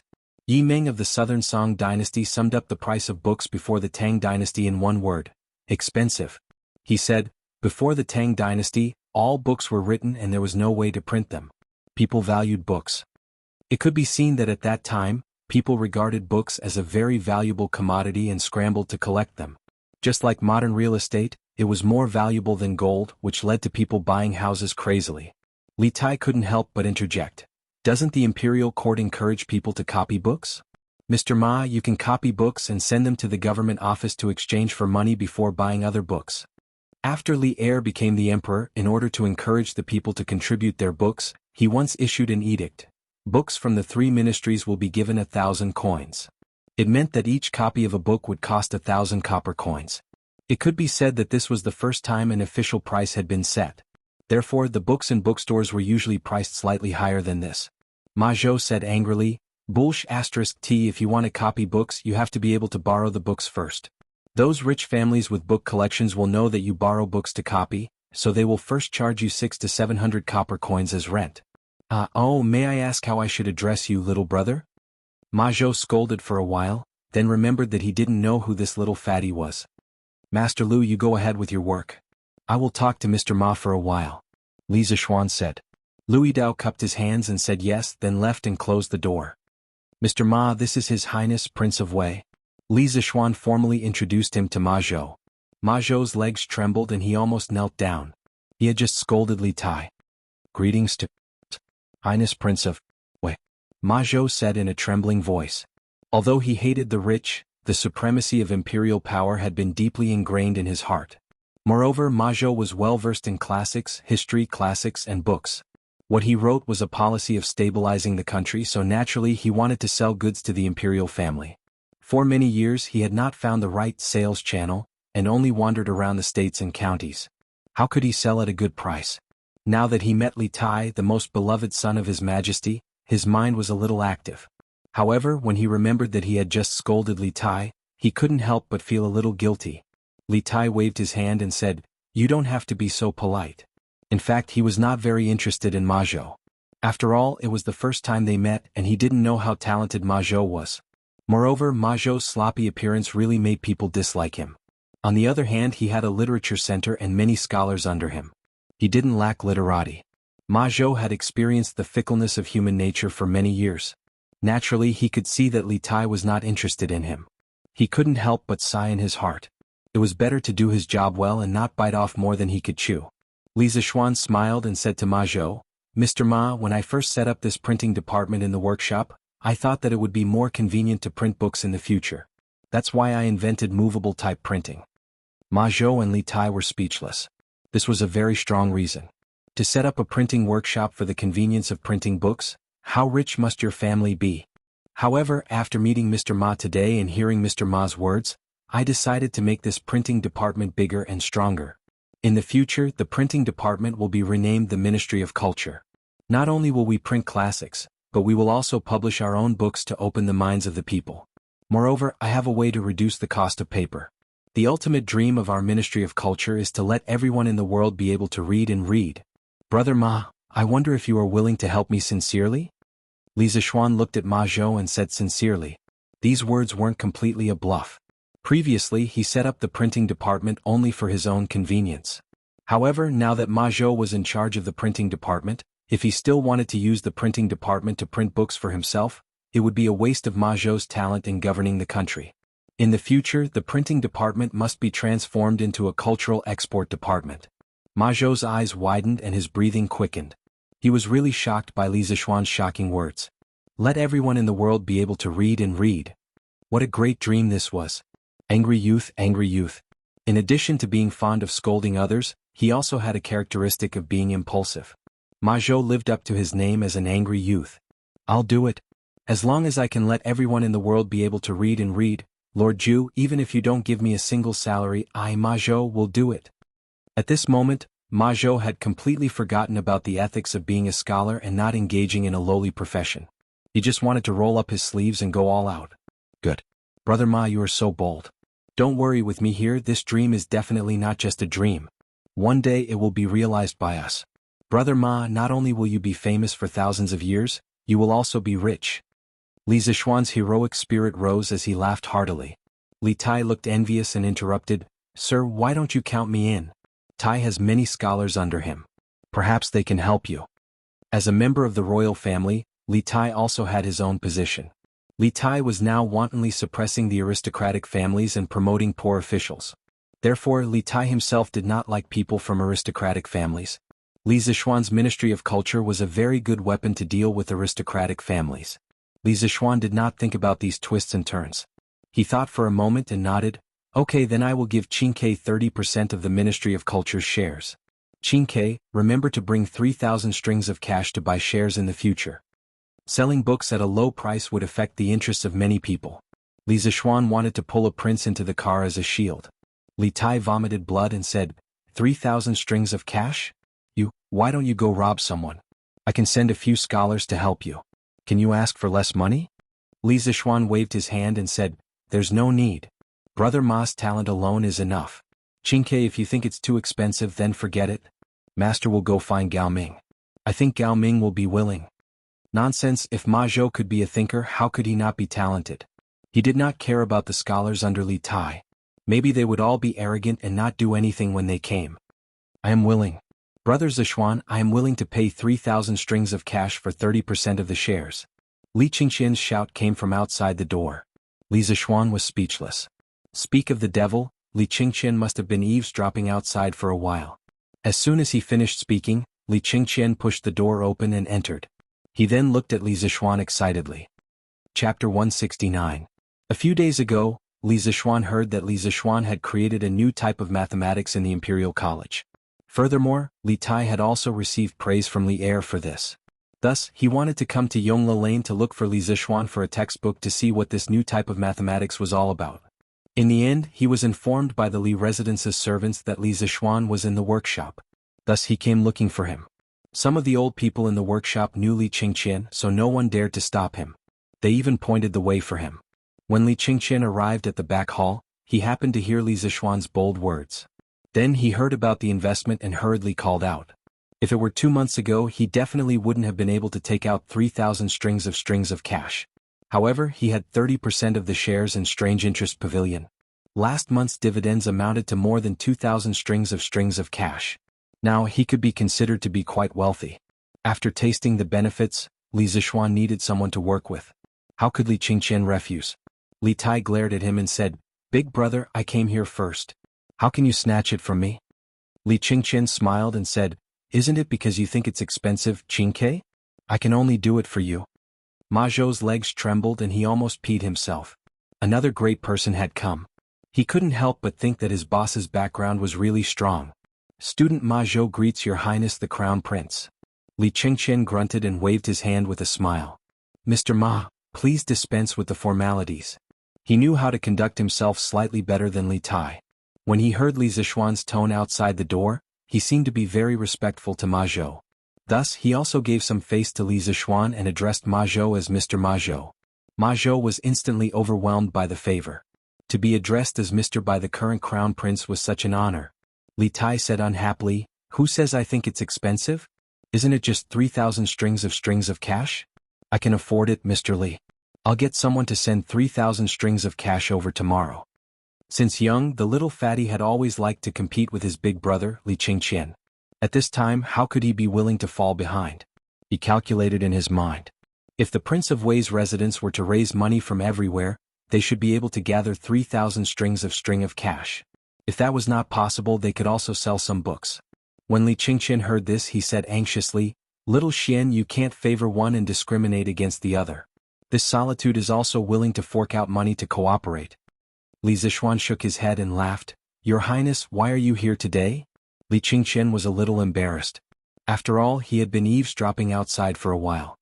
"Ahem, I originally wanted to borrow a textbook from you today to see your new mathematics. I didn't expect you to not be at home, so I came here to look for you." Li Zixuan nodded, thought for a moment and said, "Since both your highnesses want to participate, how about this? Both your highnesses will contribute 2,000 strings of cash each, and each of you will get 20% of the shares. What do you think, your highnesses?" He only wanted to honestly live his own leisurely days. He didn't want to help Li Tai and Li Qingqian in their infighting, nor did he want to offend either of them. Of course, if possible, Li Zixuan hoped that the two of them could live in harmony. Li Tai and Li Qingqian looked at each other. They both knew that this was probably the best solution, so they nodded in agreement. "Okay, then this department will be officially named Chitsu Culture. The three of us will be in charge of it. I hope that everyone will work together to make all the people of the Tang Empire able to afford to read as soon as possible." No matter what grudges the two of them had before, now that they had a common interest, they could not help but be of one mind. "Next, I will be in charge of improving the paper-making technology and reducing the cost of paper. Qingke heard that you have a rich collection of books. Tomorrow, Brother Ma will go to your place to choose dozens of fine books. We will first print these books and sell them. I'll buy a store next to the Strange Interest Pavilion to sell books." Li Zixuan thought for a moment and said. Li Tai smiled and said, "Okay, I will go back today and tell the servants. Ma Zhou, you just need to come over tomorrow." Ma Zhou cupped his hands and said to Li Tai, "Thank you, Your Highness." Li Zixuan took 2 steps and said, "In addition to printing some unique copies of ancient books, we also have to produce our own books. Relatively speaking, this is a huge project. Let me tell you an idea first, you can refer to it." Li Qingqian asked curiously, "Xiaoxian, you plan to write the books yourself?" Li Zixuan nodded and said, "Currently the aristocratic families control most of the education resources. If the children of ordinary families want to read and write, they have to pay a high price. I plan to organize people to produce a dictionary to teach people how to read and write." Li Tai smiled and said, "Mr. Li, the book you mentioned already exists. Now, every bookstore sells Shua Wenjie. The author of Shua Wenjie was Su Shen. It was the first book in China that systematically analyzed the Chinese characters and studied the source of the characters. It was also one of the earliest dictionaries in the world. It was a Chinese dictionary arranged according to the radicals. It was written from the 12th year of the Han Emperor Yongyuan to the 1st year of the An Emperor Jingguang. In the Sui and Tang dynasties, Shua Wenjie had become one of the essential reference books for scholars. Li Zixuan shook his head and said, "The dictionary I am talking about is Shua Wenjie with symbols. I call these symbols pinyin. As long as you learn this spelling method, no matter how complicated the word is, as long as it is marked with pinyin, even a child can read it." "Is pinyin so magical?" Ma Zhou couldn't help but cry out in surprise. He had suffered since he was a child, and he understood better than anyone that if pinyin really was as miraculous as Li Zishuan said, then the educational structure of the Great Tang would undergo a fundamental change and more people would become literate. Li Zishuan didn't talk nonsense. He came to the table, picked up the brush and wrote 26 letters on the paper. He began to teach the three of them pinyin. An hour later, Li Zishuan wrote Jiao in pinyin and said, "Qingke, you try to spell it." Among them, Li Tai's ability to accept new things was the strongest. Therefore Li Zishuan let him try first. Li Tai nodded and went forward to spell it. Jiaoi Jiao. Li Zishuan clapped his hands and said with a smile, "Exactly." Ma Zhou also reacted and exclaimed in admiration, "Amazing, it's really amazing. If this is a child from an ordinary family, it would take a few days to learn pinyin. Then, if they buy a dictionary like you said, wouldn't they be able to learn to read at home? It's really magical." Li Qingqian also said with a happy face, "Pinyin is really a good thing. If my father knew about it he would be very happy." Li Zishuan said, "Since everyone agrees on this dictionary, Ma Zhou will be the chief editor of the dictionary. Qingke Gaoming, each of you send 3 scholars to assist Ma Zhou. This dictionary will be called the Tang Empire Dictionary. Pay attention, the scholars you send are only to assist Ma Zhou. Don't fight with each other and make the Ministry of Culture a mess." Li Zishuan decided to say the ugly words first in case there was trouble later. Li Qingqian nodded and said, "Okay." Ma Zhou waved his hand and said, "Lord Zhu, you can't do that. I have little talent and knowledge. How can I let the scholars assist me?" Li Tai also frowned and said, "Yes, is Ma Zhou talented enough? This guy never knew how to beat around the bush." His words were too hurtful. Li Zishuan said angrily, "I believe Brother Ma can do it well. If you have any objections we won't compile the dictionary." Ma Zhou saw Li Zishuan supporting him and couldn't help but feel touched. Li Tai rolled his eyes, he learned this from Li Zishuan, and didn't say a word. Chapter 170. After settling the matter of the dictionary of the Tang dynasty, Li Zishuan suddenly felt that he had forgotten something. After thinking for a while he clapped his hands and smiled. He clapped his hands and said, "Oh right Ma Zhou, other than compiling the dictionary, you have to help me with something else. I want to start a newspaper." Ma Zhou frowned and asked, "Lord Zhu, what is a newspaper?" In the past he was conceited that he was extremely talented and knowledgeable, but what he saw and heard today had really struck a great blow to his confidence. Because some words that he'd never heard of kept popping out from Li Zishuan's mouth, causing him to be unable to help but wonder if Li Zishuan was too monstrous, or if his knowledge was too shallow. Li Qingqian and Li Tai also looked at him curiously. Li Zishuan explained, "The so-called newspaper is a printed matter that is published to the public on a regular basis. It mainly publishes strange news and comments from famous people. This newspaper is quite large and is divided into several sections. It can record some of the new things that are happening around you. It can also invite some famous scholars to interpret the new decrees issued by the imperial court for the public. It can also record some of the recent major cases that the government has tried. It can even publish some novels. The newspaper will be published once a day, and then we will hire a newsboy to sell it in the tea houses. In the early stages we will write the content ourselves. In the later stages we can ask scholars to submit articles to us.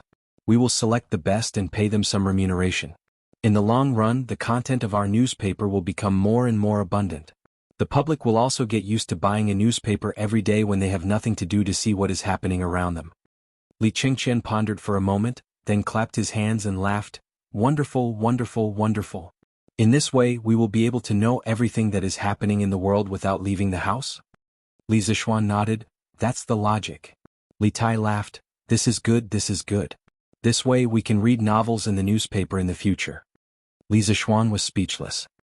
He was worried that once the newspaper was published, the Prince of Wei would become a shut-in who only knew how to read novels every day. Ma Zhou cupped his hands and said, "Don't worry Lord Zhu. This Ma will handle this matter as soon as possible." Li Zishuan thought about it again and said, "Brother Ma, you can put more effort into the other sections. I'll be in charge of writing the novel section first. You'll have to work hard for the next few days. Write down the content I just mentioned and give it to me. I'll do the typesetting for the first issue. For the next few issues you just have to copy it." Ma Zhou was just about to agree when Li Qingqian beat him to it. "Little Shen, you have a new novel?" Li Zishuan nodded and said, "I just started writing it recently. It's called The Legend of a Mortal's Journey to Immortality. Here, this is the manuscript." As he spoke, he took out a stack of manuscripts from his sleeve. His other purpose for coming here today was to ask Louis Dao to arrange for someone to print the first few chapters of the novel, and then sell it as a serial book. As a result, now that he had Ma Zhou, Li Zixuan planned to create big news and directly launch a newspaper. He believed that with the addition of this wonderful novel in the early stages, the sales of the newspaper would definitely get better and better. Li Chengqian hurriedly took it excitedly and glanced at it. He immediately exclaimed, "Wow, I haven't seen you for a few days. Little Xian, your handwriting has become so good? Oh no, why does this handwriting look a little familiar?" Li Tai smiled proudly and said, "I wrote this myself. Of course my handwriting is good." Calligraphy was one of Li Tai's strengths that he was proud of. At this time, when he heard Li Chengqian's praise, the little fatty couldn't help but grin, even though he usually didn't get along with his big brother. "Oh, no wonder, no wonder. Qingke, your calligraphy has improved again." Li Chengqian nodded in understanding and casually praised Li Tai. As the big brother, he still had this kind of bearing. "Ah, you flatter me." The little fatty's face was full of pride. He didn't know the meaning of modesty at all. Li Chengqian smiled and looked at the thick stack of manuscripts in his hands. He thought for a moment and said, "Little Xian, I wonder if I can take these manuscripts back to read?" He wanted to read them now, but with so many manuscripts, it was obvious that he wouldn't be able to finish reading them in a short period of time. He could only take them back and read them slowly.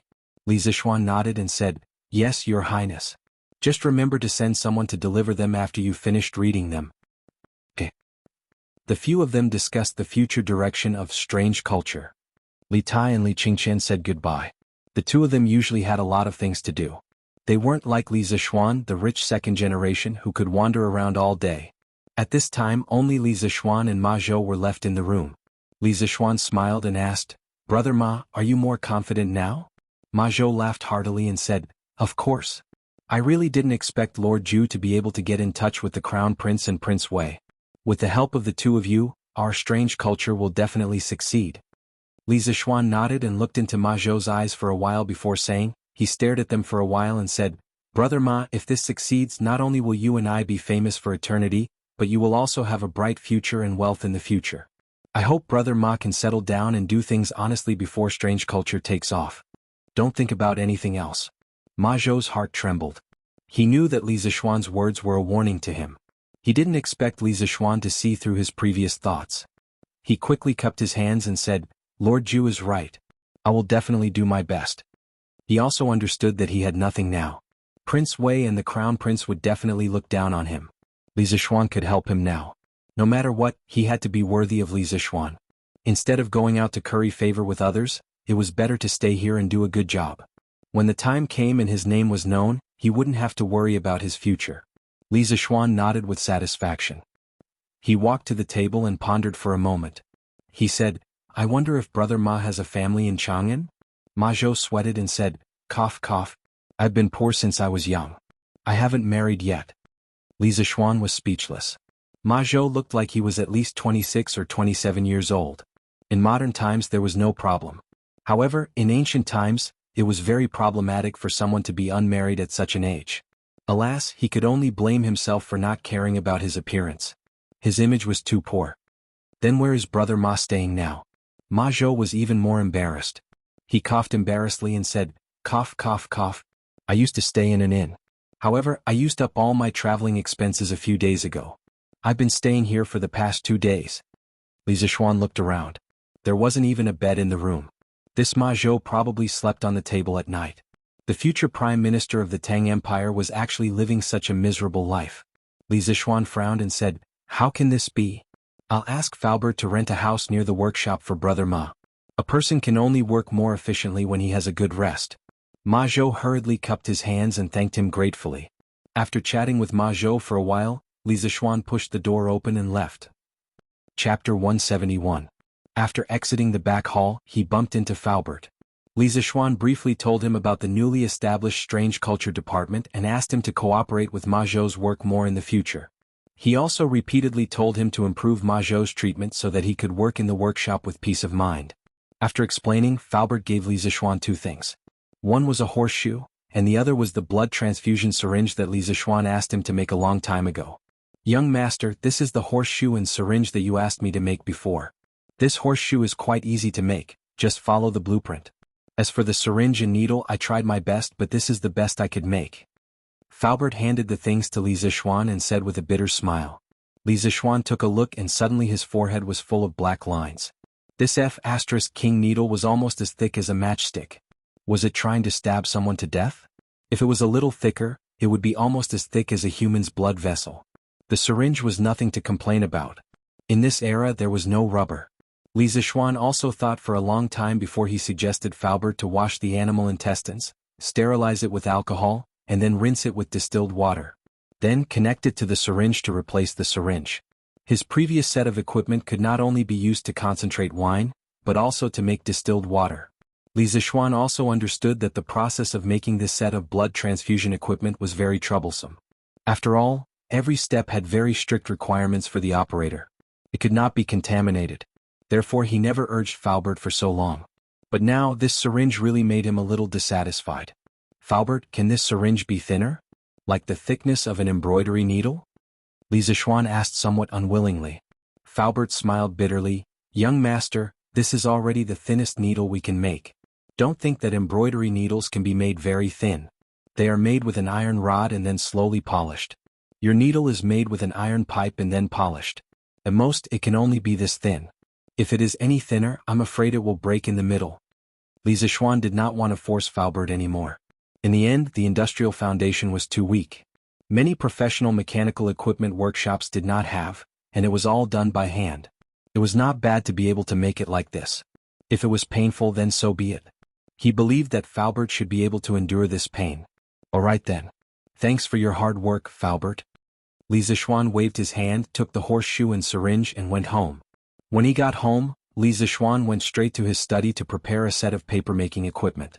The current papermaking technology of the Tang dynasty was still passed down from the improved papermaking technology of the Eastern Han dynasty. At that time he used tree bark, hemp, rags, fishing nets and other raw materials to make paper. Compared to the paper made from plant fibers before the Eastern Han dynasty, the cost of this paper was indeed much cheaper. However, because the papermaking process was completely manual, the cost was still very high, and it was not something that ordinary people could afford.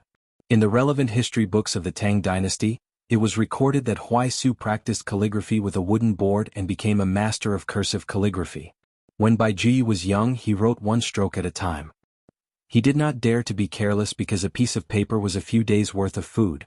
Thus, it could be seen that the price of paper in the Tang dynasty was still very high. Li Zixuan planned to draw a set of long net papermaking machine. This was a patent that the British brothers Fourlinier bought from the inventor of the papermaking machine and gave it to Tang Jin to improve the design. In 1803 they successfully made the first long net papermaking machine that could make paper, also known as the Fourlinier papermaking machine. Its main feature was that it had a conveyor belt-shaped part made up of endless nets. It was composed of the wet part, including the headbox, shaper and press part, and the dry part, drying, calendaring and coiling. At that time, the power source of this papermaking equipment relied on the steam engine that what had improved. However, with the current industrial foundation of the Tang dynasty, there were still many difficulties in making a steam engine. Therefore, Li Zixuan made some changes. In the transmission and refining parts, some linkage structures were added so that this part could be replaced by animal power. Compared to the current traditional papermaking workshop, not only would the speed and efficiency of papermaking be greatly improved, but the cost would also be lower. For other people, drawing such a complicated set of blueprints would take at least 2 to 3 days. However, Li Zixuan was different. He had abnormal mental strength that exceeded that of ordinary people, as well as skillful control of his strength. When he drew the blueprints, he did not stop at all. He was completely like a printing machine. After nearly 2 hours, Li Zixuan finally straightened his body. He shook his sore wrist and let out a long breath. Looking at the stack of blueprints in front of him, he smiled with satisfaction. Then he called San Bao and asked him to send it to the workshop and pass it to Faubert. Young master, you told me not to let anyone disturb you while you were drawing. In the end you were drawing until now. You didn't even have lunch. I'll get the kitchen to cook for you. At this time Xiaoxi ran over and said with a distressed expression. Only then did Li Zixuan look at the sky. It was already past lunchtime. He then remembered that when he came back, he did tell Xiaoxi not to let anyone disturb him while he was drawing. Who knew that he had been drawing for so long that he even forgot to eat lunch? His stomach also let out 2 goo-goo sounds of protest. Sigh, I'm not qualified to be a rich second generation. How can a rich second generation starve? Li Zishuan criticized himself in his heart. He looked at Xiaoxi's beautiful face and said, Okay Xiaoxi, go quickly. I'm starving. Xiaoxi obeyed and left. Li Zishuan admired the little girl's delicate back and could not help but sigh. It's so good to have a little girl like her by my side. Clothes will be handed to me, food will be served to me. The most important thing is that she's beautiful. When I have nothing to do, it's nice to look at her. Unknowingly, Li Zishuan was walking further and further down the path of feudal society. He did not look back at all. After finishing his lunch in a whirlwind manner, Li Zishuan was just about to lie down and rest when Lan Er ran over. Brother, Lan Er's little gray was bullied by the big white horse. Quickly go and save it. Li Zishuan was speechless. A dog could be bullied by a horse. What kind of nonsense was this? Xiaohe, what's going on? Isn't the white horse at home recuperating recently? Li Zishuan looked at Xiaohe who was behind Lan Er and asked. That day when the big white horse was injured and carried back, Wang Zhong was very perceptive and took the initiative to invite the best veterinarian in the city to treat its injuries. Li Zishuan was surprised when he heard about this. He did not expect that there would be a professional veterinarian in the Tang dynasty. Xiaohe looked at Lan Er and hesitated for a long time before saying to Li Zishuan, Young master, the big white horse's injuries were not serious before. It's already recovered today. Little Gray was still teasing it like before, but in the end,